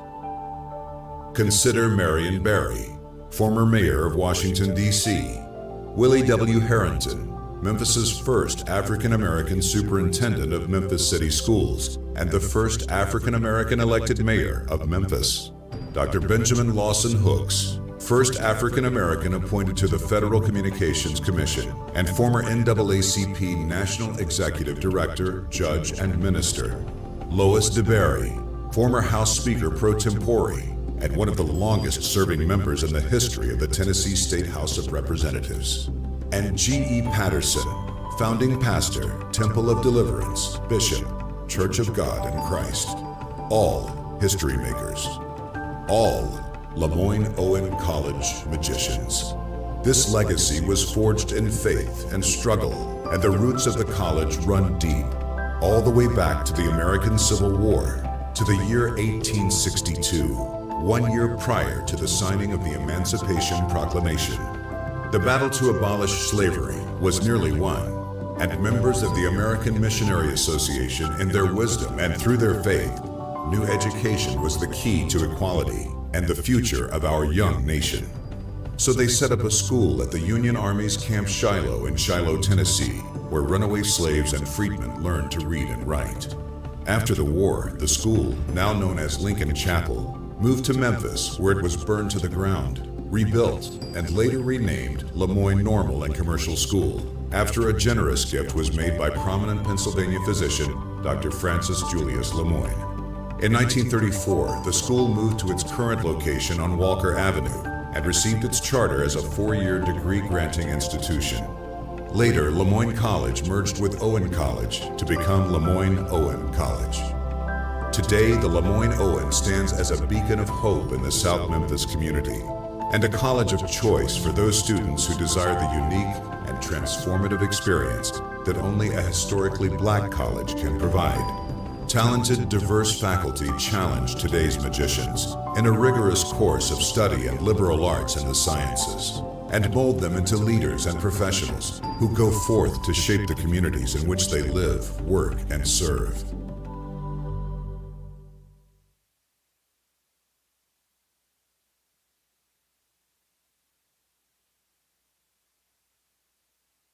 At this point, I don't figure there's any reason to introduce myself, but just in case you missed the other videos, I'm Christopher Davis, 14th president of the 5th oldest HBCU in the nation. What does that mean? That means we are the source. We are the source of black excellence. We are the source of black success. And you know what? And you're the source of giving. I need for you to give on this 807 Giving Day. I need for you to call your neighbors, your friends, your enemies, your frenemies, your friend, your sorors, your co-workers. Call somebody and tell them we need $8.77. We need $80.07. We need $807. Shoot, we need $8,007 in order to reach this goal of $200,807. I'm not real sure how close we are, but I've got some friends who know. So let's check in with them to see just how close we are to reaching our goal. At this point, I don't figure there's any reason to introduce myself.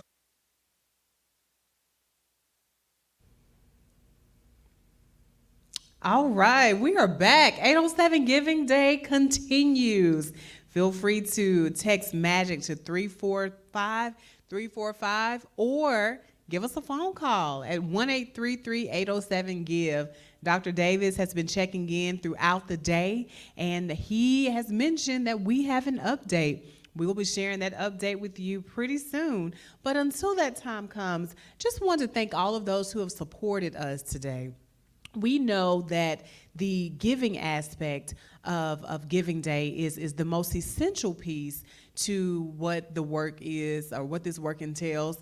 But we also know that the service that has been given to 807 Giving Day is just as impactful. We've had quite a few volunteers to help make 807 Giving Day special. Our alumni, our students, our partners, our vendors, all have taken out the time to really make 807 Giving Day what it is. And because of the work that you've done, we have made positive strides in reaching our $200,000 goal. So again, we ask that you continue to give, call someone, share this information on Facebook, on Instagram, on LinkedIn, even to our other colleagues in higher ed. You all know how important it is to give and how important it is for our students to be able to be in a classroom and be able to study and do all of the things that are related to the college experience without the fear of being dropped from those classes because they are not able to pay for school. And so with that being said, I challenge you, our higher ed practitioners, from our various institutions who are also friends of LeMoyne-Owen College. We want you to give. We want you to pay it forward for our students here. Of course, we are all in this together, and as much work that can be done at various institutions to support these students, the better our community is as a whole. And so we know how important our work is. We know that it takes money in order to do the things that are essential to our work. And we just ask that you support LeMoyne-Owen College on this 807 Giving Day. We're excited to be here with you. Dr. Henson and I have enjoyed your presence over the past couple of hours. We've been here since 8:07 a.m. and we will be here until 8:07 p.m. We're excited about all of the things that are going on. We're excited about the time that we've had with individuals who are a part of this Giving Day experience. All of that to say this, we are about to give some insight to how much money that we've raised. And here's that a number, it's on the screen, $140,000, $549.16, $140,549.16. That is what you have done. You have made an impact for these students here, and you've raised quite a bit of money over the past few hours. And for that, I just want to express my gratitude. I want to tell you how much our students appreciate what this work is and what is being done. It's so interesting. I've been able to kind of speak to some students who are starting to matriculate back to campus, and they've been excited about this 807 Giving Day. And from their words to mine, they've said thank you. They've said thank you to the supporters. Thank you to those who have chosen to give. Thank you for considering their future as you make decisions to give to 807 Giving Day. And so again, we are excited about this work. We will continue to report live from the Little Theater here at 807 Walker Avenue. And when we come back, we will have some guests who will join us from our Alumni Association. Again, 807 Giving Day. Text MAGIC to 345-345 or give us a call, 1-833-807-GIVE. And now a short message. My name is Honesty Campbell, and I serve as your Miss LeMoyne-Owen College. My name is Diamond Shaw, and I serve as your Mr. LeMoyne-Owen College. Welcome to LeMoyne-Owen College New Student Orientation. The LeMoyne-Owen College is the source of Black excellence. LeMoyne-Owen College is more than just education. It is a family that is there for every student. LeMoyne-Owen College has demonstrated success in empowering individuals to achieve academic, social, and personal excellence, as shown by our accomplished alumni. I chose LeMoyne-Owen College because of its rich history, volleyball, culture, and professional development opportunities. LeMoyne-Owen College is the 5th oldest HBCU. We love our HBCU.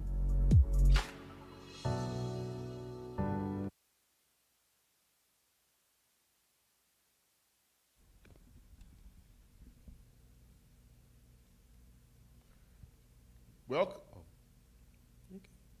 Welcome back. Dr. Dunn Ross, you were holding it down Holding down the fort. We were rounding up the troops, trying to see what's going on the campus, and you saw that number. You gave that announcement, 140,000. What is it? 140, 140,000. Man, we're the little engine that could. $140,549.16. Man, I mean, we're slow and steady right now. We still have a few more hours. Well, it's like 2 o'clock, 3 o'clock to 8:07. Yeah, we still got quite a while to go. Quite a while, so we're moving along. We just need a few more you donors and supporters and alumni, and which brings us to our next segment. Just a little bit about donations and support. Anyone that knows, if you attended an HBCU, your your alma mater, they kind of expect for you to be engaged and to give back. So we're coming up to this segment with the newly elected president of the LeMoyne-Owen College National Alumni Association, Miss Alandria London, and she has her own LOC story. And I always mess your year up. It's 93 or 94? Actually, yeah, 94. 94.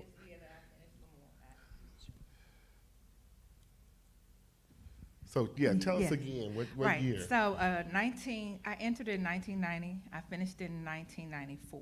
Okay. Yeah. Well, we're gonna take this time to, since you're just getting your feet wet. I think Just you've had your first meeting, and you got a lot's getting ready to happen under your tenure. So we want to hear your LeMoyne-Owen story, and then now stepping into the role as the president of the thousands of alumni across this country.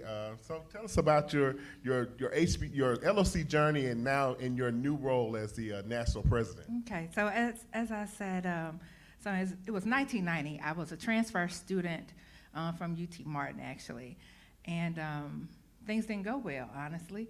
And so when I got to LeMoyne, I didn't have the confidence that I was going to succeed.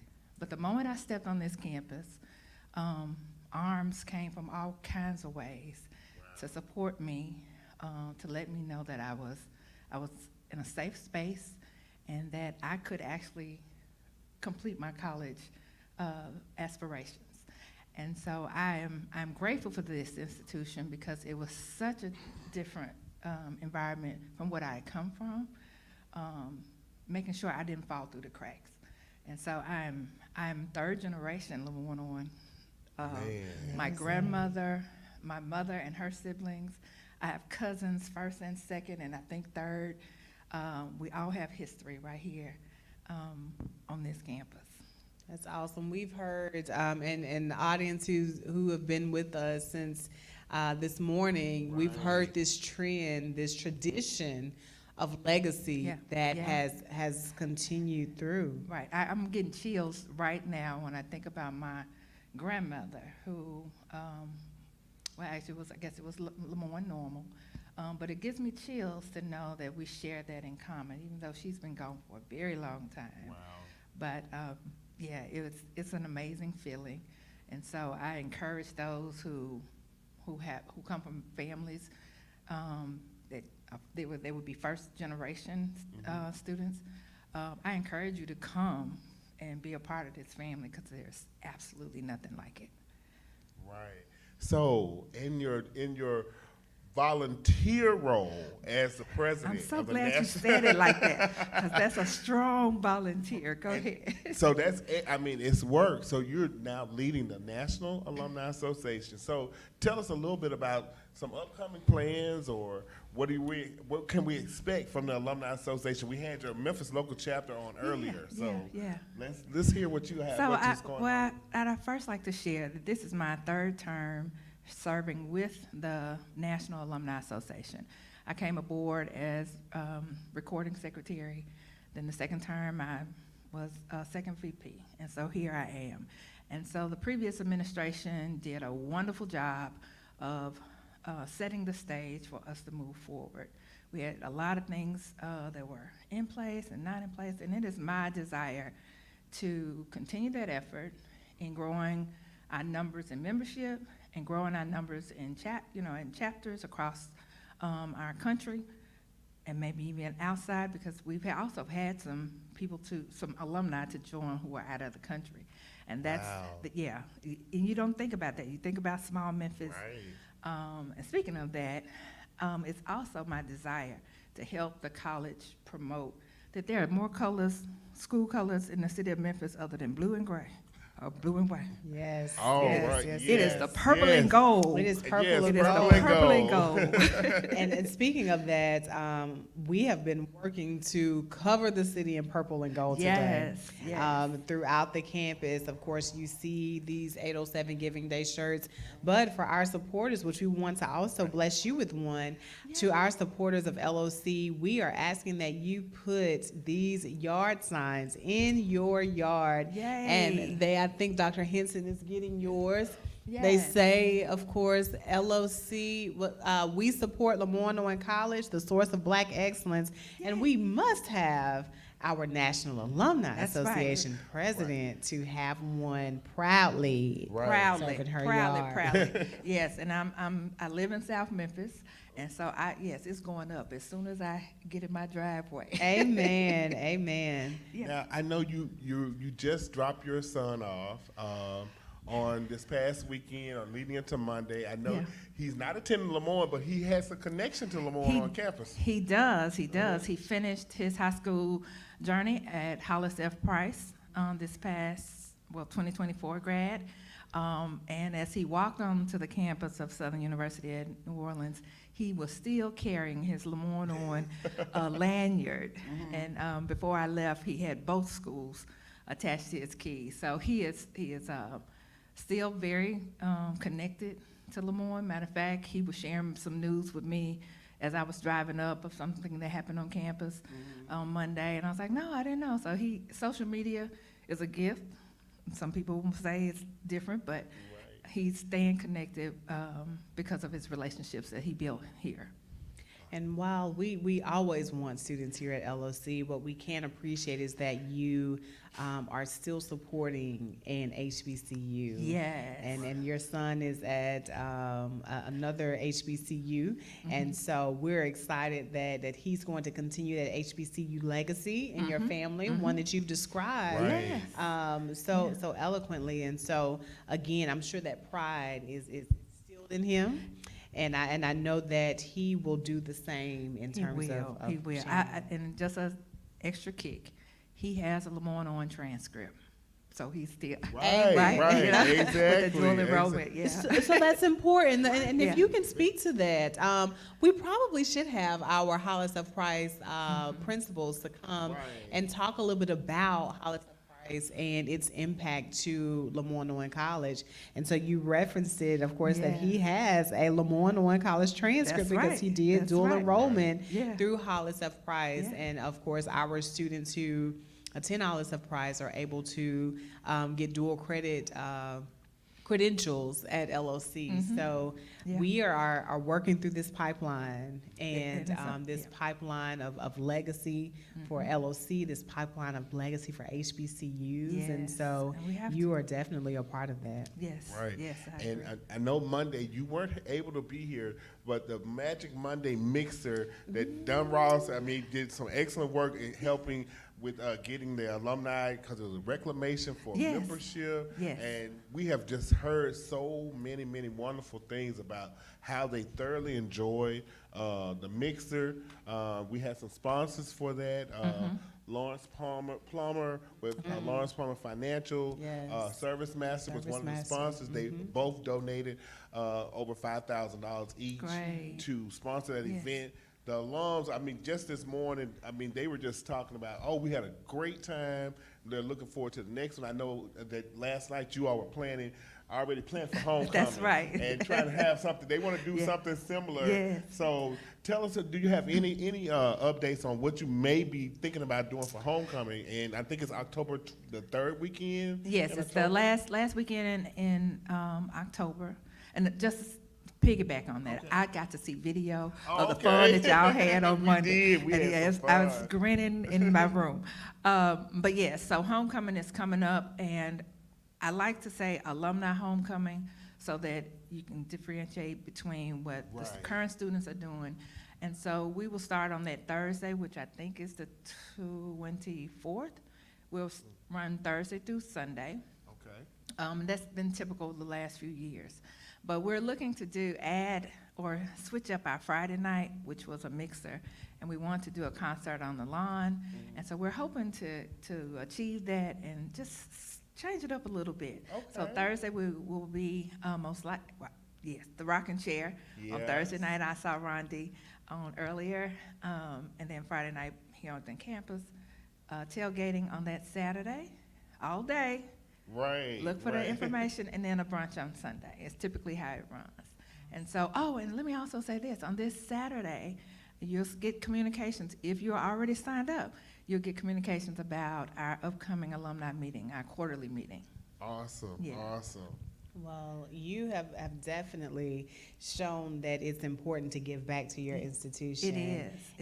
And in your, not only your giving, but also in your time. And so we appreciate the work that you do with the National Alumni Association. If you are an LOC grad and you are not a part of the Alumni Association, what are you waiting for? What are you waiting for? What are you waiting for? So how much are the dues for alums that may not know? Right, so national dues annually are only $50. Only $50. Only $50. So you become a lifetime member for $500. Awesome. That may soon change, so nudge, Hey, nudge. Right. You might want to come on down. Yeah. Man, it's just so exciting it to is. hear, the plans that you all have. And people are, I think that they're pumped up, they're engaged, they're getting engaged Yes. with the new administration, and just the things that are going to happen. And you all are the voice. I mean, We are. You are this is the alma mater that you attended, and representation matters. And I tell people all the time, this is your school. This is our school. Yeah. So we have to make sure it succeeds. Right. That is through our giving, our time, our talents, that we can give back. And it's like, that's a volunteer job, but it's a full-time. It is a full-time job. Dealing with alums around the country and making sure their needs are met. They Right. have questions. They want to participate, even though they may not be here in the city. Right. So joining the Alumni Association to keep up with what's going on with LeMoyne-Owen to get the College. communication, and our times are different, So someone who just finished college may not have the physical time because they're trying to jump start their careers. Or there's another bracket, small children, but find a place where you can plug in and stay connected. It is about giving on a whole lot of levels. It's your money, it's your time, it's your talents. I don't mean to sound like it's church, but that really is what it is. And if you want to see bigger things happen at LeMoyne-Owen, then you have to be plugged in and give a little change here and there. Right. And right now we have alums that are up there making phone calls. Yes. In our headquarters, as we kind of call it today, in Brownlee 31, they're calling other alums, they're calling their friends, their supporters. You can also call in to 1-833-807-GIVE, G-I-V-E, and that's 4483, or you can text the message MAGC MAGIC to 345-345. Or if you want to join the Alumni Association, they can go to locnaa.org, and there's a drop down for Join Now, and you can pay your annual or a lifetime membership there for the National Order Memphis chapter, actually.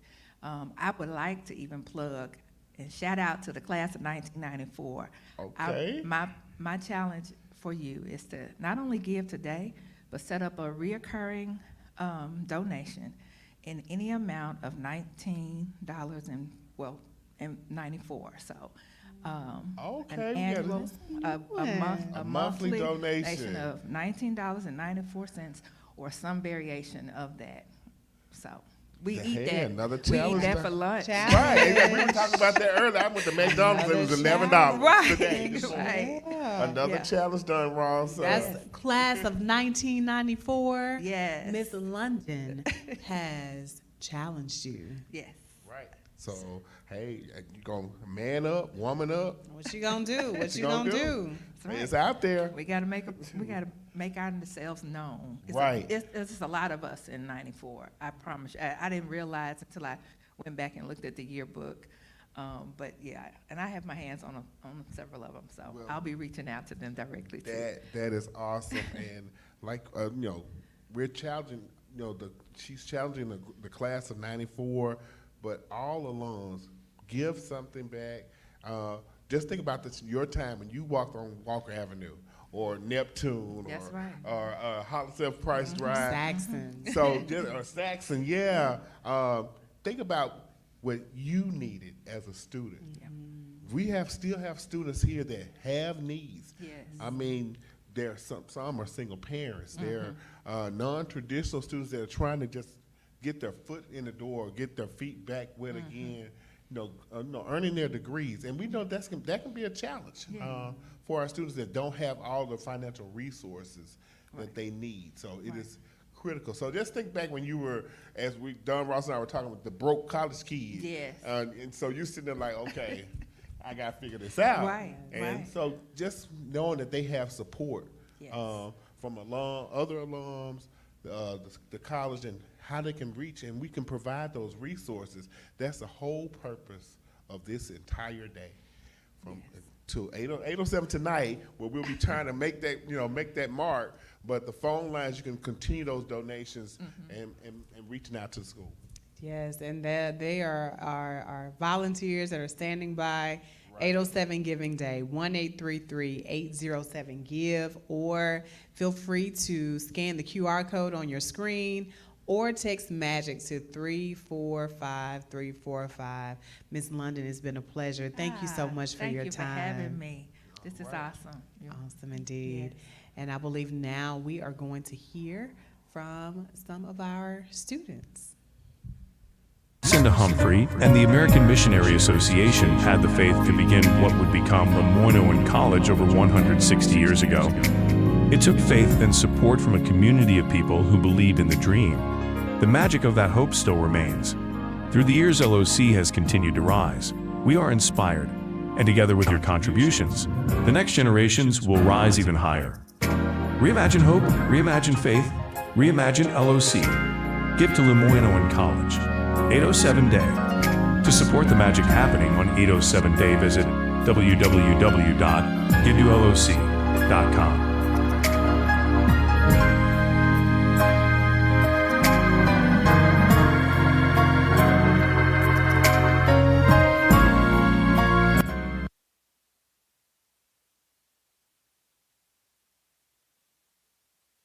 Greetings, magicians, and welcome to New Student Orientation. My name is Jennifer Moore, and I proudly serve as your Director of Special Programs in Campus Life. An important part of a student's educational growth is participation in extra and co-curricular activities. Here at LOC, we have over 40 campus organizations ranging from the Student Government Association to honor societies, fraternities, sororities, social clubs, and academic organizations. These organizations and activities provide unique experiences through which students achieve greater social and intellectual maturity, as well as professional competence. Your activities complement your studies, and your commitment level is entirely up to you. Every LOC student has the opportunity to become involved in campus organizations. Simply pinpoint the organization you are interested in, join, and become involved. It is my esteemed pleasure to welcome you to 807 Walker, where the magic never stops. If it's never been done, then you're just gonna have to be the first. Don't be afraid to follow your dreams. Hello, my name is Carmen Abark. With Career Services, I know that they give out a lot of opportunities and different internships, no matter what your major is, no matter what your aspirations in life. The first event that I really loved was the career fair. That was the biggest career fair we've had at LOC since I've been here, and I'm going on my 3rd year, and that was just a really good experience. My name is Madison Riley. Career Services has definitely helped me a lot being a student here at LeMoyne-Owen College. I actually just did an internship with Career Services, and that internship helped me just grow as a person, and I wouldn't have been able to get it if it wasn't for Career Services. My name is Jurian Johnson. I've always grown up to actually want to help people, and I've learned that the best way that you can help somebody is through the power of education. Me, I will be entering teaching in the fall, right after graduation. And I got that job by going to the Career Services Career Fair. My name is Christopher Booth. I really appreciate Dr. Williams for showing me that I can be able to express myself and create my own path with my own passion through Career Services. Help us just embrace ourselves, to embrace our personality and to not be afraid when it comes to meeting new people. My name is Brianna Craig. One of the things that I enjoy with Career Services that Dr. Williams hosts is a rooftop party. It's basically almost like an elevator pitch. You ain't got that long to introduce yourself before somebody else wants to speak to that person as well. I went to the career fair that was hosted by Career Services here, and I walked in very discouraged, thinking that I wasn't going to get anything, but then I turned out to get 7 different internship opportunities on the spot, which I am grateful for.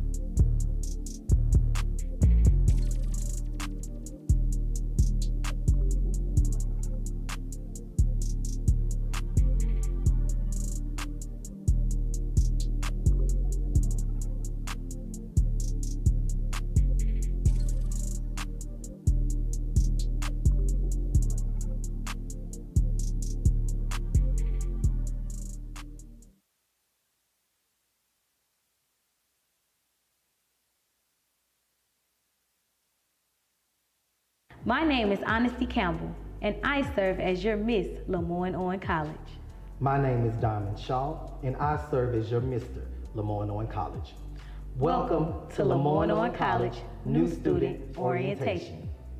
The LeMoyne-Owen College is the source of Black excellence. LeMoyne-Owen College is more than just education. It is a family that is there for every student. LeMoyne-Owen College has demonstrated success in empowering individuals to achieve academic, social, and personal excellence, as shown by our accomplished alumni. I chose LeMoyne-Owen College because of its rich history, volleyball, culture, and professional development opportunities. LeMoyne-Owen College is the 5th oldest HBCU. We love our HBCU.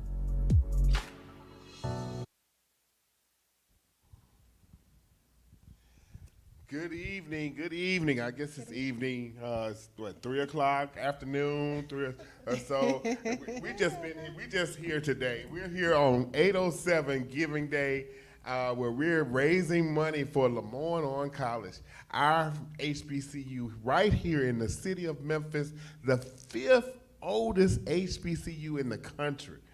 So we're here today, 807 Giving Day, where our goal is $200,807, Miss Artist, and we're going to hear a little bit about your connection and how you're engaged with LeMoyne-Owen College. So tell us who you are, what you do here at the school, and your LOC story. You have multiple stories that we've heard today from many alums, how they're connected through generations. So tell us about you, Miss Artist. Well, I'd like to say first of all that my story is no different from everyone here at LeMoyne-Owen College. The college has afforded us the opportunity to gain a better or greater education here for any employee or their spouses or children. And so that is a part of the giving back that they do for us to expand ourselves. And so when I came in 2009, I decided that I would continue my education and get a degree here in education. Awesome. And so what made you decide to pursue that education? Well, my children, first of all, they did not want me to. I pressed them so hard to make sure that they went to college and got their degree, and they were like, well, Mom, it's time for you to go back and finish what you started now. And so that was the driving force that made me go ahead. And my oldest daughter, she came here on a presidential scholarship. Wow. And that was back in 2000 and maybe I'm a little off here. I think it's more in the 80s. Okay. I don't want to tell my age. That's okay. We didn't know 80s, 90s, 2000s. They're all the same. You know what I'm saying? Yeah. So, but she came on a presidential scholarship. She had the opportunity to grow in career services here. Okay. She was a part of the BEAT group, that Black Excellence, and her major was marketing. Okay. And from there, her life took off, and she is still currently doing just that, you know. Okay. And what's your daughter's name, if we may ask? My daughter's name is LaTrivia, and at the time she was LaTrivia Artist. She's now LaTrivia Welch. Okay. LaTrivia. Let's do a major shout out to LaTrivia Welch. And excited that she, as a part of your legacy, but also that she's in her career and that she's doing the wonderful things that this education has afforded her. Yes, and my second child, she also got her degree here in history. And she decided that she was going to be an educator, and she's now currently teaching. So, okay. Yeah. So your family is just doing it there in their careers, educated, you know, one of the best careers you could possibly get is to become a teacher. I agree. And I think LeMoyne has been known for cultivating teachers, particularly here in the city of Memphis. And I think that's something that we can hang our hat on, and people know, many people have been educated in Memphis by former LeMoyne students who got their degree in education right here. And I know on the school board, we've had school board members that were graduates of LeMoyne. The most recent chair is a graduate. Althea Green is a graduate, came through education department. There's just so many. Sarah Lewis, history here, right here in Memphis. And we know that she was a strong advocate for education and HBCUs here in the city of Memphis. Dr. Harrington, Dr. Watson. So we have a string of historical figures here in the city of Memphis that came through our education department. And so we can say a lot that we have, as this institution has matriculated, people have matriculated through here that have provided additional, so those have touched lives beyond the walls of 807 Walker. So tell us about, you work here at the college, so tell us what I do work here at the college, and I love working here at the college. I've done communications, customer relations.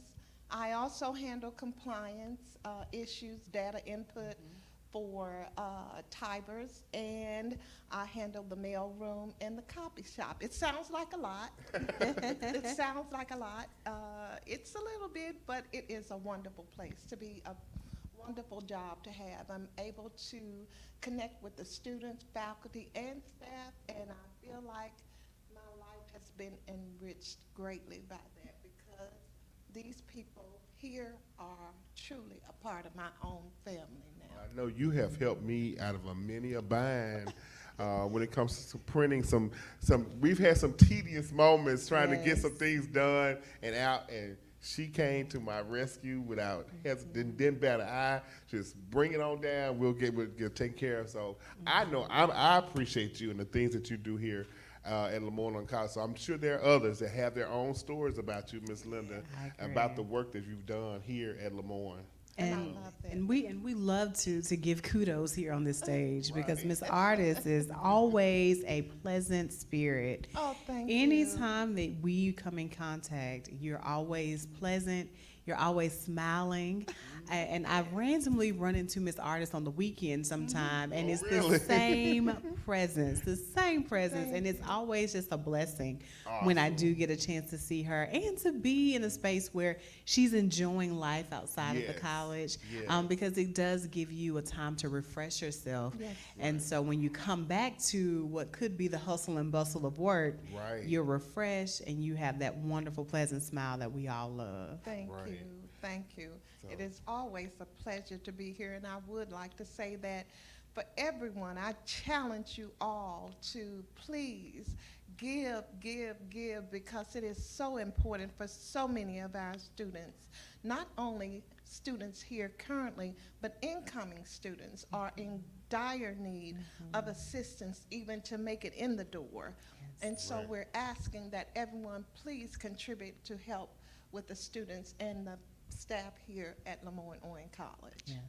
Thank you so much, Miss Artist. It has been a pleasure. Just to say, it's always an honor to be in your presence, and we appreciate everything that you do here at LeMoyne. Thank you. And Miss Artist has given the challenge. Yes, she has said, give. And again, and I'm going to ask, in the spirit of Miss Artist, give with a smile. It makes a difference. It makes a difference. 807 Giving Day, 1-833-807-GIVE. Text MAGIC to 345-345. If you are viewing our screen, you also can take a picture of the QR code, and it will lead you straight to the giving website. We ask that you give in increments of 807. $8.07 goes a long way. $80.70 goes an even longer way. $800.70 goes an even longer way. We're not even talking about 8,000. Can I even see how far it can go? Yeah, I can see it. Is that success right there for that student? I see it. So yes, we definitely give for you too, Miss Artist. We do. We definitely want to see As many of you give as much as possible, it goes a long way. And in the spirit, if you've been with us since 8:07 a.m. this morning, you've seen these purple and gold signs. Ms. Artist, we are trying to paint the city purple and gold. And because of the work that you do here at the college, the support that you've given to the college throughout the years, we want you to wear purple and gold in your yard and branch out with the We Support LeMoyne-Owen College, the source of Black excellence. 807 Giving Day continues, and we will see you shortly after these messages. Thank you.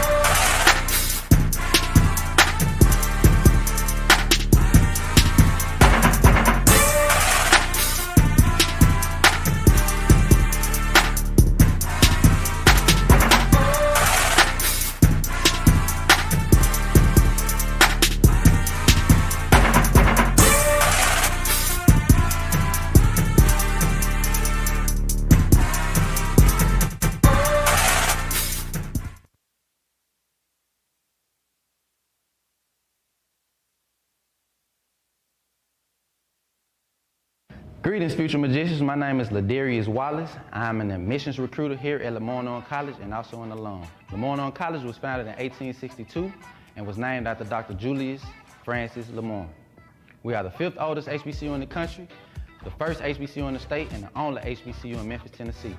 Here today, I'll be your magical tour guide on this magical tour, and I hope that you have a great time. Come with me. So our first stop on our tour is Steele Hall. As you can see behind me, Steele Hall is the oldest building, built in 1914. It was burned down during the Memphis Massacre, and it was rebuilt by the men of Alpha Phi Alpha Fraternity Incorporated. Steele Hall is your building for your fine arts and humanities. So music, English, anything of that nature, this is where you'll be.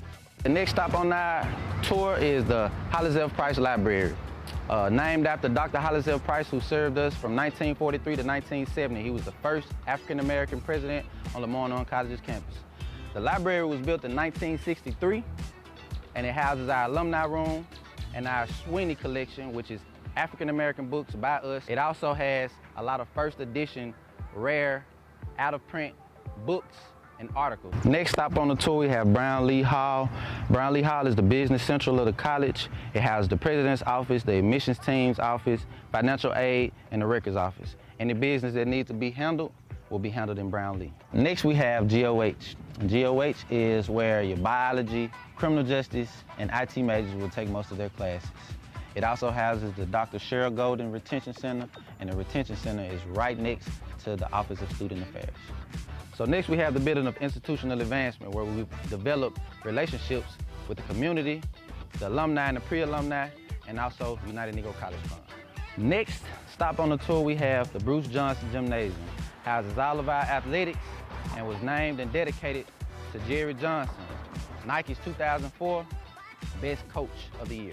All right, next stop and the best stop, we have the Patton Hall Living and Learning Center. It was built October 10th, 2013, estimated at about $15.5 million. It houses about 350 students, co-ed dorm, girls on one side, boys on the other. It's where all the freshmen and all the upperclassmen reside. All right, just a little fun fact while we're at the dorms.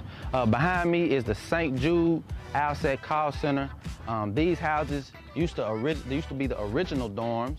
However, now they house the St. Jude Call Center for students on campus to make a living, to make them some extra money so that they can do whatever it is they want to do. Also, those students continue to go on to work for St. Jude in a bigger capacity.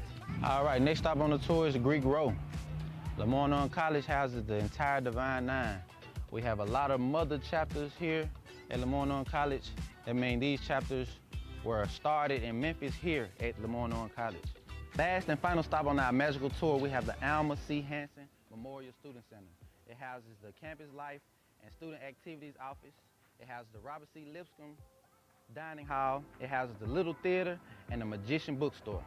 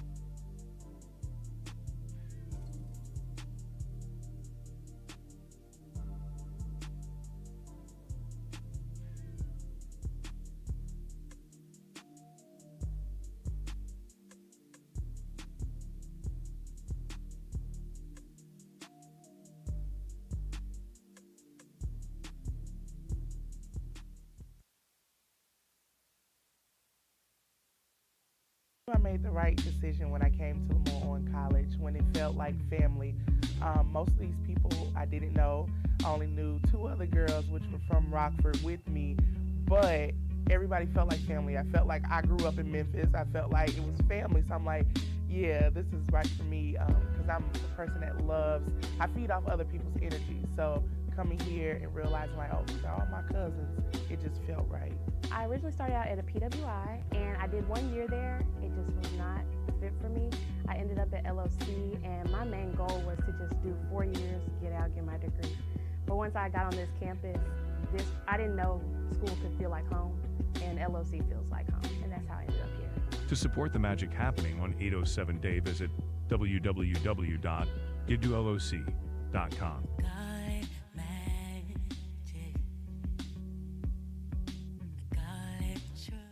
I made the right decision when I came to And we LeMoyne are College. back. 807 Giving Day continues. Yes. What hour are we at now, Dr. Henson? It is now 4:04. So we have graced your presence, and you've graced ours since 8:07 a.m. this morning. And, you know, even though we've probably put in a full work day, it doesn't feel like work. Yes, this has been a pleasure to entertain and just to have conversations with, they're not ordinary people. They're extraordinary people. Yes. For the work that they've done, these great alums, these legacies we've heard about, the historical perspective. You know, we have a newfound, love for LeMoyne-Owen College. And we do. With that, we now have our friend, family member, alum, class of 2010, Miss Marion Hart. Yes, welcome, Ms. Hart.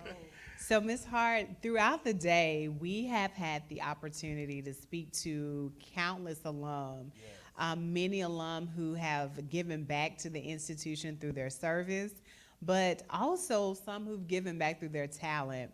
They've graduated from LOC, and now they work for the institution. And there's a common stream within those individuals that all feel that they need to give back to the institution that gave to them. Now, Ms. Artis, you work here at the college. Tell us why it's important for you to be an employee at the institution that you were once a student at. Well, it started back in 2008. I was going to Southwest Community College, and one of your recruiters came over, Dr. Joey Edwards. He talked to me for a while. I had no idea I was going to move on because it was more of a bucket list for me at that point. Well, he talked me into coming over here, and I had a great GPA at the time and ended up getting a full ride. Shout out to Mr. Joey. Yes, indeed. And this was after I retired from Internal Revenue after 25 years. Amazing. So that was some recruiter to get you out of retirement, have you continue school at another institution. So what was going on in your mind? You were doing something as a bucket list, but now you're actually pursuing this continuously. Yes. What was going through your mind at that time? At the time, it was just a dream, something I wanted to do long years ago. But once I got that opportunity and at a historically black college, oh wow, that was a dream come true. Since then, I've met so many wonderful people, and I continue to meet wonderful people, by the way. Been in this nurturing environment, had a chance to steer students and young adults into other programs and help them on their journey. So it feels like a ministry for me. Awesome. So tell us about the work that you do. Well, now I work with the same adult students. And by the way, I was an adult student, so I have walked in their shoes, so I know exactly what they're needing.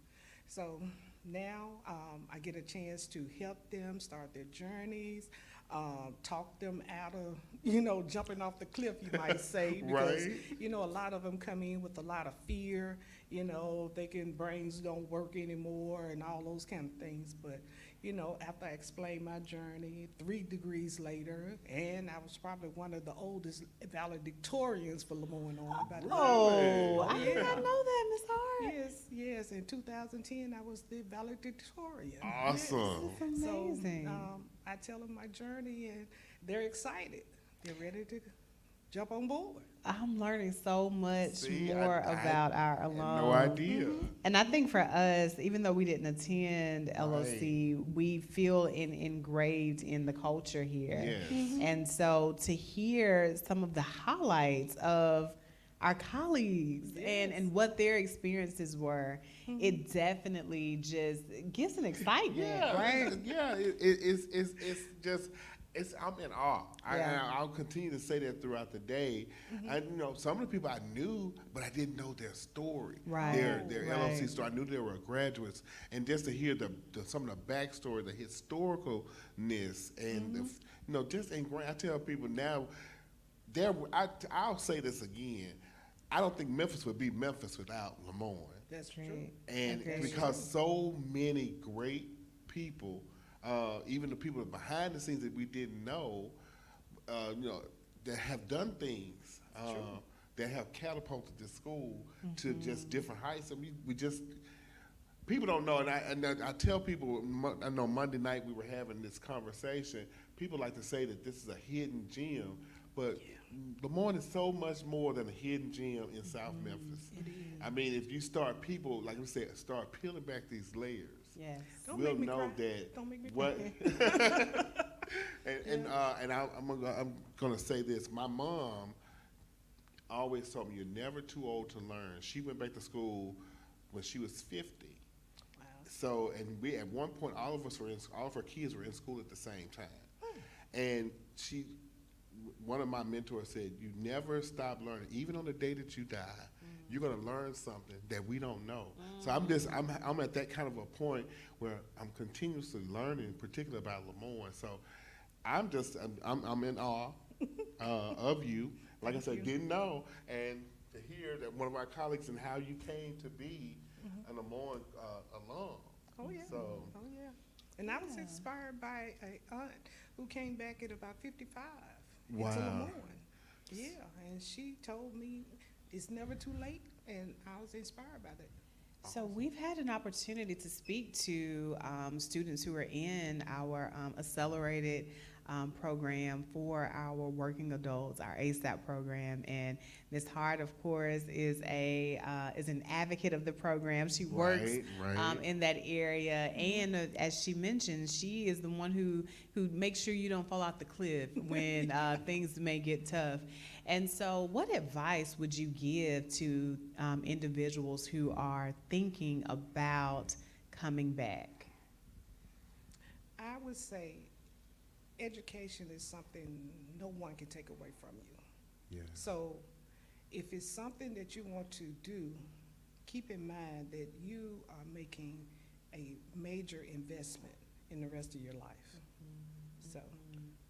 And an investment that pays dividends. Oh, yeah. We've heard from Dr. Lang today, and she talked about some of the great work that's going on within the academy, specifically with our ASAP program.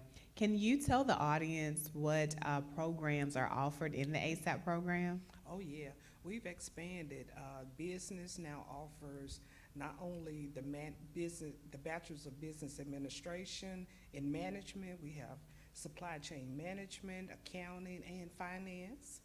And also, we have a Religion associate now. Yeah, we heard. Yeah, and we also have Criminal Justice, and they have Intro to Law. They have Correction and Police. That's awesome. That's awesome. And can we stay in the space of logistics and supply chain demand? Memphis is a hub for industry for the Mid-South. And as we think about what a degree in supply chain demand and logistics would bring to a potential student, we know that you are I shouldn't say nearly guaranteed a job when you leave, but you're in an area where jobs are of plenty. And so we definitely encourage you to meet the job demand. Meet the command to get these degrees that are going to land you in a position to secure a job at home. We want to keep our talent here, and I think that's one of the messages that we don't always convey very well, is that we want you to get the degree, but we also want you to stay in the area. Give back to this community, give back to the Memphis area, give back to the Mid-South area, because again, we want to train the talent, but we also want to keep the talent. Yes, Absolutely. yes. I mean, that helps build this foundation of this city. I moved here 20 plus years ago, in 1996. My intention was to only be here 3 years, and now it's 28 That's years a lot later. of years It's just later. a lot of years later. So I know how Memphis, I like to say, get your hooks in you. And I think if you get your hook, and if LeMoyne gets the hooks in you, then you really are attached to this city. That's true. So we just thank you, for being who you are here at LeMoyne-Owen College, and being an inspiration to others. Like, as a non-traditional student in the ASAP program, and now helping other students. Start your second career. Second career, exactly. So I mean, coming out of retirement, I'm like, I don't know if that would be me. But you don't have the love that Ms. Hart has for LOC. Okay, You're well, getting there. I'm getting By the there. end I'm of the getting day, there. you're going to have that same Yeah, heart. I think at 807, I'm going to have a whole lot of love. Before you leave, Ms. Hart, can you talk a little bit about the requirements for the ASAP program? Yes. It's a non-traditional program for students over 25. We would like for them to have at least 3 years of work experience, and if they come in with at least 45 to 60 credit hours, you're looking at about a year and a half finishing. A year and a half for a bachelor's degree. Right. A year and a half. It is never too late. Never too late to pursue a higher education. And we are here to provide the level of support that we can to make sure that you are successful. And we also are here to support you along your journey, even beyond your time here at LOC. We are now going to just remind you about 807 Giving Day. You still have an opportunity to give.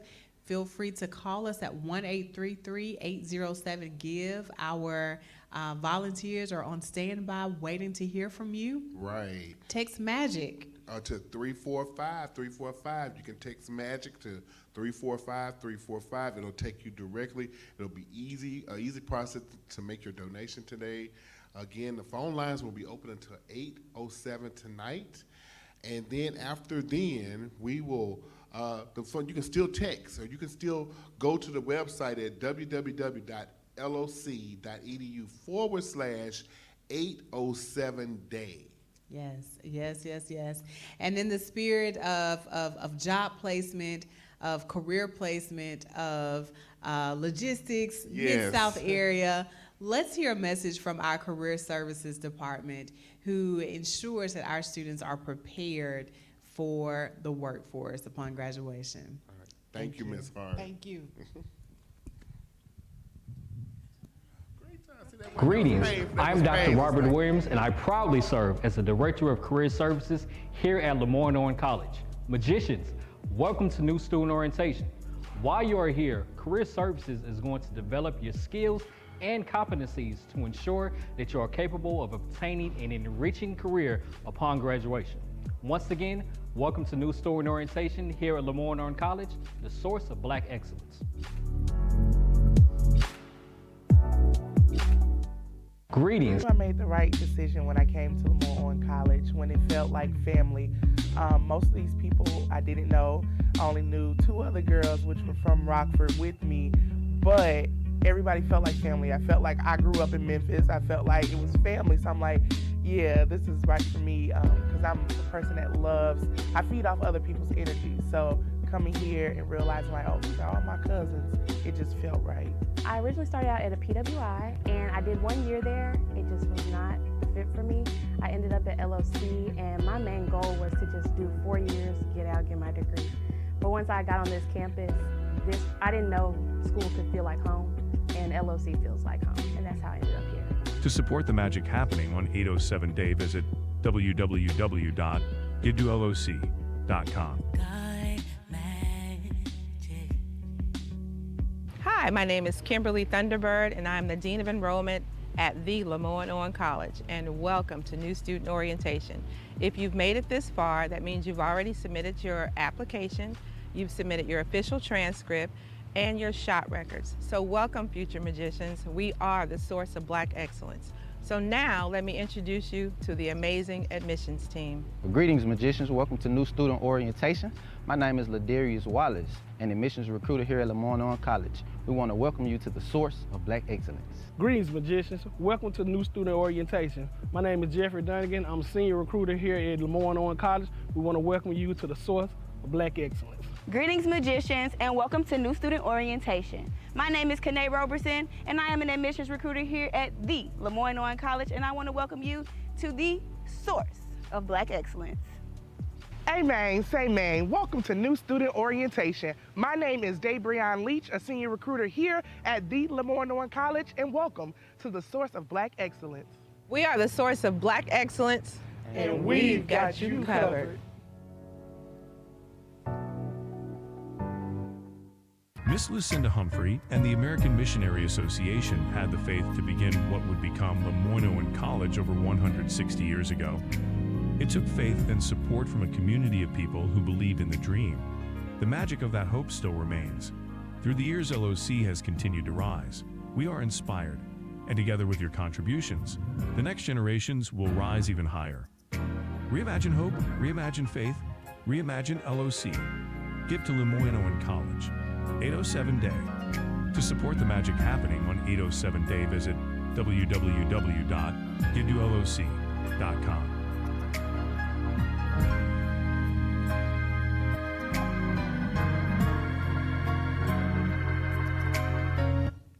And we are back. 807 Giving Day. The marathon continues. Yes, the marathon run. This is not a sprint. This has been a marathon. We still have a few more hours to go. But the race has been well worth it. Yes.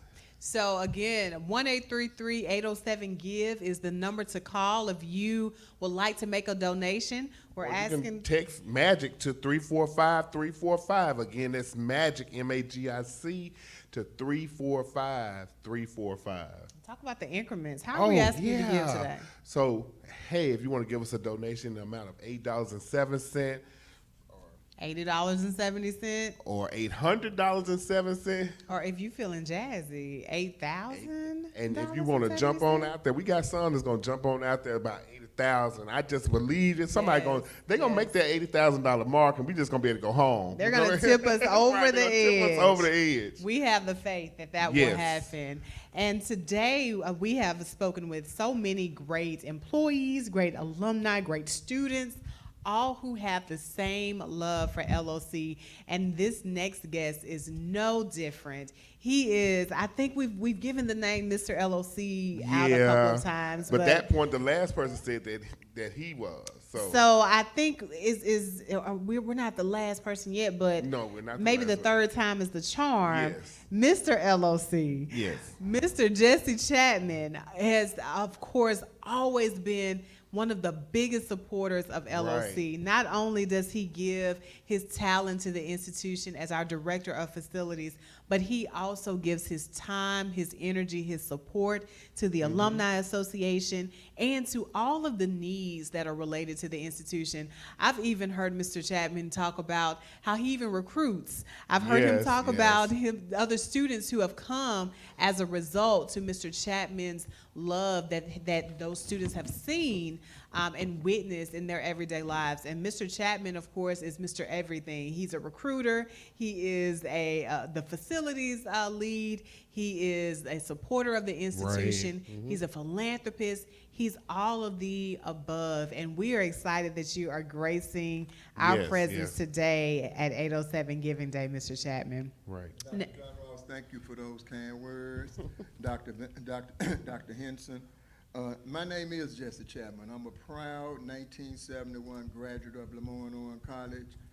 And one of the reasons that I'm so enthused and so down for 807 Day is because had it not been for days like this at LeMoyne-Owen College, I probably wouldn't have been able to graduate. I'm a first-time student. I'm a first-time family in my family to graduate. I went to LeMoyne-Owen on scholarship, and the way I was able to go on scholarship was because people just like you all that are listening to us donated to this beloved alma mater. Yes.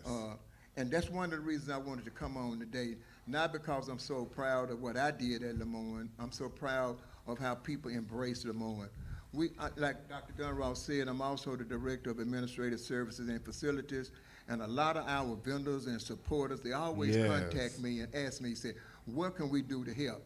And what I hold in my hand, Dr. Vincent, Dr. Dunross, is about $25,656. $25,000. Did y'all hear that, Dr. Dunross? $656.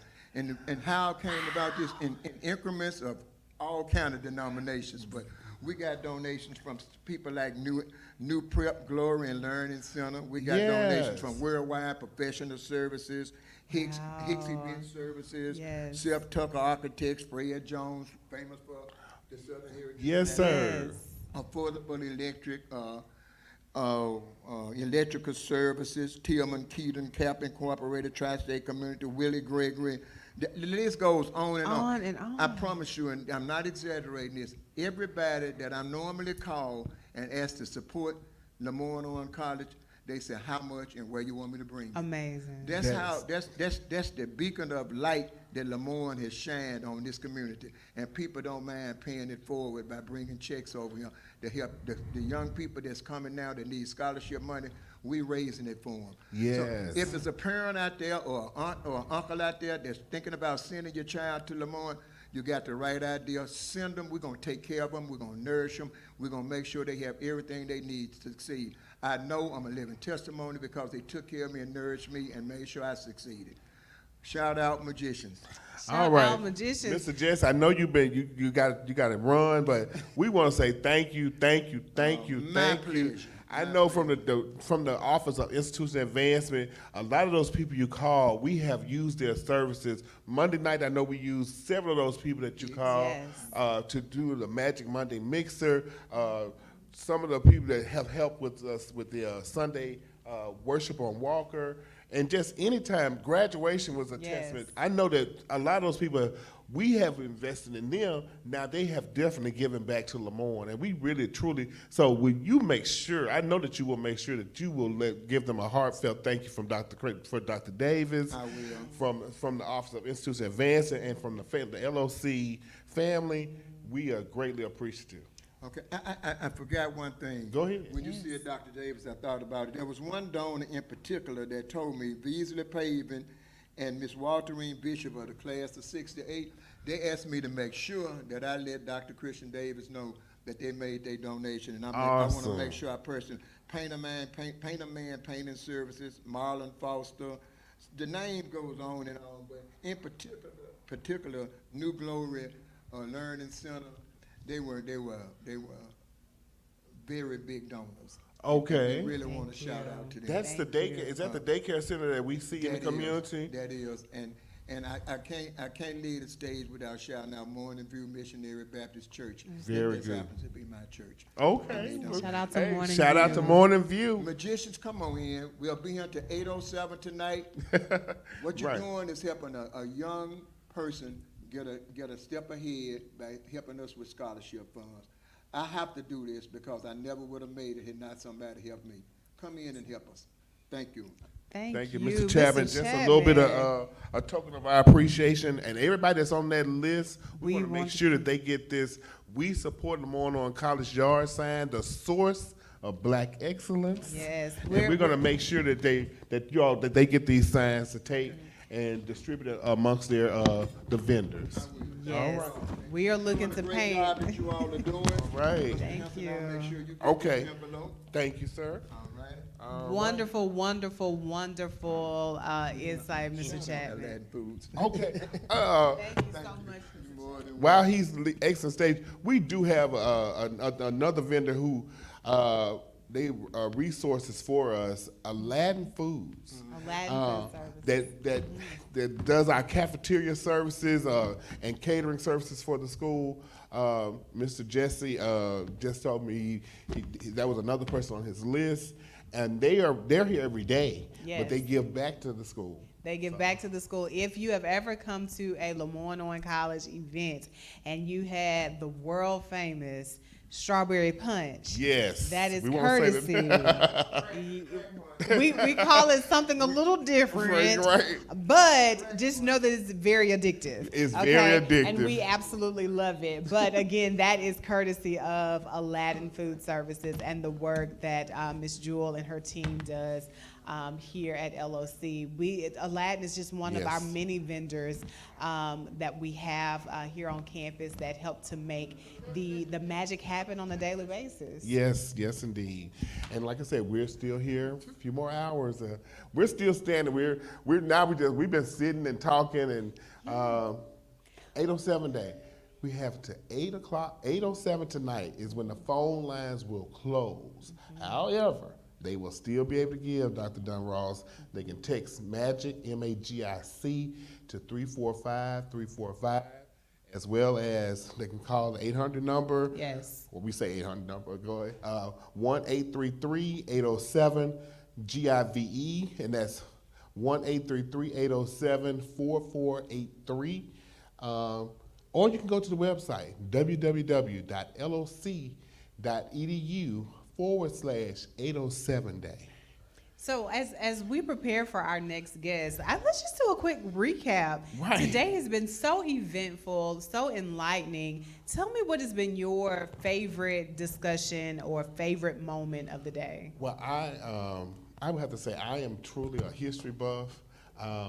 I did a lot of research on HBCUs, and Dr. Christian has been a kind of a mentor for me. And just to hear some of the things that they did, and it's like, that was a really, the assassination of Dr. King in the city, and to know the students were here and they were engaged and knowing what was happening, that has been one of the biggest. But I think one of the other ones, just seeing our young people, and I know that's one of your favorite moments. Yes, that's definitely been my favorite moment. Seeing our young people making the decision to give at such a young age, and to be a part of a family legacy that understands the importance of giving and has valued that as a core value for their family. Yes, I think that is just phenomenal, and I think that it goes to the root of what true love is. Yes, and most when you definitely. teach your family about true love, we also know that goes outside of just your family rim, and I think that those babies understand that. Right. And right. I believe, and I'm holding true. I know one of them said they were maybe coming to LeMoyne, Maybe. but I'm going to go ahead and count it And claim it. forward and claim it that they will be LOC magicians. Right. And speaking of LOC magicians, we have one of our favorite LOC magicians who will be coming to join us.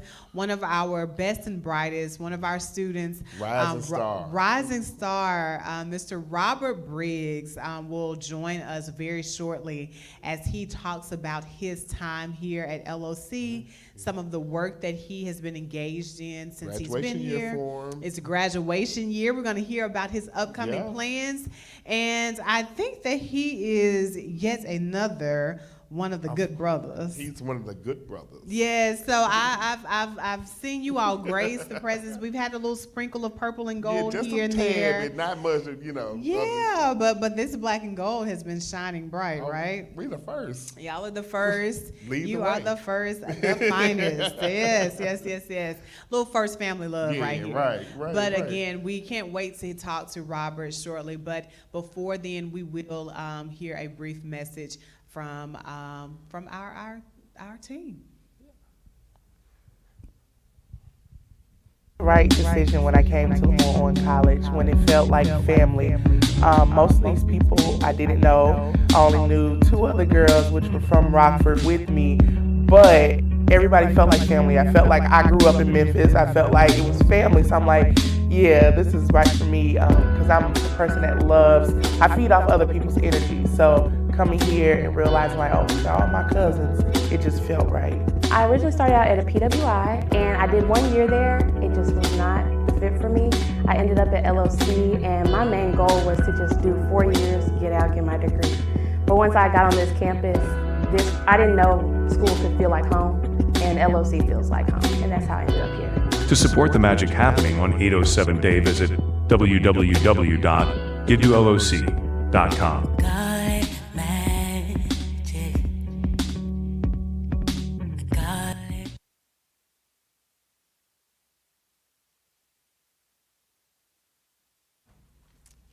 So we've been together for quite a while today. Yes, the countdown continues. And I hope that those of you who are viewing us in the audience, that you've probably learned a little bit about us. Right. We know, of course, that Dr. Henson is a good brother, and we also know that he is a history fan, and that he also has a deep, rich history embedded in HBCUs. And if you have not learned anything about me today, you will know that I have a deep passion for students. My career has truly been engulfed in student affairs, and so it makes my heart excited and happy when I hear from young people and young people who get it. And when I see this next guest, he is definitely one of our students who shines bright.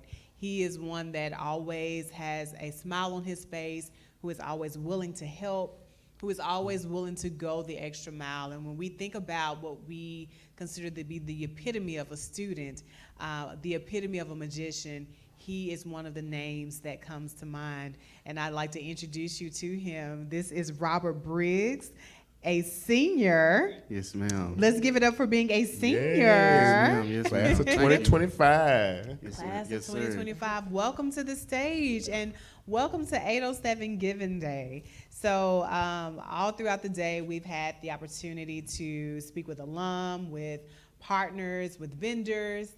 But I think for me, the most exciting time is when we get to speak to students. So I'm excited for this conversation. And we definitely want to, before we get into the Giving Day and all of those great things, let's find out who you are, Robert. Tell us a little bit about yourself, what your interests are, and why you chose LeMoyne-Owen College. Okay. So first off, my name is Robert Briggs. A lot of folks on campus call me Bobby, but I go by both.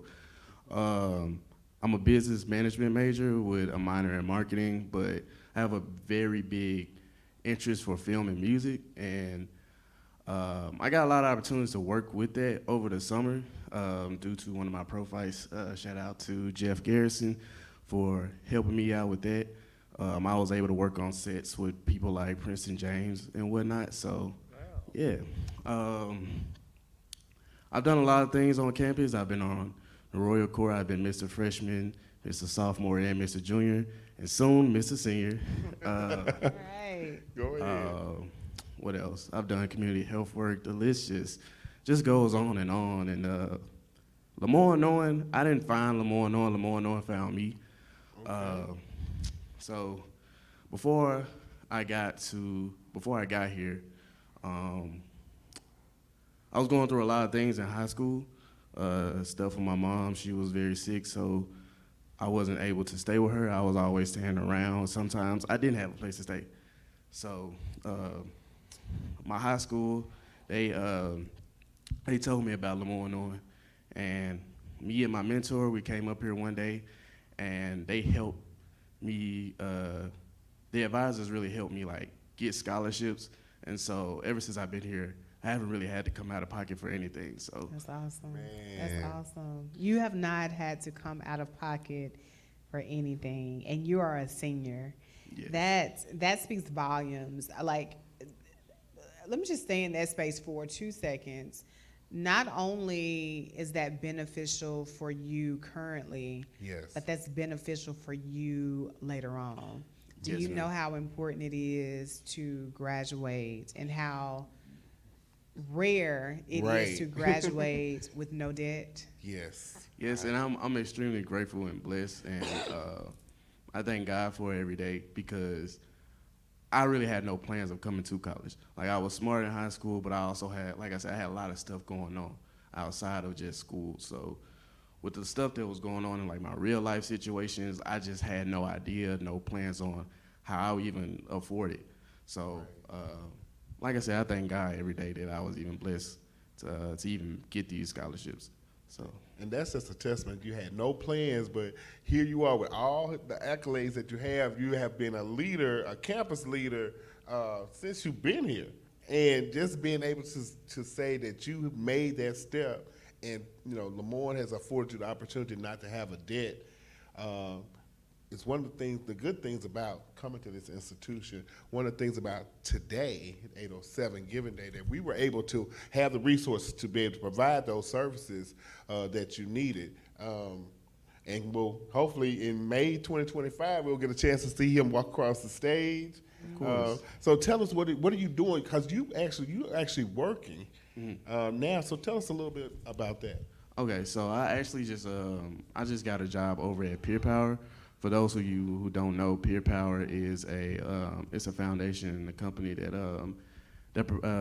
puts a lot of college students and high school students in high schools to be young success coaches, and that's being a mentor as well as a tutor for high school students. We do a lot of ACT intervention, but we also mentor the young kids as well. So I just got that this summer, and I was able to celebrate their 20th year celebration with them. Wow. I even got an award there for, I guess just for being a good success coach example. So it's one of my favorite jobs that I've gotten since I've gotten to LeMoyne-Owen, and they really work with my school schedule and stuff as well. So. That's awesome. That's awesome. So again, I told you all that he is the epitome of a great student here. So I'm cheesing from ear to ear when I hear you say things like that. I like to go back to one of the things that you mentioned about your advisors and how your advisors helped you to get scholarships, maybe scholarships that you didn't even know existed, and how that helped your experience. For our viewers, you've seen throughout the day individuals from support services that we have here on campus, and those individuals are the ones whom Robert connects with. They are the ones whom know about the opportunities and are looking to fill those opportunities with students who not only are going to represent themselves well, but also represent the institution. And so for those of you who may be students who are watching, for those of you who may be rising students, follow Robert. Robert is taking the path that we want you to take. Get connected with an advisor. Get connected with career services. Oh, yeah. Get connected with support. Would you like to elaborate? Oh, yeah. So I'm about to give out a list of names because I got to shout out these people. First things first, shout out to Dr. Williams. He has been an amazing help. I got to give a shout out to Dr. Henson. Dr. Henson, Brother Henson, has been an amazing help and has led me to get some scholarships as well. I'm always getting emails from him about scholarships and grants as well too. So who else? I got to give a shout out to Mrs. Wooten. I have to give a shout out to the admissions team, Kanae, Dabrion. They're just amazing resources and a great network once you get on campus because they have a hand in everything.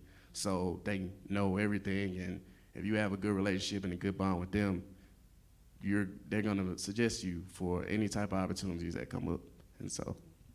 And that's important. I don't think that we spend a lot of time in that space, and I know that we have other guests, but I really want to stay in this space for just a few minutes because for first-generation college students, or even those who are not first-generation college students, One of the areas that we lack the most in is networking. And networking, a lot of times we have this preconceived notion that it has to happen at a career fair, or it has to happen once you get out of school and you're in the workforce. But networking actually begins when you are in college. And it begins with forming a relationship with your advisor, getting connected with student services, knowing what is going on the campus. We've talked a lot about partnerships, and our partners want to see students in roles related to their internships, related to their job opportunities, but they need to make sure that you are prepared. And so connecting with those advisors will give you insight to what you need to know when those opportunities come, and then those opportunities are what makes a difference in terms of getting a job, whether you're in college or you're about to graduate. So again, network, network, network, and your network begins when you start college. Yes, ma'am. Gotta give another round of applause for those names that I mentioned, because not only did I learn a lot in my classroom, but due to that network, I was able to learn so much more outside of the classroom, and it's stuff that you can't pay for. I've gotten experiences that you just can't pay for. So once again, huge round of applause to those. We appreciate you, brother, and we know we are going to be seeing you in the future. We are. So that's just more to come. Yeah, tell us about your future plans before you leave. So, like I said, I've had a couple internships over the summer doing film and music, and my goal is to be a screenwriter as well as a scorer and a musician. So hopefully, once I graduate, I'll have a job in that field. I'm just steadily going up, because I started off as just a regular production assistant, and each time I've been on set, I've had a new role. So whether I'm actually being a boom mic holder, or actually sometimes even holding the camera a little bit. So things are just going up. So building that resume is like it's gonna be higher heights. Yes, and you have the opportunity to give to the success of students like Robert. Robert is graduating with no debt, and it's thanks to donors such as you who invest in scholarships, invest in grant opportunities, investing in all things financial. And so 807 Giving Day continues, 1-833-807-GIVE. Feel free to call us. We are standing by waiting to receive your call. Give in dividends of 807. If you would like, you may also text the word MAGIC to 345-345 with your gift, and we will be ready to accept them.